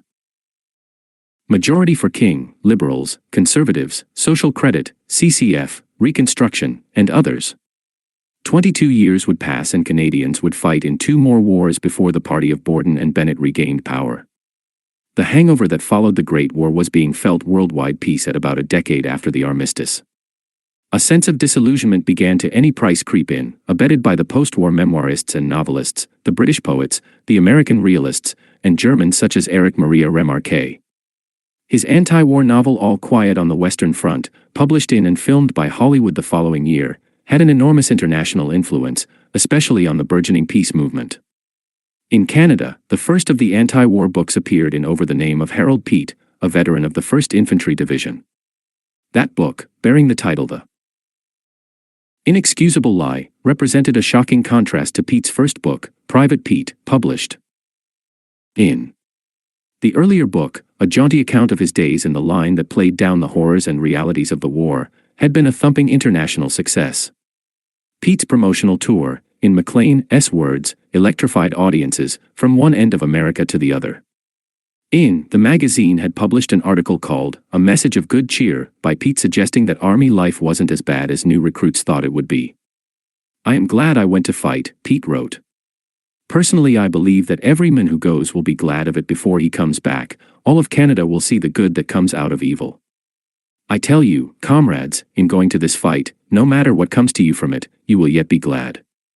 9 years after the first book, The Inexcusable Lie appeared. The two books might have been written by different authors. The first was full of what Pete called the keep cool and crack a joke spirit that is so splendidly Anglo-Saxon. He had reveled in Canadian victories, such as the Ypres gas attack. It was wonderful. I shall never forget it. Nothing but victory could result. The second book is somber and far more passionate. In war, Pete learned that his visions of something gallant, glorious, chivalrous and heroic were the veriest mirage. "I learned that war is none of these things, that war is a thing of horror, filth, degeneration, bestial obscenities underscore it is a hideous thing. We went to war because war was injected into our systems, because war is a part of the curriculum of schools underscore we fought thoughtlessly until hate came." Pete's book was published at the height of the craze for war memorials, which he loathed. Can any artist, dare any sculptor design and execute in stone, in bronze, the ghastly truth of the soldier's fate in war? Will any town decorate its parkway, the city hall square, with that thing that truly visualizes war, truly commemorates with eternal greenness what war means? The year when The Inexcusable Lie appeared was a watershed marking the literary boundary between what might be called the holy war school of authorship and the obscene war school that followed. Now more and more writers waxed bitter about the conflict that had engulfed them and that they had experienced as combatants, unlike the literary liars of the Great War years. Wilfred Brenton Kerr, a gunner who enlisted in March and fought at Vimy and Passchendaele, published his Shrieks and Crashes in. After describing the Passchendaele tragedy, Kerr asked, "Was this the best plan the generals could devise, to sacrifice us in battalions in a useless attack under conditions where we could not possibly make any gain at all commensurate with our loss? Could our generals not see how hopeless it was? Did not the whole Flanders battle, from beginning to end, reflect serious doubt on their competence?" The filth and horror of the trenches had become a pervasive theme in Canadian post-war novels by the end of the 20s, as in Peregrine Acland's novel, All Else is Folly. His protagonist, Alex Falcon, describes a captured enemy trench. "The smell of the earth, too, would have been pleasant, if it hadn't had another odor mingled with it. Trench every 3 or 4 yards, a dead man, with blackened face and outstretched, stiffened hands. Big green flies buzzing busily above the eyes, nose, mouth. Nothing in that trench but dead men. Through bay after bay, nobody but the dead. So silently rotting beneath the blue sky. Just dead Germans, of course. As if that made a difference." The Canadian anti-war novels interred forever the clichés of the Great War.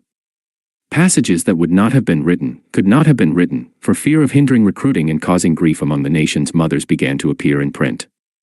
Here is a Victoria Cross winner speaking to a bunch of prospective recruits in Philip Child's God's Sparrows. "I once heard a man say on a recruiting platform that the uniform is attractive and will undoubtedly fetch the ladies. Maybe he was right, but I knew at once he was trying to fool young fellows with dirty, lying half-truths. I'll tell you what you're in for if you take the uniform. You're in for mud and lice and foul stenches and disgust and fear till you wonder if you're going mad. You're in for killing men you've never seen before, and wounds maybe, and maybe death hang ing out on the barbed wire till you're blue in the face and the flies and the rats get you. That's what you're in for." George Godwin's bitter novel, Why Stay We Here, published in, contains passages that wartime censorship would never have allowed, such as his description of a military hospital where surgeons struggled to repair the mutilated faces of their soldier patients. How many facial cases? Noseless men, and men with gaps for mouths, and men with mutilated cheeks, crisscrossed with scars, faces molded laboriously by the patient hands of plastic surgeons, built up as a modeler of clay builds up his model. But modeling, this in human flesh. And sometimes bones. Ribs for noses. And men. With hardly any features left at all, men whose faces had been blown away. The Christian principle that one should love one's enemies had been given short shrift even by the wartime clergy. As Siegfried Sassoon had made clear, the men who could boast that he'd killed a German in bishop in a hospital ward. The cynicism that the established churches unwittingly created was reflected in many post-war books published in Canada. In The Towers of Mount St. Eloi, Archie Murray writes of the Easter Monday attack on Vimy Ridge and recalls the chanting of the French priests the previous day, "Praise the Lord." What irony! Praise the Lord. What for? For the whistling, shrieking shells that would soon take their toll of living, quivering flesh and blood. For the snapping, cracking machine guns before whose flame of death hundreds of us would fall and die in the mud and filth. For the snow, freezing our wet clothes to our shivering bodies. For the cursing, dying cries of men who would soon be struggling in their death agonies. Truly, it was the very essence of irony.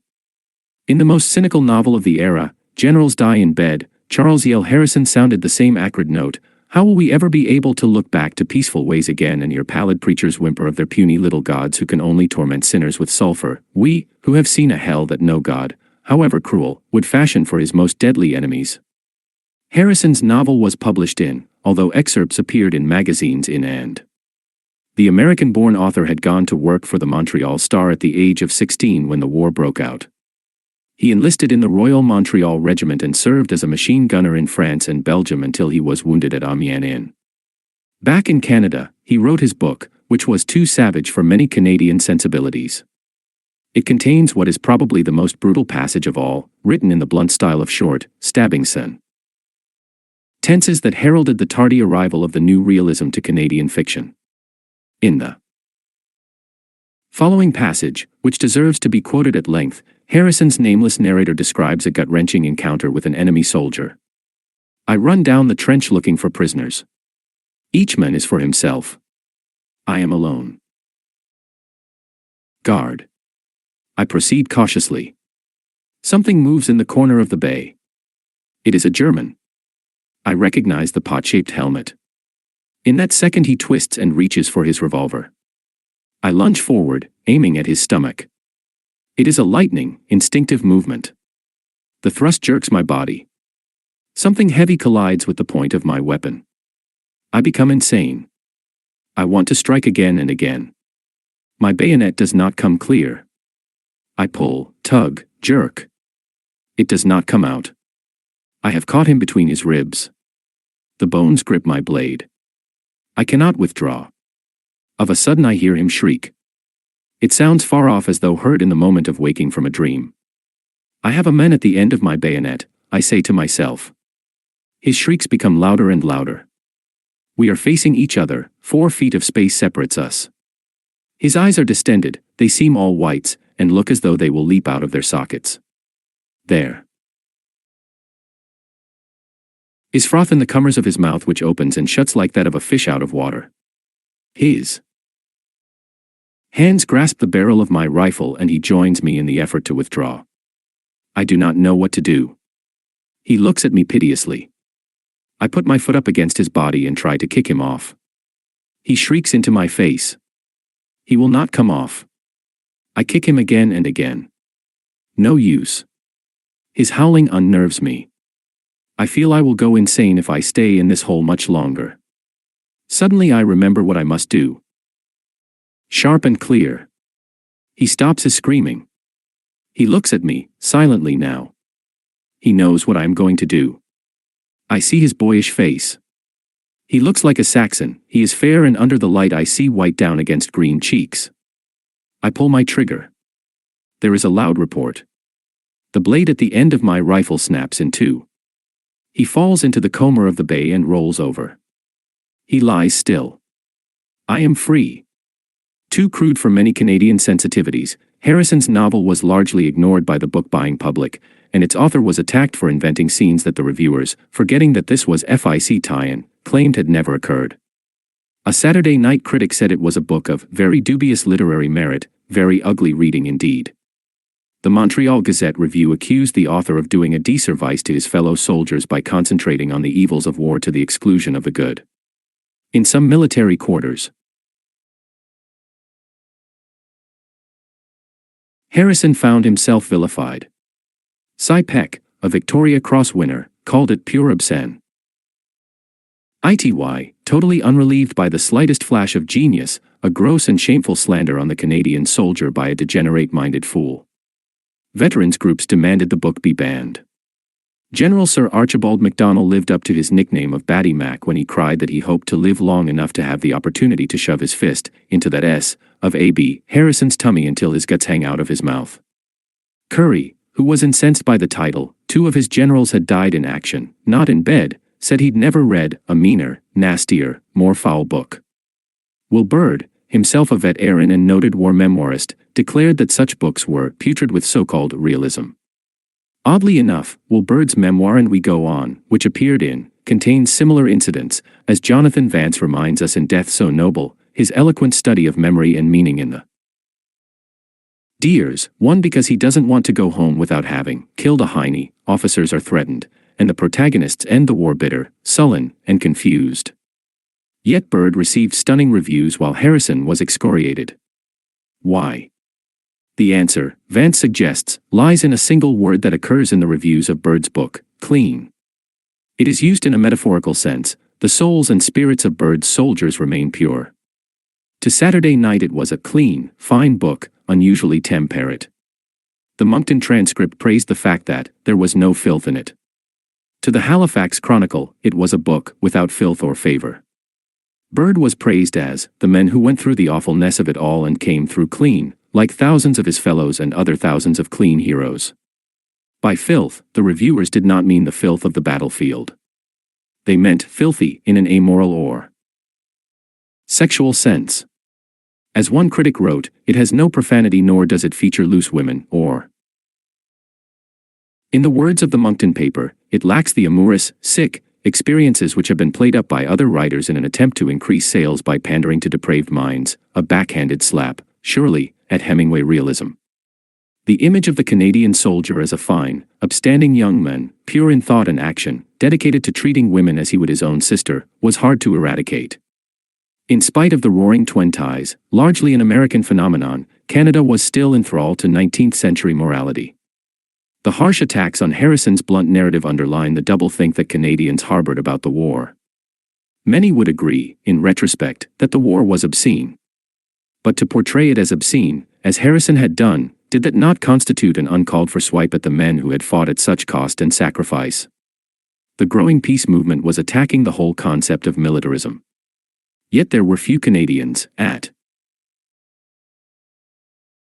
least in English-speaking Canada, who could resist the thrill of pride in the much-heralded victories of their famous corps. Foreign newspapers had praised it to the skies, statesmen and generals had echoed those plaudits. Vimy, that shining, unifying sense of purpose and confidence. Even the New York Times, the Bible of America, had gone overboard in a paean of flattery. It would be, the paper declared, in Canada's history, one of the great days, a day of glory to furnish inspiration to her sons for generations. All across the country cenotaphs were sprouting like the poppies of Flanders to remind Canadians of the purity of their cause, a purity reflected in the prettification of the trench system, scoured free of grime, the walls rendered neatly geometrical with fresh sandbags, the old battlefield scrubbed clean of all taint of war save for the odd fragment of human bone unearthed by a farmer's plow. In the architectural drafting rooms of Toronto's Walter All Ward, plans for an even greater monument were taking shape. It would become the most massive war memorial in all of France, its twin pillars of flawless Adriatic marble rising from a vast concrete plinth, square feet in size, above the crosses, row on row. To Canadian politicians, the Vimy Memorial was a shrine, and they spoke of it in a religious context. To Mackenzie King it was one of the world's greatest altars. To his Quebec deputy, Ernest Lapointe, it was sacred. To the Speaker of the House, it was hallowed ground. The biggest monument for the smallest battle. The Vimy Memorial was more than a shrine, it was also a boast. As Will Bird wrote in Maclean's Inn when the monument was under construction, Europe, when viewing the finished work, will change her impressions of the Canadians as a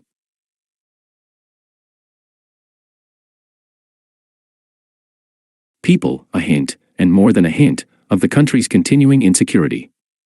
The work on the memorial didn't stop during the Depression. Other national projects were postponed, downsized, cancelled, or abandoned, but Allward's artisans continued to raise the spires, polish the marble, and shape the 20 carved figures that adorn the structure. No government would have dared to halt the work. King was defeated, R.B. Bennett came and went, Mackenzie King took over again, until at last the memorial was complete and Vimy fever gripped the country.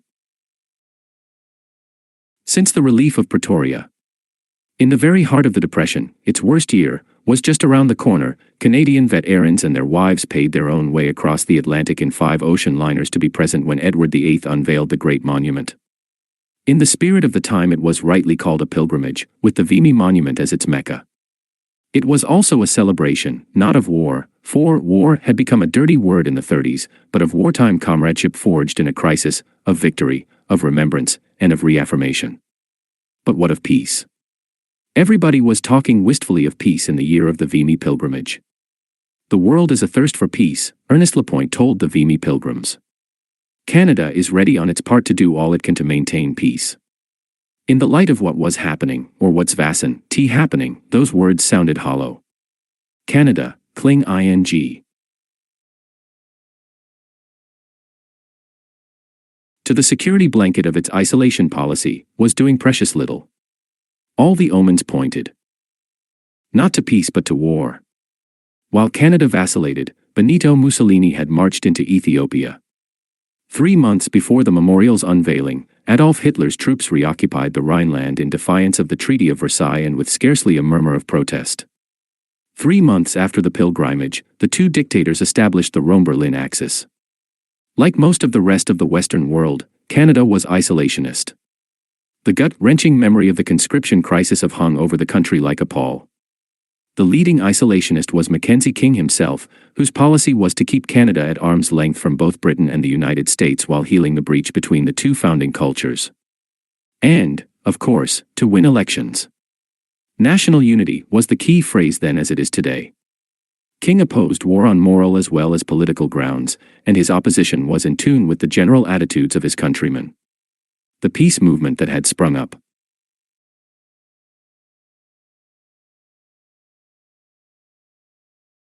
After the war had the support of the major Protestant churches. In, Dr. William Creighton, editor of the Christian Century, executed a remarkable contortion in peace until he was facing in the opposite direction. As late as, Creighton had declared that pacifism could not be tolerated, no matter who may teach it. That same year his trenchant editorial, The Voice of Pacifism, had driven some committed pacifists out of the Methodist Church. Now here he was, just 6 years later, declaring that, we must learn to think peace, to talk peace, to insist on peace, because anything else is a horrible achievement. In W.A. Gifford, a prominent theologian, with the help of several Montreal clergymen produced The Christian and the War, in which he wrote, "We who make this appeal cannot conceive any future war in which Christian men can participate." At the Lambeth Conference in England, the Anglican Church, while stopping short of an out-and-out pacifist approach, accepted the general declaration that war was incompatible with the teachings of Jesus. The United Church followed suit with a series of resolutions condemning war as contrary to the mind of Christ. The Christian Commonwealth Youth Movement endorsed the position of the War Resisters International that war is a crime against humanity. They were determined not to support any kind of war and to strive for the removal of all causes of war. This climate of anti-militarism affected officers' training courses on some university campuses and cadet training in schools. In this the student Christian movement took the lead. The SCM's Dalhousie branch, for example, resolved in February that it is not in the best interests of international peace, goodwill and equity, to harbor a militaristic movement in their midst. At the same time, the SCM removed from its songbook any hymn with wartime symbolism, such as Onward, Christian Soldiers, or Fight the Good Fight. Even the Boy Scouts were not immune from the anti-militarism attitude, as I well remember. My best friend wasn't allowed to join the St. Mary's troop in Victoria because his mother did not want him to be wearing any kind of uniform. As for cadet training, it was, in Agnes MacPhail's words, the most vicious part of our national defense. Scheme_military training in the schools thrives on toy soldierism. With the Germans routed and the Kaiser exiled, the anti-militarists found a new adversary, the armament makers, the salesmen of death, as Maclean called them in an August article by George Drew. The chief villain was Sir Basil Zaharoff, known as the mystery man of Europe, who built himself a fortune by selling the machinery of death to all comers. According to Drew, this sinister figure has wandered through Europe during the past 50 years, surrounded sometimes by romance, cloaked always in mystery, which, in the name of national security, brings rich contracts to tire armament countries. It is their booziness, their very bread and butter, and they will do all they can to see that their business does not languish. The new attitude made it politically possible for a financially pressed government to cut back drastically on its military budget. For most of the years between the two wars, the Navy, Army, and Air Force were bled white. So much time and effort was spent battling for a slice of the budget that training suffered, as it also did when permanent force soldiers were called out to aid civil authorities as policemen in various depression-bred disturbances. MacNaughton's relief camps used up an excessive amount of training time. The chief of the general staff was so busy with this pet project that he hardly had time to see his director of military training, whose job was to put an efficient army in the field in the event of war. His severest critic, Brigadier General J.S. Buster Brown, contended that MacNaughton used the controversial camps as a ploy to keep the spotlight off the poor state of the militia. The government consistently shaved the military estimates during the interwar period, and got away with it.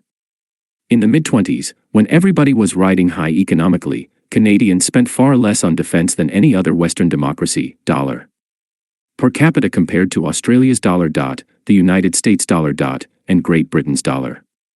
When the Depression came, it would have been political suicide to give the army what it asked. Money for relief camps to protect the country from its own citizens, that was politically popular, but money for guns or even for uniforms, that wouldn't buy votes. It is unfair to. On military spending. The nation was in an anti-war mood, the people still aghast at the continuing revelations about the horrors and stupidities of Daesh. In spite of the ominous saber-rattling in Europe, the entire country was indulging in a mass fantasy of wishful thinking. There couldn't be, another world conflict. Canada's soldiers were not prepared for war. Money was so tight that only officers and NCOs were able to attend training camp, the non-permanent artillery had no funds for firing practice. All militia training at camp was done away with. Pay was virtually non-existent. A captain with the Camerons recalled that instead of individual pay his men got streetcar tickets, coffee, and sandwiches. Those who held the unit together did so at great personal cost, in the face of much public jeering at Saturday soldiering. An officer in charge of supply wrote, "We had a horse transport company.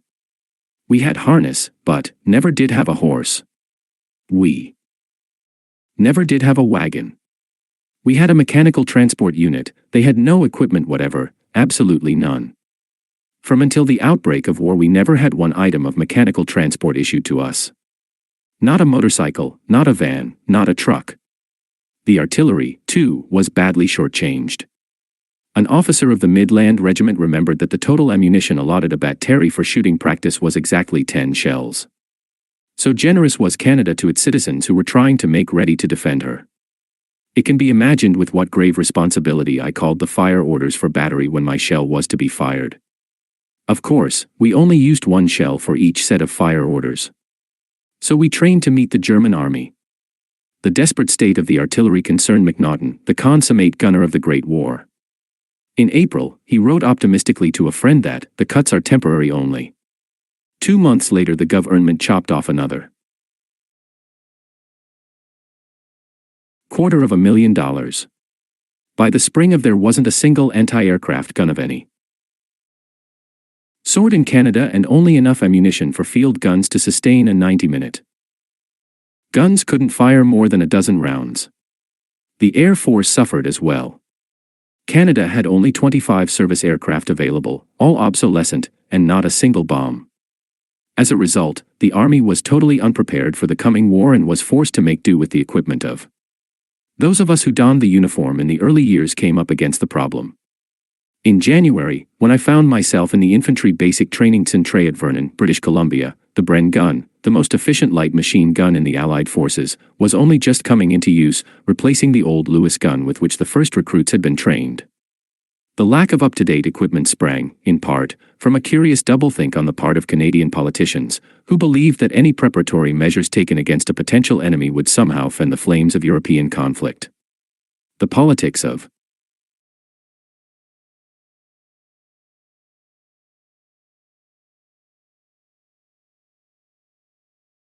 timidity was not confined to Canada. Appeasement was in everybody's subconscious.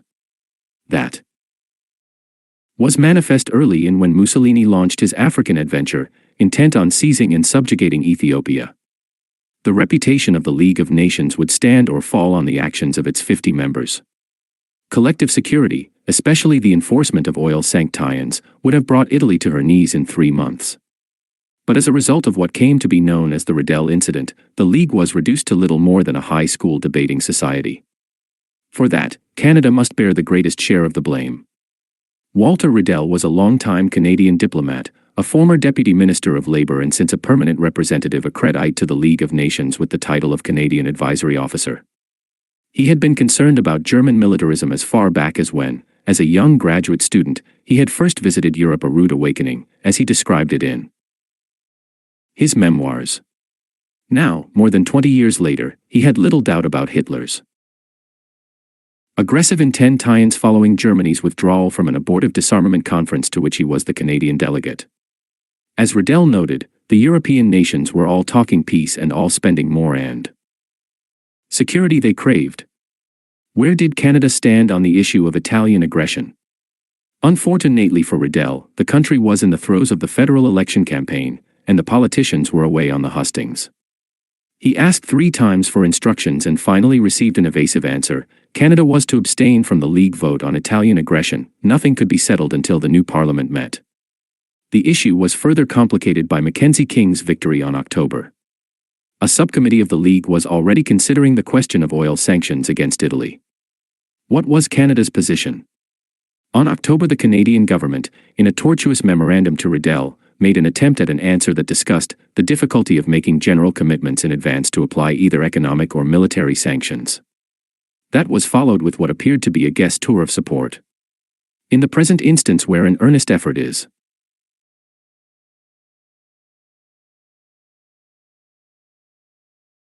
being made to test the feasibility of preventing or at least terminating war by the use of economic sanctions, and when there is no room for doubt as to where the responsibility rests for the outbreak of war, and having regard also to the position taken by Canada at the recent assembly, the Canadian government is prepared to cooperate fully in the endeavor. Riddell took this remarkable example of bureaucratic double talk as a firm go-ahead.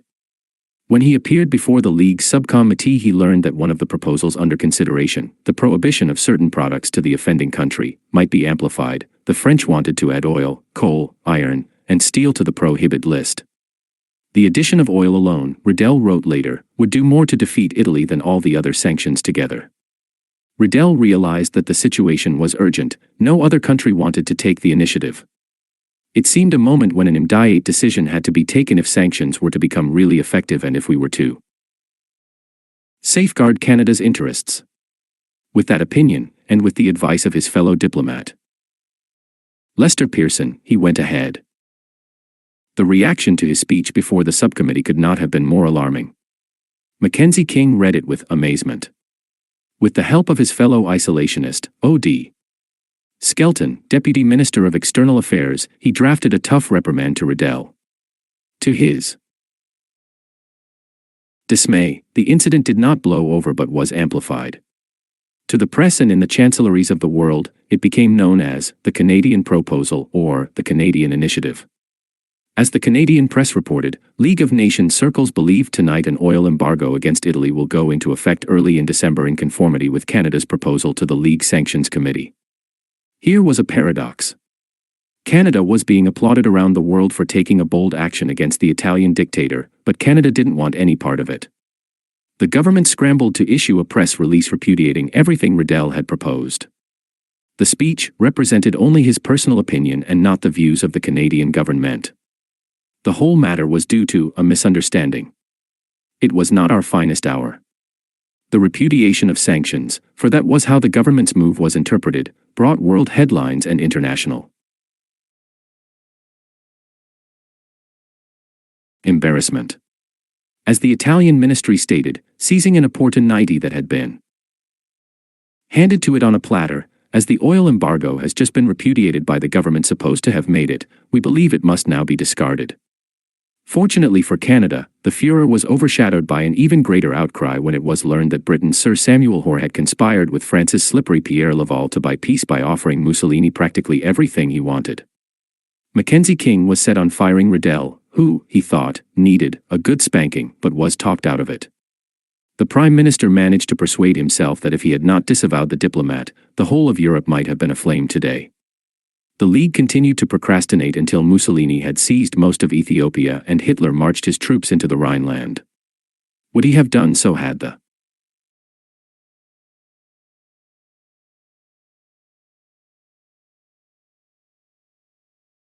Canadian proposal?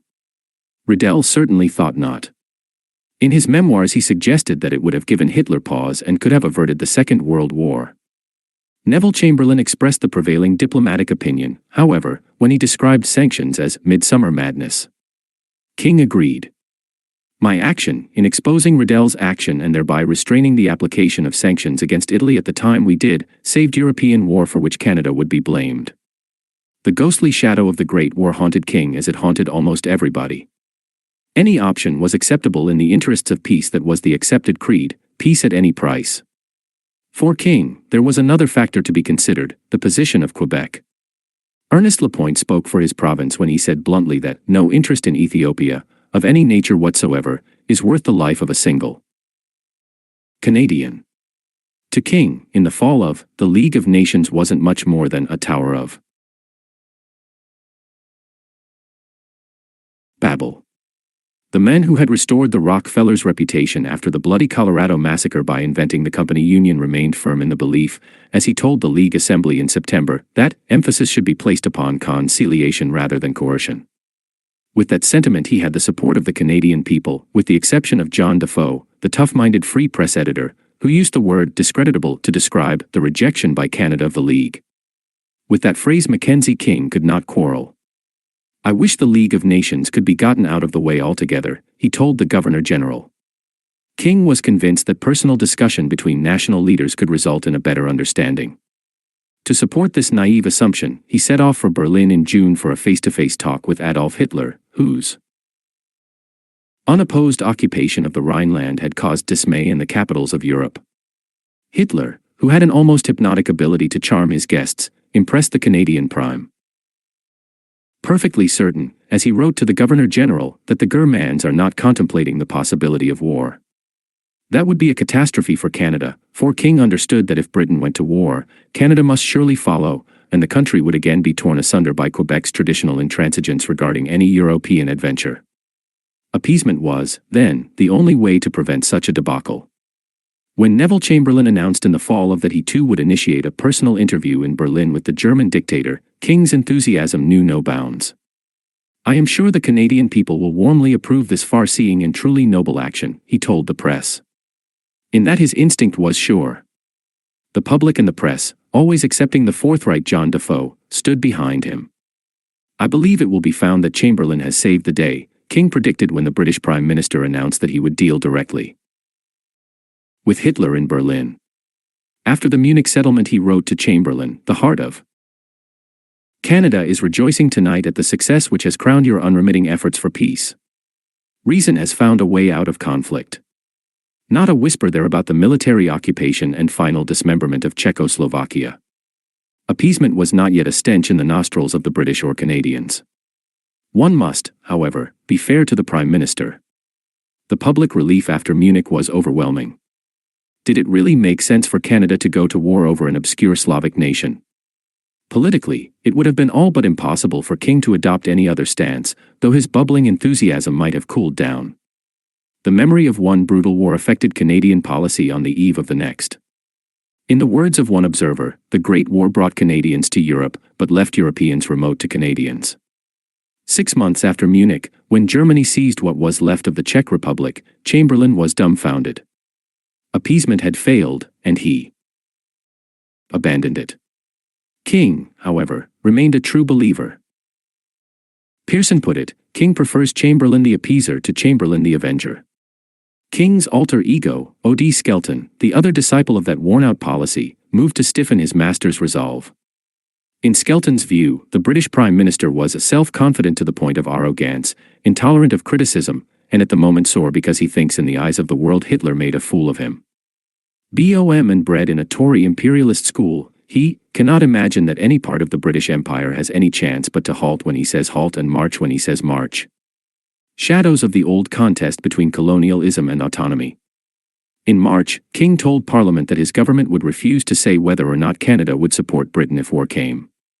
Besides, he argued, the country could not afford it. We have tremendous tasks to do at home, in housing the people, in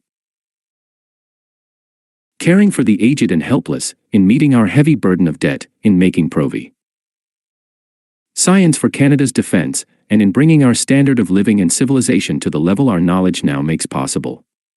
Why should Canada be called upon to save periodically a continent that cannot run itself, and, to this end, risk the lives of its people, risk bankruptcy and political disunion?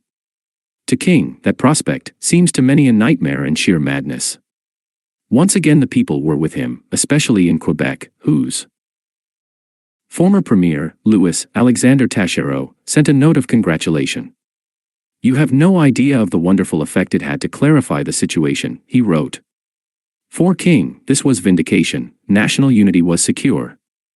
King's stubborn isolationism, however, was alarming the British Foreign Office, which conveyed its concern to Chamberlain that spring. War with Germany seemed imminent, yet here was the leader of the Commonwealth's senior dominion hinting that his country would do well to stay out of any future conflict. Something spectacular was needed to cement the British connection, and fortunately that something was already in the cards. The idea of a royal visit to Canada had been hinted at more than a year earlier, both Mackenzie King and Lord Chamberlain's historic meeting with Hitler at Munich in the autumn of, tensions had relaxed to the point where such a tour seemed feasible, if not advisable. The announcement was made from Balmoral Castle on October, disguised as an acceptance by their Majesties of Mackenzie King's invitation. The decision delighted King, who felt that such an event would help unite a country fractured by hard times and bitter regional disputes. And it would also, in his words, add much to the history of the Liberal Party. Canadian party politics, however, were far from Chamberlain's mind when he had persuaded a reluctant British cabinet and a diffident monarch to go along with the idea. His ministers were wholly preoccupied with the European situation and were concerned about their frail sovereign, who didn't feel it proper to leave the country in the midst of a crisis. George VI changed his mind when it was made clear where his duty lay. His presence in Canada would help firm up Commonwealth relations. He insisted, however, on traveling by a Canadian Pacific liner, the Empress of Australia, rather than the battleship Repulse, which, he pointed out, could hardly be spared with war threatening. Equally important, perhaps more important, was the need for a side trip to the United States, which would add another week to what would have been a 3-week tour. Many Americans had viewed the British refusal to accept one of their own, Wallis Simpson, as the royal consort in the light of a snub. With the isolationist mood in the United States far more alarming than feeling in Canada, the royal visit would provide a convenient opportunity to show off the shy new king and his charismatic queen like Hollywood stars. The tour that followed, from May to June, was a thumping success, and far more spectacular than its organizers had foreseen. It was one of those joyous, ritualistic occasions, like Christmas, that involved the entire nation. Everybody, it seemed, turned out to see the royal pair, and everybody harbored a memory. An anecdote, a memento, or a photograph that would remain with them through the turbulent years to come. Vincent Massey, Canada's High Commissioner to Britain. An optimistic assessment that nobody was prepared to challenge. It was the first time a reigning monarch had set foot on Canadian soil, and there was little doubt, in that last peacetime summer, where the nation's heart lay. From sea to sea, Canadians felt a glow of pride in their heritage. An ecstatic Mackenzie King went overboard in his appraisal of the tour's impact. "I feel increasingly certain," he told his diary on May, "that this visit of the King and Queen is going to be the dust in the balance which will save a European, and if so a world war." The tour also underlined the changed relationship between Prime Minister and Governor-General that had flared up during the Kingbing incident. Lord Tweedsmuir was packed off to New Brunswick on a fishing trip while Mackenzie King, who had always harbored a deep suspicion of viceregal appointees, moved to the front and center. He made all the major decisions regarding the tour and insisted on staying at the royal couple's side for the entire visit in spite of opposition from members of the royal entourage. King got his way, convincing himself that it was his duty to watch over the royal visitors. There might be riots. There might be anything. "If I had allowed the King and Queen to travel without my being there to protect them, the country would never forgive me," he told his diary in justification. The touchy Prime Minister was ever on the alert to the slightest suggestion of colonial subservience.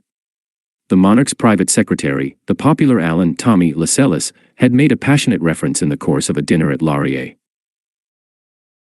House to Mackenzie King about hand over his charge to George VI on the monarch's arrival at Quebec City. That rankled. Why didn't he call Canada a colony and be done with it, the Prime Minister asked the Governor-General. Even more grating were the attempts to keep him from appearing with the royal pair during their visit to the United States at the end of the Canadian tour. Canadian Prime Ministers have always tended to see their role as that of an honest broker between Great Britain and the United States. To King that fancy was close to being an obsession. He lines, seated at too far a distance from the royal guests in one instance. Seating arrangements, indeed, were always a delicate problem during the cross-Canada tour, as public figures vied for precedence. In Quebec, Premier Maurice Duplessis felt himself insulted over his inferior Positien at the head table during a welcoming luncheon and refused to attend, to the consternation of officials who held up the meal in a vain attempt to locate him. In spite of this rebuke, French Canada had gone wild over the royal party, thanks in part to Cardinal Villeneuve, who made sure that every parish greeted the royal visitors with cheers and bell ringing. But the enthusiasm of the Quebecers was genuine.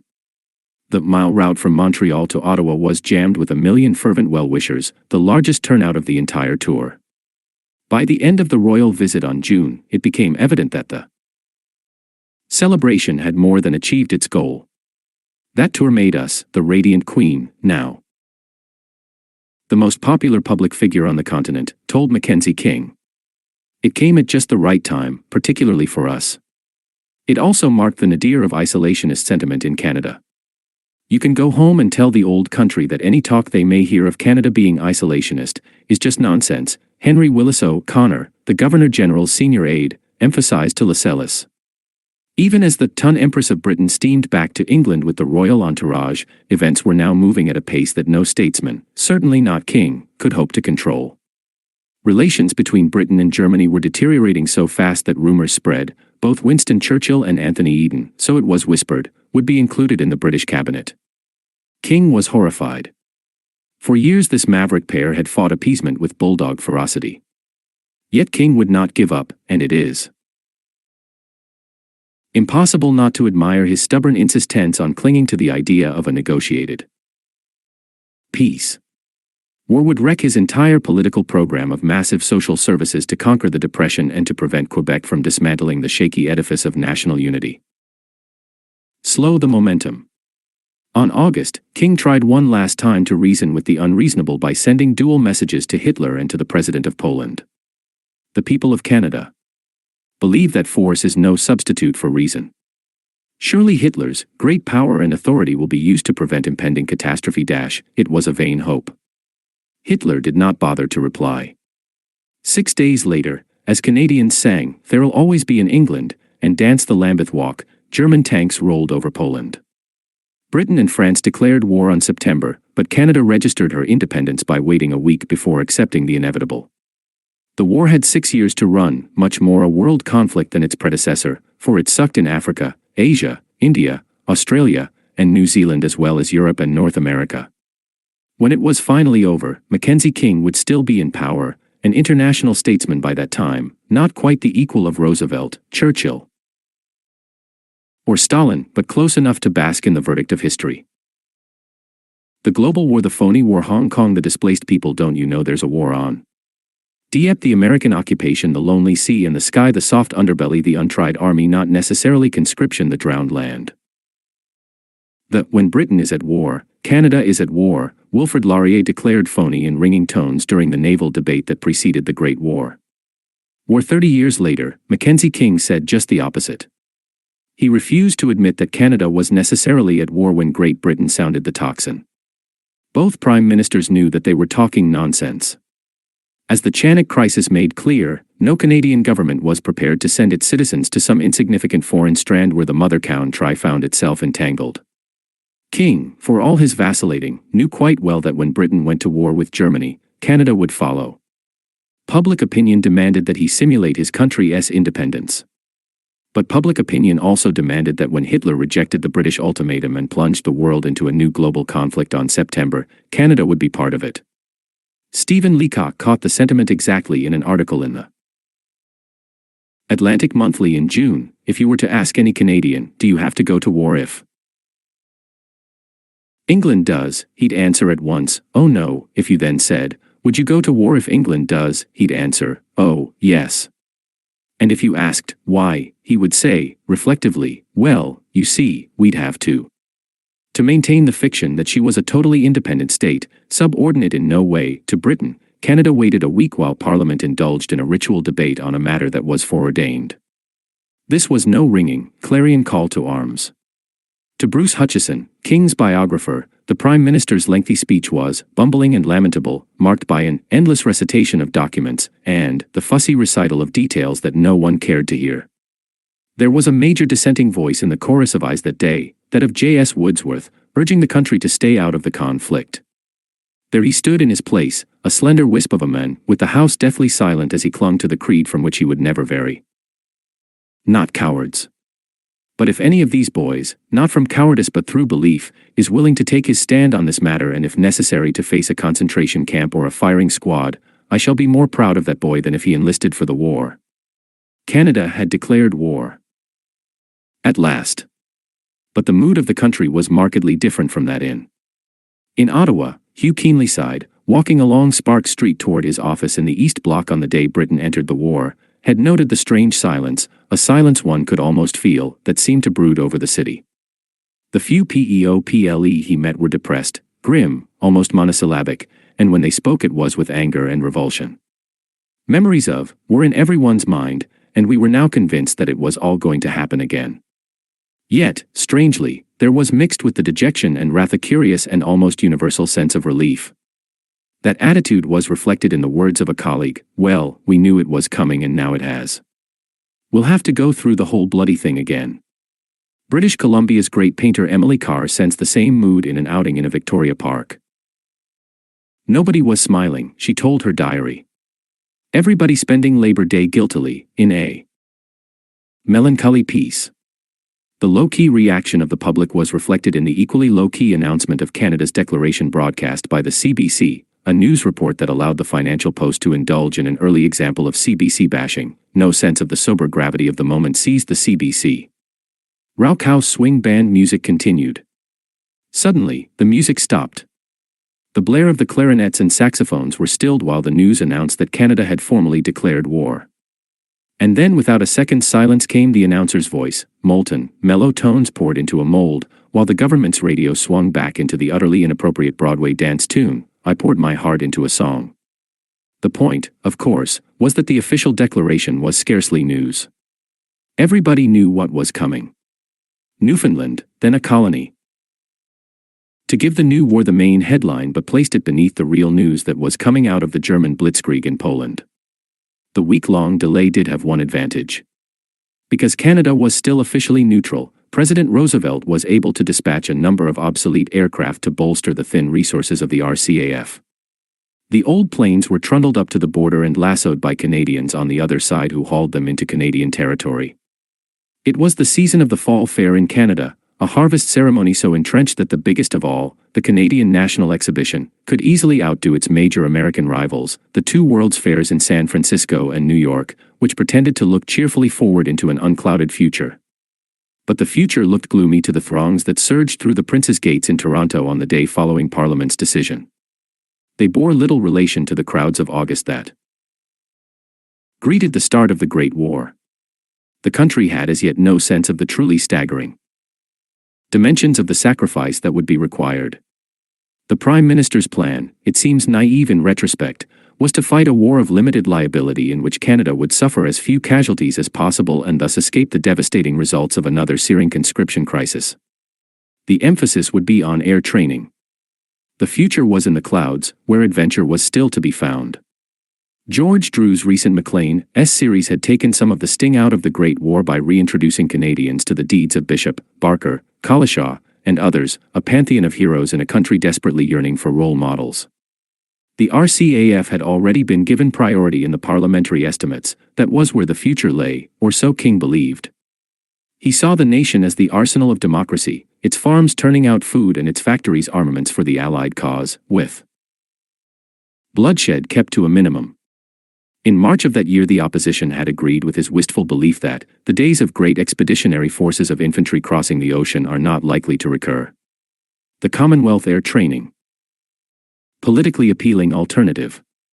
It would reduce the pressure on manpower that a huge army would create and would keep a good portion of the Air Force at home, training other pilots and therefore out of danger. It would be costly, but, as Charles Stacey, the official historian of the war, has written, it seemed an answer to any Canadian politician's prayer, and King embraced it accordingly. Yet King's policy of keeping as many young Canadians as possible at home and out of danger, though laudable to some, probably cost as many lives as it might have saved. The neglect of the military during the Depression, coupled with the disinclination to give it the kind of battle experience that every soldier needs to survive, was to have its effect on the untested Canadian Army when it finally departed from its garrison duties in England and found itself up against Hitler's hardened veterans. The legacy of the Great War obsessed Mackenzie King as it obsessed so many who had survived that ordeal. It was not so much the specters of the dead that disturbed his dreams and haunted his nightmares, it was the memory of the conscription crisis that had torn the country apart, creating a schism that had not yet healed. When the war broke out, a war that many thought would be over by Christmas, the Prime Minister had reiterated a firm pledge to Parliament. I wish now to repeat the undertaking I gave, on March last, he said on September. The present government believes that conscription of men for overseas service will not be a necessary or effective step. No such measure will be introduced by the present administration. In those early months, King was caught in a crossfire. In Quebec, Maurice Duplessis was sniping at the King ministry on the grounds that its war measures infringed on provincial rights. In Ontario, Premier Mitchell Hepburn fired a broadside in the form of a resolution denouncing the government's lackluster war effort. Duplessis called a snap election for October. King countered by throwing his Quebec ministers into the fray, led by Ernest Lapointe, his right-hand man and Minister of Justice, who swore that if Duplessis won, he and all the Quebec ministers would resign. Could easily weaken King's anti-conscription ministers in Quebec, making them less effective than their pro-conscription colleagues in English Canada. In this convoluted argument, a Duplessis victory was seen, in the words of Professor Frank Scott, as more likely to bring on conscription than to retard it. Fortunately for King, the Quebec premier was soundly trounced and his Liberal opponent, Adelard Godbout, took over. No sooner was Duplessis out of the way than Hepburn, the maverick Ontario onion farmer, launched his own attack in the legislature on January, regretting that the King government has made so little effort to prosecute Canada's duty in the war in the vigorous manner the people of Canada desire to see. The wily Prime Minister responded by calling his own snap election, calculated to deflate Hepburn and to catch the Tory opposition in the House unprepared. As in Quebec, conscription was the issue. No matter how forcefully Dr. Robert Manion, the Conservative leader, tried to emphasize his opposition to compulsory overseas service, he continued to be plagued by the memory of his party's past sins. The public feared the Tories would bring in conscription. The Liberal strategy was to seize the middle ground in the election and to be all things to all voters. Norman Lambert, president of the National Liberal Federation, spelled it out in a February memo: "We shall blow both hot and cold on the subject of preparedness for war," showing that the government in its wisdom and foresight did actually make great strides in the matter of preparedness while, at the same time, the government had to fight against a Canadian public opinion, which was definitely antagonistic to anything approaching military preparedness. This policy won for Mackenzie King the largest majority in the country's history, seats for the Liberals out of, with a solid mandate of seats in Quebec and the Tories clinging to no more than. King was now in complete control of the electorate for the duration of the European conflict. It was not just luck, his own political canniness had. Policy of limited liability was acceptable and even popular. His belief that expeditionary forces were things of the past was as unrealistic as his earlier conviction that he could reason with Hitler. Conscription may have been unpopular in some quarters, but English Canadians certainly wanted Canadian volunteers to join the fray, not so much for imperialistic reasons or sentimental patriotism, though these were present, but simply because it was the thing to do.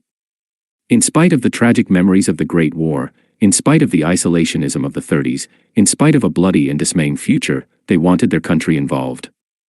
In this they differed profoundly from their neighbors across the border. Significantly, Canada was the only major country in all the Americas that had not separated itself violently from Europe. Now it was answering the call of history. In a million, Canadians were still on relief. Hunger as much as patriotism drove them to the recruiting stations. The lure of $1 a day and 3 square meals was hard for the breadliners to resist. A few days before the war began, the commanding officers of militia regiments across the country had received a one-word telegram: "Mobiliza." They needed little more to fill their ranks. So great was the influx that recruiting officers could afford the luxury of accepting only perfect specimens. Medical officers rejected more than they accepted, most of whom were turned down, apparently, because few had been able to afford to pay dental bills during the Depression. The volunteers were in no better shape than the army itself, which, until hadn't possessed a single tank. The uniforms were as obsolete as the Lewis guns, so old and moth-eaten that Farley Mowat, the historian of the Hastings and Prince Edward Regiment, described the new troops on parade as resembling a motley collection of comic opera soldiers from a third-rate vaudeville production. Tip-top tailors, the nation's first war industry, moved into high gear, producing new uniforms at the rate of a week. Women war workers stuffed encouraging messages, such as "God bless you," into some of the pockets, only to have them removed by government inspectors who could be glimpsed the last, wistful gasp of imperialism. All Dominion soldiers would be garbed identically in the British battle dress. The vanguard of the Canadian 1st Division arrived in England that December. By January, Canadians had crossed the ocean, most of them to be hived in the Aldershot area. Half were raw recruits with no military training. Many would not see their wives or families for almost 6 years. Of these men and those who followed, 5 divisions, close to 500,000 soldiers, some would leave their bones on the battlefields of Europe. It was a substantial loss, but given the population increase not nearly as great as that suffered in the Great War. The figures bear repeating: in the war, 1 man in 11 was killed; in the Second World War, the number would be 1 in 26.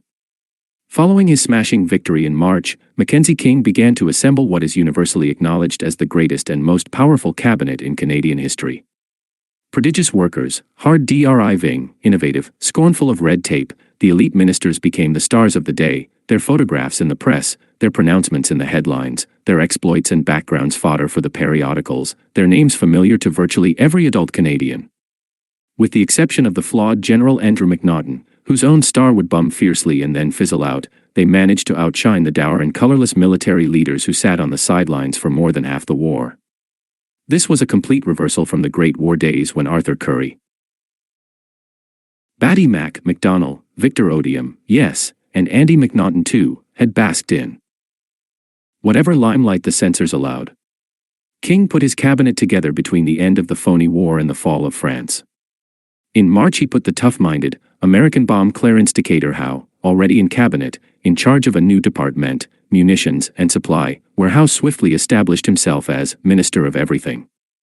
Next to King's burly, slow-spoken Quebec deputy, Ernest Lapointe, Howe was the most influential man in the whom it can be said, but for him the war would have been lost. The all-powerful minister revolutionized Canadian industry, let contracts for staggering sums, and, with near-dictatorial powers, put Canada on a wartime planned economy.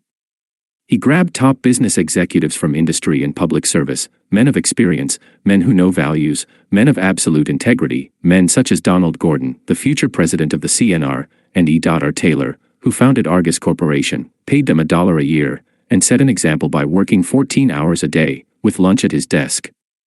Howe had little understanding of the heritage of his adopted country.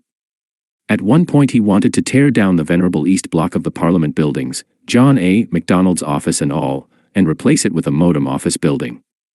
From that he was dissuaded, but as a benevolent wartime despot he had no peer. By July, King's powerhouse cabinet was in place. James Leighton Ralston, a decorated veteran from the Great War with a pugnacious profile to match, became Minister of Defense. Another tough nut, especially when it came to money, he had, as Minister of Finance, brought in a record $1 million budget, slapped an excess profits tax on business, and taxed everybody, from automobile importers to single men. When Ralston moved to defense, he was succeeded by James Lorimer Ilsley, a red-headed Nova Scotian who had little use for King but served faithfully under him. Ilsley, who dealt in millions, was so parsimonious he used the streetcar to save gasoline and so hard-working he ruined his health trying to fight inflation and solve the intricate problem of wartime finance. Ilsley avoided the backslapping techniques of the run-of-the-mill politician, although, as Grant Dexter, the veteran Winnipeg Free Press journalist, wrote, he had great aptitude for coating bitter pills. He couldn't be wheedled, had Northwest ambition for place, power, or money, and was immune to flattery. But the public admired him for his courage, common sense, and honesty. Maclean's described the new Air Minister, Charles Gavin Chubby Power, as the surprise of Ottawa, the antithesis of his colleague. Minister, resourceful and innovating, decisive and masterful in cabinet, a cutter of red tape, irreverent of military formula. The third man responsible for the armed forces, the Minister of National Defence for Naval Services, was the poetic Gael, Angus MacDonald, the orator of the cabinet. His wife had warned him to stay out of the cabinet and told him not to trust Mackenzie King. He will use you all, she told an informal meeting of her husband, Ralston, and Ilsley, and when he is finished with you will hurl you from the battlements. As Colonel Richard Malone, a Canadian liaison officer, put it in his memoirs, her warning proved entirely accurate. In the end he betrayed them and discarded them ruthlessly. The phony war ended in the late spring and early summer with the German blitzkrieg across the Low Countries, the British retreat from Dunkirk, the replacement of Neville Chamberlain by Winston Churchill, and, on June, the fall of France. André Laurendau, the young editor of L'Action Nationale, recalled those days. The thing that most surprised me was the dull pain you could read on the faces of the Montreal crowds. I didn't think France represented that kind of reality for them. But for several days, for several weeks even, it was as if the city was in mourning. People were wounded personally, they felt pained, deceived, perhaps a little ashamed, for their pride in the name Franchise, which they bore and loved, had been roughly shaken. To King, the German victories put Canada in mortal danger. All her efforts, he told himself, must be concentrated on repulsing a potential invader. My heart aches for the people in the British Isles. However, I see wherein now that there is a real possibility of invasion of our shores, an effort will be made to seize this country as a prize of war. We have, therefore, changed now to the stage where defense of this land becomes our most important duty. In short, the possibility of overseas service was out of the question, and that avoided the disagreeable necessity of conscription beyond the nation's borders. King, of course, was grasping at the weakest of straws. The Germans. /Atlantic. But the vision of a nation united in diversity, its sons and daughters standing shoulder to shoulder in a common cause, determined to repulse the Nazis in Churchillian fashion on the beaches, was as enchanting as it was unlikely.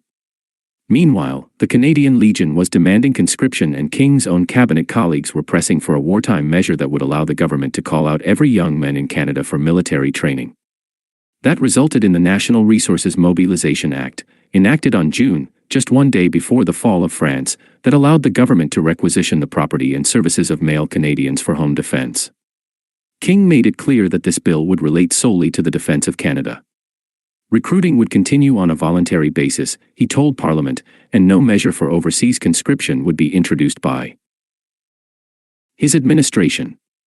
The Prime Minister also promised that national registration would follow, but again found it necessary to declare that the registration will have nothing to do with the recruitment of men for overseas service. Chubby Power followed with details. Every able-bodied man in Canada will be given the opportunity of training in the use of arms, so as to come to the defense of the homeland if necessary. The period of service, required of unmarried men only, was fixed at 30 days. That was a gesture of sorts, but only a gesture, very costly and completely useless, in the assessment of the Chief of the General Staff, Harry Crerar. Of what possible utility could it be to train men for 30 days? Crerar asked in a private interview with Grant Dexter. None. We now have in Canada a direct conflict in policy, compulsion at home, voluntary enlistment for overseas. These were mutually destructive. Crerar's criticism was echoed by Arthur Meehan, who attacked the NRMA program in the Senate as a colossal waste that would produce nothing but half-trained, hothouse soldiers. On the other hand, Crerar admitted 30 days training was all the Army could handle because of the lamentable lack of equipment, obsolete American rifles of Great War vintage and no ammunition. The ebullient and popular mayor of Montreal, Camille Lienhoud, issued a press statement attacking the entire concept as a step toward conscription. He announced he would have nothing to do with it, revoked the city's permits allowing municipal buildings to be used for the registration, and asked the populace as a whole not to conform to the law. Houd was the most colorful chief magistrate in the country, known from Victoria to Charlottetown for his wit, his charm, and his vast bulk. Standing at 5'7", he weighed pounds of French Canadien with a huge head, black, snapping eyes, and a monstrous clown's nose. 4 times mayor of Montreal, he inspired a host of anecdotes, the best known being that he had actually managed to make the king laugh during the royal tour. In the great banquet hall of the Windsor Hotel, the assembled VIPs were suddenly amazed to see the reticent monarch burst into gay, spontaneous laughter and invite the Queen, on Houd's left, to share in the joke, an action that caused a marked lessening of tension among the nervous brass hats who had feared the impetuous mayor would spoil everything with an offhand remark. Houd later explained how he had managed to break the ice after a quarter of an hour of painful silence at the head table when he pulled a piece of paper from his pocket and, frowning at it, spoke to himself, "Now I have been told that I must not address my king unless he speaks to me himself. However, were he to speak to me, I would certainly tell him many things, remembering not to mention these subjects I was told to steer clear from." The king reached for Houd's memo, laughed heartily, and from that point on enjoyed himself. 1 year later Houd became a guest of His Majesty's government, behind barbed wire in an internment camp for the next 4 years. When somebody remarked later that this was a curious turn of events, Houd replied, "Not curious at all. Return of courtesies." Houd's swift internment, which came just 2 days after his statement regarding national registration, touched off a controversy across the country, not so much because of what had been done to Houd but as the Canadian press were warned by the censor that any publicity on the incident would probably constitute an offense under the Defense of Canada regulations. However, the early editions of both the Toronto Globe and Mail and the Montreal Gazette had already quoted Houd. The Gazette, indeed, had run an 8-column headline and a lengthy front-page editorial on the incident. In the next edition both had vanished from the paper to be replaced by a small report that they had been removed, by order of the censor at Ottawa. There followed a struggle between the press and the censor. Irish-born John Bassett, president of the Gazette and an old press gallery hand, knew exactly what to do. He phoned R.B. Hanson, the conservative leader in the House, and gave him the full text of the Houd statement. Hanson read it into Hansard, over which the censor had no authority. But newspapers were forbidden to comment or report on any other aspect of the incident. They could publish the text of the Hansard report, nothing more. In a confidential report to the press, the censor asked that editors refrain from material likely to aggravate harmful controversy between groups in Canada. As a result, every major newspaper in the country recorded its opposition, devastating in near unanimity, to quote the Globe and Mail, to the suppression of public statements by men of prominence. The censor had clearly bungled in trying to hush up an incident that could not be concealed. For the King government, the whole matter was an embarrassment. As the Toronto Telegram asked, were the censors mere yes-men for the government? Were they only rubber stamps for the ministers? Does the attempt to suppress the news of the Howd incident reflect the policy of the government in such matters? Yet the censors deserve some sympathy. They were in the tricky posy tie-in of trying to stop news reports or subversive statements when they had no power to do so and, as Gillis Purcell, the chairman of Canadian Press, put it, no sound reason for feeling that they should. Finally, in August, the censorship regulations were loosened. The Department of Justice ruled that irrespective of the law, no newspaper could be meant, providing it was not supported or exploited. Newspapers no longer had to submit such matter to the censors. If they did, in borderline cases, it was automatically cleared. As Purcell reported, the censor's worst bugbear, rulings on opinion, had been all but eliminated. Howd, however, remained behind barbed wire. He took his incarceration philosophically, the most even-tempered of all the prisoners, according to a fellow inmate, and certainly the most popular. At one camp, Petawawa, he was the champion woodcutter; at another, Fred Erickton, the champion long-distance skater, the champion long-distance walker, and also the Chinese checkers champion. When he was released on August, to the cheers of 50,000 Montrealers, he had lost 100 pounds, all of which he rapidly put back on. He had no difficulty winning a smashing majority when, shortly after his release, he ran a fifth time for mayor. Han G. Late in, Canada squandered 2 untrained battalions in the feudal Kong defense of Hong Kong, touching off a public outcry and parliamentary wrangle that the most feverish attempts at a cover-up could not long contain.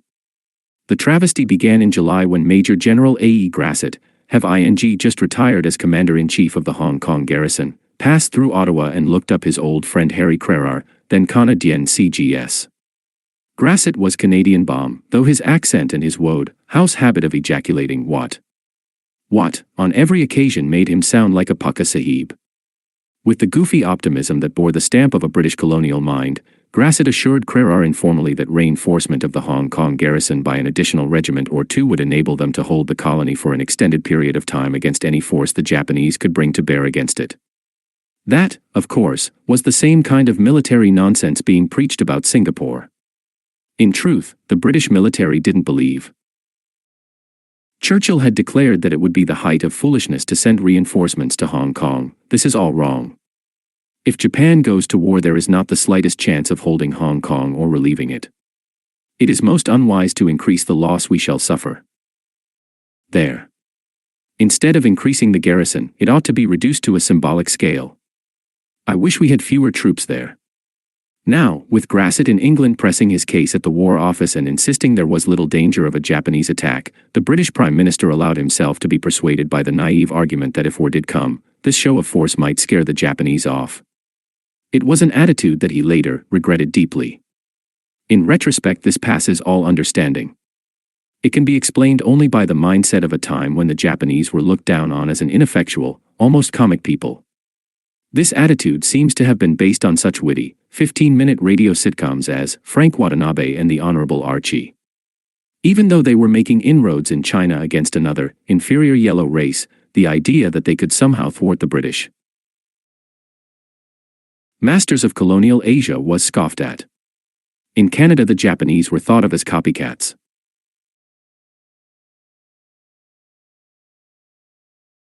Good at producing cheap wind-up toys and shoddy cameras, in effect stealing the designs but certainly not the workmanship from their European betters. It was generally held that all the Japanese saber-rattling was pure bluff. That was the attitude of the British military planners on whom Canada depended, since there was no Canadian intelligence service.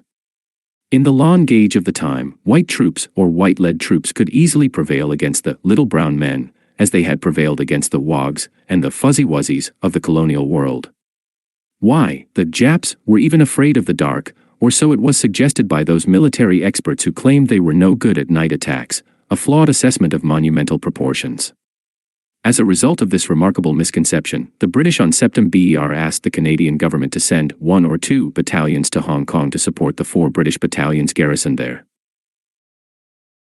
Cheerfully fell into step and on October agreed to dispatch 2 because it would be necessarily disruptive to send 2 trained battalions already destined for the European theater to Hong Kong, and since the Canadians would be involved in nothing more strenuous than garrison duty, why not take a couple of regiments just back from similar duties in Newfoundland and the West Indies? The geographical balance, the Royal Rifles from French Canada and the Winnipeg Grenadiers from the West, was also politically appealing. Not all of these troops had been trained for combat, Ralston admitted, putting the best possible face on the decision, but then nobody in Ottawa was expecting combat. Mackenzie King's only concern was that sending the troops might lead to another call for conscription. It must be clearly understood that the troops were available and that this further commitment would not contribute to the creation of conditions which would make conscription for overseas service necessary in order to meet all of our obligations. 7. Years later, King claimed that he had strenuously opposed sending troops to cross the Pacific Ocean. There is no evidence that he had. Because of the international situation, it was held necessary to organize the expeditionary force at top speed and under a cloak of secrecy. The kind of panic that generally leads to sloppiness is evident in the breakneck pace with which the force was mounted. There is irony here. If the military organizers and their political masters had planned more methodically and with less confusion, the growing certainty of impending tragedy might have caused cooler heads to prevail and call off a blatantly foolish enterprise. If, as the Canadian government believed, war with Japan was only a distant prospect, why rush madly about dispatching an untrained force to the Orient? On the other hand, if war was a probability, as it certainly was, what possible use could 2 green battalions be in staving off a Japanese onslaught? In an obvious, but belated, attempt to justify his own role in the tragedy, Mackenzie King in February confided to his diary that he had never been able to understand why the did in such a hurry except to make a name for themselves and the department. Canadian headquarters itself had classified the men of the 2 battalions as either in need of refresher training or insufficiently trained and not recommended for operations, a clear contradiction of General Crerar's later assurance that they were adequately trained men of proven efficiency. At the end of the war, Major General C.M. Maltby, in command at Hong Kong Inn, sent an official report on the battle to the British War Office in which he declared that the Canadians with their lack of training should never have been sent to the Crown Colony when it was obvious that war was about to break out. The Canadian High Commissioner in London received a token copy of the draft, which was toned down considerably as a result of negotiations between Canadian and British military and political officials. Even in its amended form, it was not made public for another 18 months, and then only after a parliamentary outcry. The army cobbled together its Hong Kong force, which included infantry soldiers, in just 2 weeks in an atmosphere of incredible confusion, the result of lamentable staff work. Canada was now paying in blood for its neglect of the armed forces in the pre-war Depression years. Staff officers are the backbone of any military cadre. No commander can operate without them. But they cannot be trained overnight, and the rapidly expanding Canadian Army had very few competent staff men in. Those who worked on the hurried embarkation of the Hong Kong force managed to bungle affairs badly. When it sailed on October, barely 6 weeks before Pearl Harbor, it was discovered that 51 soldiers weren't on board. They had deserted some time before. 23 were on board who shouldn't have been. They had been added to the expedition as reinforcements, even though another battalion had discarded them as medically unfit. Nobody, apparently, had examined the converted passenger ship Awadia. That was to take the force to Hong Kong. As it turned out, it was too small to handle the full complement. Some men had to be crammed aboard the Awadia's escort, the CNR's merchant cruiser. Expedition's transport vehicles. The Quartermaster General, E.J.C. Schmidlin, didn't even bother to check what was transpiring. The arrangements to purchase and ship the vehicles to Vancouver from the east were made by minor army officials and a civilian transport controller based in Montreal. No senior officer was involved in planning the expedition. When the controller finally learned that the Awadia could handle no more than 20 vehicles, he cancelled the shipment but did not bother to tell the army, apparently hoping that a larger carrier could eventually be found. The junior officers in charge of planning decided, after considerable discussion, to ship 20 priority vehicles by rail to Vancouver in the hope that they could be crammed aboard the Awadia. These arrived the day after the expedition sailed, to the surprise of the local ordnance officers, who hadn't been told they were coming. Eventually, all the support equipment was loaded onto an American freighter that sailed for Hong Kong on November but never arrived, having been diverted to the Philippines after the attack on Pearl Harbor. At the time, none of this was known to the politicians, and certainly not to the general public. The senior planners didn't know that the vehicles hadn't accompanied the troops until some time after the ships sailed. Ralston didn't learn of it until December. The troops themselves had no idea of their destination until they reached Hawaii. When some of the sorry story of the Hong Kong debacle finally emerged after the hearings held by Chief Justice Lyman Duff, Grant Dexter put his finger on the problem in a letter to his boss, John Defoe. The truth is that the Army is in the hands of permanent force incompetents. On the one occasion when we had to organize an expeditionary force, Hong Kong, the General Staff, the Quartermaster, and the Adjutant General made a mess of it. If we are ever invaded, it will be a disaster. The only word for them is incompetent. There are times when military ventures take on a momentum of their own. That was certainly true of the Hong Kong tragedy, as it would be the next summer when the Dieppe raid was allowed to continue in the troops embarked. The situation in the Far East changed for the worse. The Japanese government was replaced by a war party under the leadership of the bellicose Hideki Tojo. The United States put its Pacific forces on an immediate alert, but Canada took no action. On that very day, the Japanese were mounting a festival at which every Japanese soldier volunteered to die for his country in battle, his name to be emblazoned in perpetuity at the Yasukuni Shrine. That was no secret. A senior Canadian intelligence officer had been alerted by the Americans, who were so concerned that they rushed the news through uncoded. The various intelligence agencies in Canada failed to absorb its significance. Nobody at any senior level paid any attention to this clear indication that trouble was brewing. On October, 2 more cables from the Canadian office in London mirrored the growing concern over events in the Pacific. One provided a pessimistic view of the Allied position, the other quoted the Admiralty's instructions to the British naval commander in China to provide an armed cruiser escort for the Awadia, in view of the altered circumstances. On October, with the troops preparing to embark, another cable made it clear that Japan would go to war. The only question was when. The following day, the Awadia slipped her cable and steamed away. That same day, Mackenzie King, speaking in Ottawa, remarked that, any day we may see the Pacific Ocean as well as the Atlantic the scene of conflict. But he took no action. Some green troops, many of whom didn't even know how to use a rifle, were being propelled into a maelstrom from which would never return, and many others would be broken in spirit and in body. William Allister, a signalman with the Royal Rifles who was one of the survivors, remembered that a sense of doom seemed to creep through our ranks, and that the soldiers unwittingly began to echo Churchill's prophetic words that this was all wrong. But nobody in Canada had the common sense to recall the ship from mid-ocean and avoid the disaster that followed. Dismaying. My God, one corporal said, another Dunkirk. To which someone answered, no, fella, at Dunkirk they had somewhere to go. The Awadia docked at Hong Kong on November. Although the Canadians would be positioned on the island, their barracks were on the neighboring peninsula of Kowloon. Allister, who later wrote a novel about his experiences as a Japanese prisoner of war, was astonished to find that life in Hong Kong seemed to be business as usual. The prices were dirt cheap. Hired a valet at cents a week. He shines our shoes and buttons, presses our uniforms, gets an amma to do our laundry, makes our beds, runs errands, serves tea in bed. US fags 10 cents a deck. Beer 10 cents a bottle, we get shaved in our bed while we sleep, for 10 cents a week. What a time. For the Canadians there was a dreamlike aspect to these Elysian days. As Allister remembered, there was a kind of hysteria in the air. Who could believe that there were some seasoned Japanese troops only miles away? Spies were everywhere in this colony of 1.5 million, disguised as barbers, as tailors, as dentists. Their intelligence headquarters was the very hotel that numbered the top British brass among its clientele.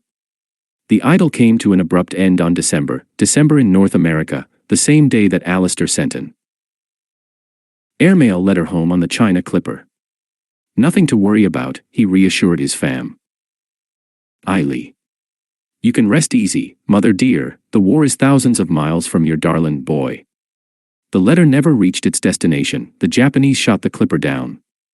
Allister and his comrades were shaving when they heard the air raid sirens. They paid no heed, figuring it was only artillery practice, until one of them walked out onto the balcony and saw Japanese planes swooping. "They're dropping bombs," he said, and, as Alistair recalled, "we nearly died laughing." The hilarity died, too, when all the windows blew in and the shrapnel began to fly. As they watched, a Chinese coolie's head was blown off. Some 50 Chinese corpses already lay at the main gate. As the future novelist put it, in the murderous and unequal struggle that followed, the Canadians fought fiercely, but they were no match for the hordes of hardened veterans, who overran Kowloon by December and then concentrated on the 29 square miles of Hong Kong Island. Here the lack of training made itself felt. One corporal remembered that he had to teach a member of his platoon how to load and discharge his rifle. Alas, he was killed before he even got to fire it. Another Canadian remembered that he'd had exactly 30 days training. "I learned how to left turn, how to right turn, how to salute, all the usual things. But I never fired a shot until I got to Hong Kong." In one instance during the Japanese attack, the raw Canadians were lobbing hand grenades without realizing they had to pull out the pins. An angry British sergeant yelled at them, "What are we trying to do, on the EAD? With it." On Hong Kong Island the troops dug in, refusing Japanese demands to surrender. On December a landing party was beaten off by the Royal Rifles. Again the Japanese demanded surrender, again the British and Canadians refused. The orders were to fight to the last man. On December the enemy launched a devastating barrage at point-blank range across the harbor. That night, Japanese again tried to land this time in pitch-dark conditions. Over they came, in small boats, ferries, homemade rafts, and sampans, some even swimming, the so-called little brown men who were supposed to be afraid of the dark. Onto the shore they came in waves. A fifth column had already cut the barbed wire, firing from the hip, dying in the face of the defenders' artillery and machine gun fire, but still coming, wave after wave, in the confusing darkness. The week-long battle for the island could have only one outcome. The snafu over the missing transport didn't help. As one private in the Winnipeg Grenadiers put it, the whole thing was disorganized confusion. Nobody was prepared for it. There was no communication. We didn't have transportation. You carried everything on your back. The uneven contest was illuminated by signal acts of stubborn bravery. As the Grenadiers' ammunition began to run out, they did what? When Japanese grenades landed among them, they did their best to catch them and throw them back to explode among the attackers. One landed in a huddle of men next to the company sergeant major, John Osborne. Since there was no time to hurl it back, Osborne sacrificed himself and saved the others from mutilation by throwing himself on top of the grenade and taking the full charge. For that he was awarded a posthumous Victoria Cross. The day following the amphibious assault on the island, the Japan SA overran the headquarters of the Canadian Brigadier, J.K. Lawson, at the critical Wang Nei Chung Gap in the heart of the island. An ever-tightening ring of Japanese surrounded Lawson and his staff. Before the ring closed, a small group of reinforcements reached him, but the situation was clearly hopeless. Lawson informed the British commander, Maltby, at his headquarters by phone that the enemy was now firing into his position at point-blank range. He and the others would go outside and fight it out, he told Maltby, rather than be killed like rats. After destroying the telephone exchange, Lawson, in a scene reminiscent of a John Wayne movie, charged out with a pistol blazing from each hand and crumpled in the face of enemy machine gun fire before reaching cover. The rest of the staff died with him, surrounded by a line of enemy corpses. The worst was yet to come. The colony officially surrendered on Christmas Day. By then the horror had begun. Half of the Canadian forces had been killed or wounded, a total of men and officers. In St. Stephen's Hospital at Stanley, some Allied wounded were bayoneted in their beds and the nurses repeatedly raped, often to death.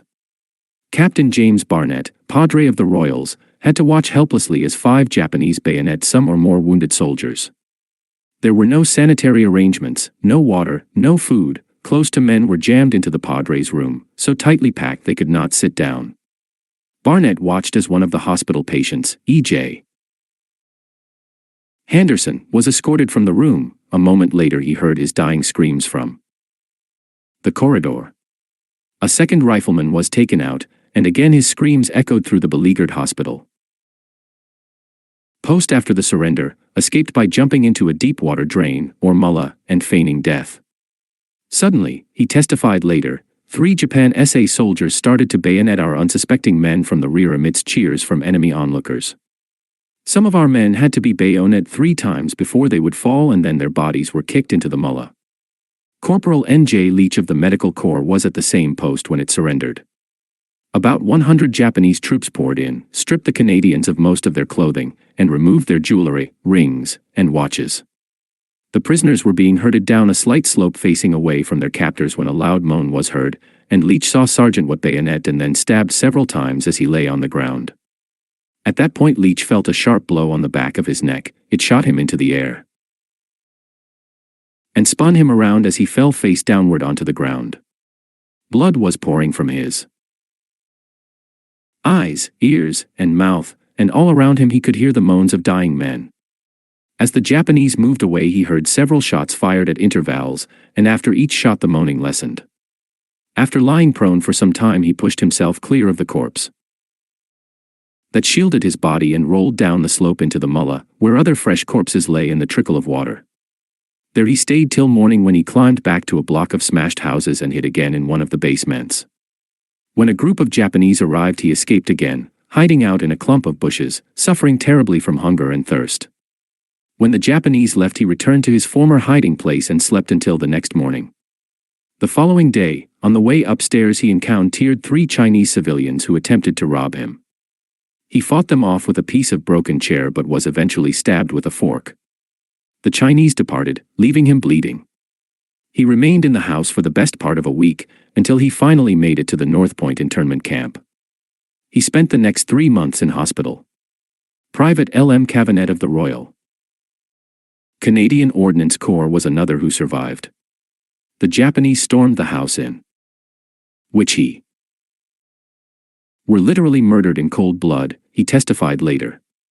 One white flag was torn down, and our interpreter was bayoneted and pinned on the door to die. The Japanese then sprayed the room in which Cavanette was stationed with a barrage of machine gun fire and grenades. Cavanette received a chunk of shrapnel in his jaw, others were more seriously wounded or killed. At this point the Japanese poured kerosene on the ground floor and set fire to the house. The survivors got as many of the wounded out as possible, then jumped out themselves. In the face of more machine gun fire, 8 started to swim across Repulse Bay. Cavanette was one of the 4 who made it. By that time he was almost completely exhausted through loss of blood and the hard job of swimming 2 miles. The wound in his jaw had left him dazed. He set off for Stanley but got lost. Shortly afterward, a party of 6 Japanese captured him and his 3 comrades. They tied us together, and when eventually we were made to crawl into a ditch, we knew that the end had arrived for us, Cavanette testified. Then the shooting started. I was hit 4 times and I lay very quiet, waiting and hoping that the next shot would be a clean one and have it finished. I had heard my comrades die miserable deaths. A group of Chinese arrived, looted them of their last belongings, and untied Cavanette, who struggled up the hill towards Stanley. Many Chinese refugees were heading for Victoria with all their belongings. After one look at me they started to scream and run away. The maggots were falling freely from the hole in my jaw by this time and the sight was not pretty. But Cavanette survived. He was picked up by a truck and taken to hospital, where his wounds eventually healed. These appear to have been spur-of-the-moment incidents on the part of individual Japanese soldiers and their commanders, enraged at the stubborn refusal of the defenders to quit until the last bullet was spent. They were protected because the Japanese government had declined to ratify the Geneva Convention regarding the treatment of prisoners of war. Moreover, to the Japanese, a soldier was not an official prisoner of war until he reached a POW camp. In fact, as the luckless meant of prisoners until, by Canadian standards, conditions in the Japanese camps, 2 of which held the Canadians, were appalling. Treatment was harsh, accommodation inadequate, and rations so meager that they led to semi-starvation or worse. By the end of the war, Canadians had suffered miserable deaths in the camps. An unknown number of the survivors died prematurely after their return to Canada. The Hong Kong debacle touched off a storm of protest in Canada, spearheaded by George Drew, who was launching a campaign for conscription with the backing of the Globe and Mail. Drew, leader of the Ontario Conservative Party, had some details on how badly the Hong Kong expedition had been planned. In January he made headlines when he accused the government of dispatching untrained troops into an area where it was known war was imminent. Ralston, in a May-assured speech in Parliament, revealed for the first time what the general public had not known, that the troops had been dispatched without their motorized vehicles. In the long controversy that followed, Drew was always front and center. A strong Tory who had his eye on the federal leadership, he had made his name first as the mayor of Guelph, at 31, the youngest mayor in Canada. A chesty 6-footer, bayonet straight, who kept his weight at pounds, he had the well-scrubbed look of a baroque room. Neatness and efficiency were his watchwords. His assessment of Russia, Stalin's home front, is hopelessly weak, was based partially on the fact that he had found Moscow citizens dressing sloppily and Soviet soldiers slouching and smoking on duty. The handsomest man in Canadian politics, Drew was not helped by his good looks. Mitch Hepburn taunted him as the Miss Canada of the legislature. As one early political organizer remarked ruefully, it was too bad George hadn't been kicked in the face by a horse when he was young. Britain, to Drew, had a stature similar to that of God in an evangelical sermon. The quintessential imperialist, he was suspicious of the Americans and almost slavishly pro-British. When he wanted to be really vicious, he attacked his political enemies on imperialistic grounds. And Hepburn's leading supporter, Arthur Roebuck, an insult to the British flag. Badly injured in the Great War as a subaltern, he had become a lieutenant colonel in the militia, but now he was plain Mr. Drew to everybody but the Toronto Star, a vile sheet, thanks to some shrewd advice from the Globe's George McCulloch, who realized that in the 30s a military title was no political asset. Long before Drew climbed the political ladder, his byline was familiar to Maclean's readers. Irked by the "we won the war" attitude of some Americans, he answered the chest-beating in the American magazines with a tough article, The Truth About the War. It sold out the magazine, which followed with 500,000 reprints, all snapped up in the months that followed. His book Canada's Fighting Airmen, serialized in the magazine, was written as part of a crusade to counter the anti-war movement and rekindle some pride in Canada's Great War accomplishments. He created a national uproar when he analyzed the contract between the government and the John Inglis Company to produce 7,000 Bren guns. Drew found the contract wanting. All payments were to be made on a cost-plus basis, and no other tenders had been called for. As a result, the government created a new Department of Munitions and Supply, and Ian Mackenzie, the defense minister, was booted into pensions. A rising tide of public and political pressure against the Hong Kong fiasco forced Mackenzie King to establish a commission of investigation under the Public Inquiries Act. In doing so, he followed a practice that went as far back as John A. Macdonald and the Royal Commission that investigated the Pacific scandal. He selected as chairman a prominent Liberal supporter who could be depended upon to produce a friendly result. This was the Chief Justice himself, Lyman Duff, no stranger to commissions of inquiry, a good friend of King, a foe of conscription, and a jurist who had no use for Drew, whom he considered a damned cad, a blackguard and a fool. Duff later told his friend the Prime Minister that, in King's words, it courtroom altogether. He said Drew's behavior was intolerable. King replied that it was an intimation of present-day politics to gain popularity by being subversive of institutions. Duff remarked, in turn, that it is a terrible thing the way in which all institutions are being undermined, how few sane men there are left to manage affairs. Drew dominated the 22-day hearing. Duff was instructed to determine, A, whether the government knew that war was imminent, B, how the troops for Hong Kong were selected, C, how well they were trained, and D, why their transport was sent separately. The evidence from a long list of military and political witnesses was a tissue of obfuscation, self-serving, suppression, and omissions. The Chief Justice ignored much of this.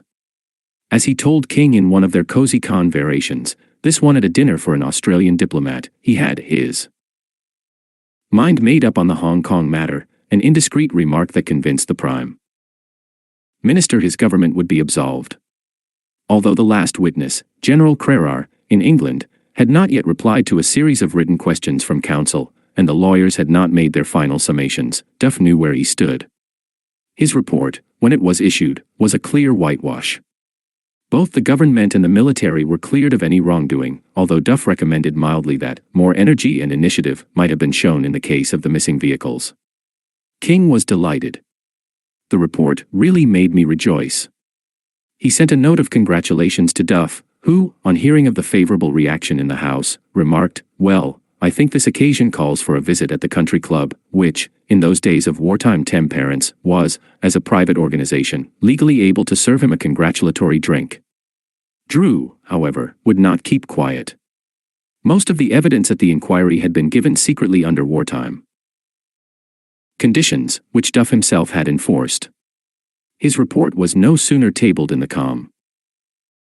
Mons than Drew, in an interview with the accommodating Globe and Mail, charged that the actual facts brought out in the evidence were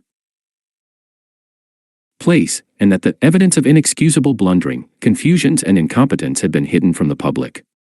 On July, Drew followed up with a long letter to King accusing Duff of countenancing a whitewash and charging that he had not only failed to discuss critical evidence but had also misinterpreted what evidence he did disclose.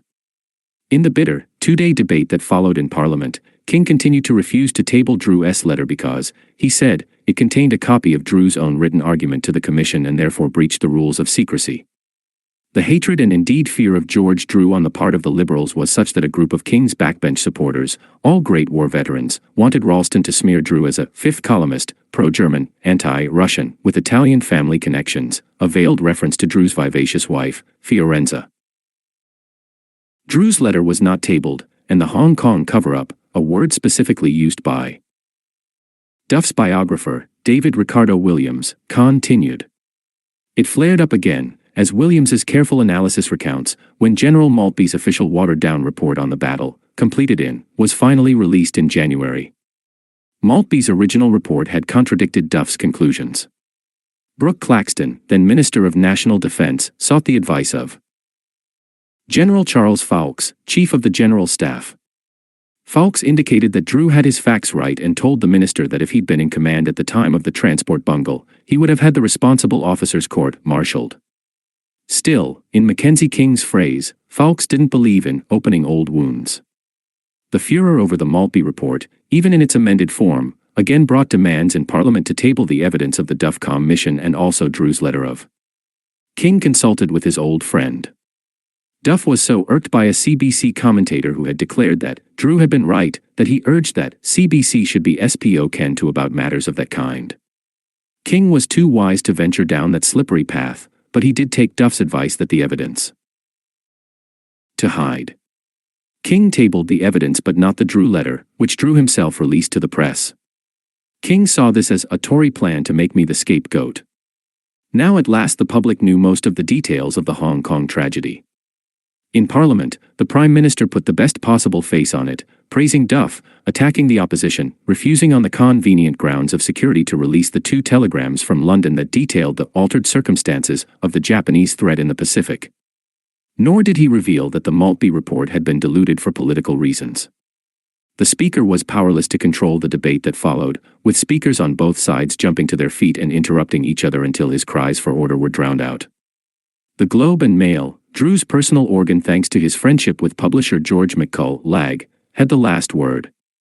The evidence at last available to the public was directly contrary to the findings of the Commissioner, Lyman Duff, the paper concluded, adding that all the facts brought up before the inquiry were disregarded by the Commissioner in his report, and his findings were false on the 4 points at issue. Thus ended the lengthy and demeaning squabble over the Hong Kong affair, with the country's leading newspaper proclaiming that the Chief Justice was guilty of a falsehood, with a triumphant George Drew poised to accept the leadership of the Conservative Party, and with the bitter memories of valor, defeat, and a horror that could have been avoided undimmed in the minds of the survivors. In Vancouver on that misty December morning with the radios blaring the shocking tale of dive bombing Zeros shattering the displaced Icon fleet at Pearl Harbor, a young Nisei girl, Toshiko Kurita, gained people an ugly insight into what was to come. An old man came up to her as she was walking home and spat full in her face. She ran all the way to knees and prayed, "Oh, God, we didn't want this war. We aren't part of Japan now. We are Canadians. Please help us, God." That afternoon, when Toshiko's mother boarded a streetcar, a white passenger tore off her hat and stamped on it. It was this sort of racism that caused the uprooting of people from their homes and forced the sale of their property. Originally, the government had intended to move only enemy aliens, about 1/5 of the total population of Japanese origin, from the coastal area. But its hand was forced by the intense racist outburst from British Columbia. Ernest Truman, an official of the Department of Labor who was on the scene, made no bones about it. The reason for the mass evacuation is not because of the Japanese but because of the whites. The problem was one of mass hysteria and racial prejudice. To the majority white world in British Columbia, the Japanese, whether Canadian-born or immigrants, were pariahs and always had been political outcasts held hostage by a government that was more interested in Western votes than in human rights. They were victims of the yellow peril myth that denied them the franchise, entrance to the professions, and even admission to the prime sections of the theaters and sports grounds. When the CCF, at its first national convention declared that it would seek equal treatment before the law for all residents of Canada, irrespective of race, nationality, and religious or political beliefs, BC Liberals used the pledge as an election ploy in the provincial campaign. A vote for the Liberal candidate in your riding is a vote against the Oriental enfranchisement, their advertisements read. The Liberal Party is opposed to giving Orientals the vote. On December, Roosevelt's Day of Infamy, British Columbia's Oriental problem became simply the Japanese problem. After all, the Chinese were fighting on the Allied side, and the Chinese dictator, Chiang Kai-shek, and his steely American-schooled wife were being inflated by the American press into larger-than-life freedom fighters, their portraits on the cover of Time and their political Henry Luce's China lobby.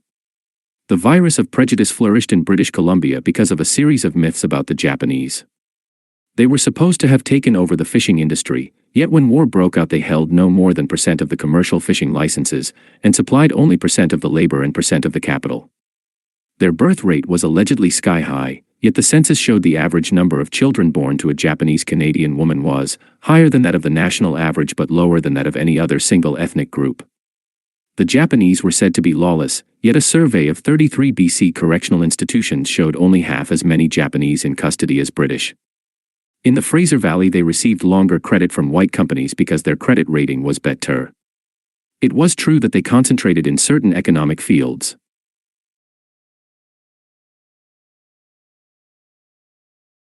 such as farming. What choice did they have when their fellow citizens made it impossible to go into the professional world? The Pacific War put British Columbia in a panic, much of it fueled by racist attacks on the Canadian-born Japanese, or Nisei. The major cities were blacked out, adding to the alarm. Those of us who lived in Vancouver at the time will remember groping our way through the Stygian gloom and losing all sense of direction as volunteers from the Junior Board of Trade acted as wardens to make sure all windows were shuttered while the radio mourned the sinking of 2 of Britain's largest battleships. The Lieutenant Governor, W.C. Woodward, predicted that British Columbia would be bombed within 6 months. In Parliament, the member for Vancouver South, Howard Green, warned of Japanese invaders bayoneting prisoners and raping and murdering women. The MLA for Point Grey, J.A. Payton, foresaw British Columbia becoming the meat in a Japanese sandwich. With landing parties in front and Quisling, fifth columnists, and enemy aliens in the rear. Few made any distinction between the Japanese-born and the Canadian-born. The Attorney General himself, Gordon Wismer, declared that all Japanese were dangerous and advocated their removal from strategic areas. From the Pacific Coast. With the inflammatory Alderman Halford Wilson leading the pack, the Vancouver City Council moved that they were a potential reservoir of volunteer aid to our enemy, Japan, in the event of raids or an invasion. Mackenzie King, in his diary of February, admitted that public prejudice is so strong in British Columbia that it is going to be difficult to control the situation. Service clubs, veterans associations, boards of trade, women's organizations,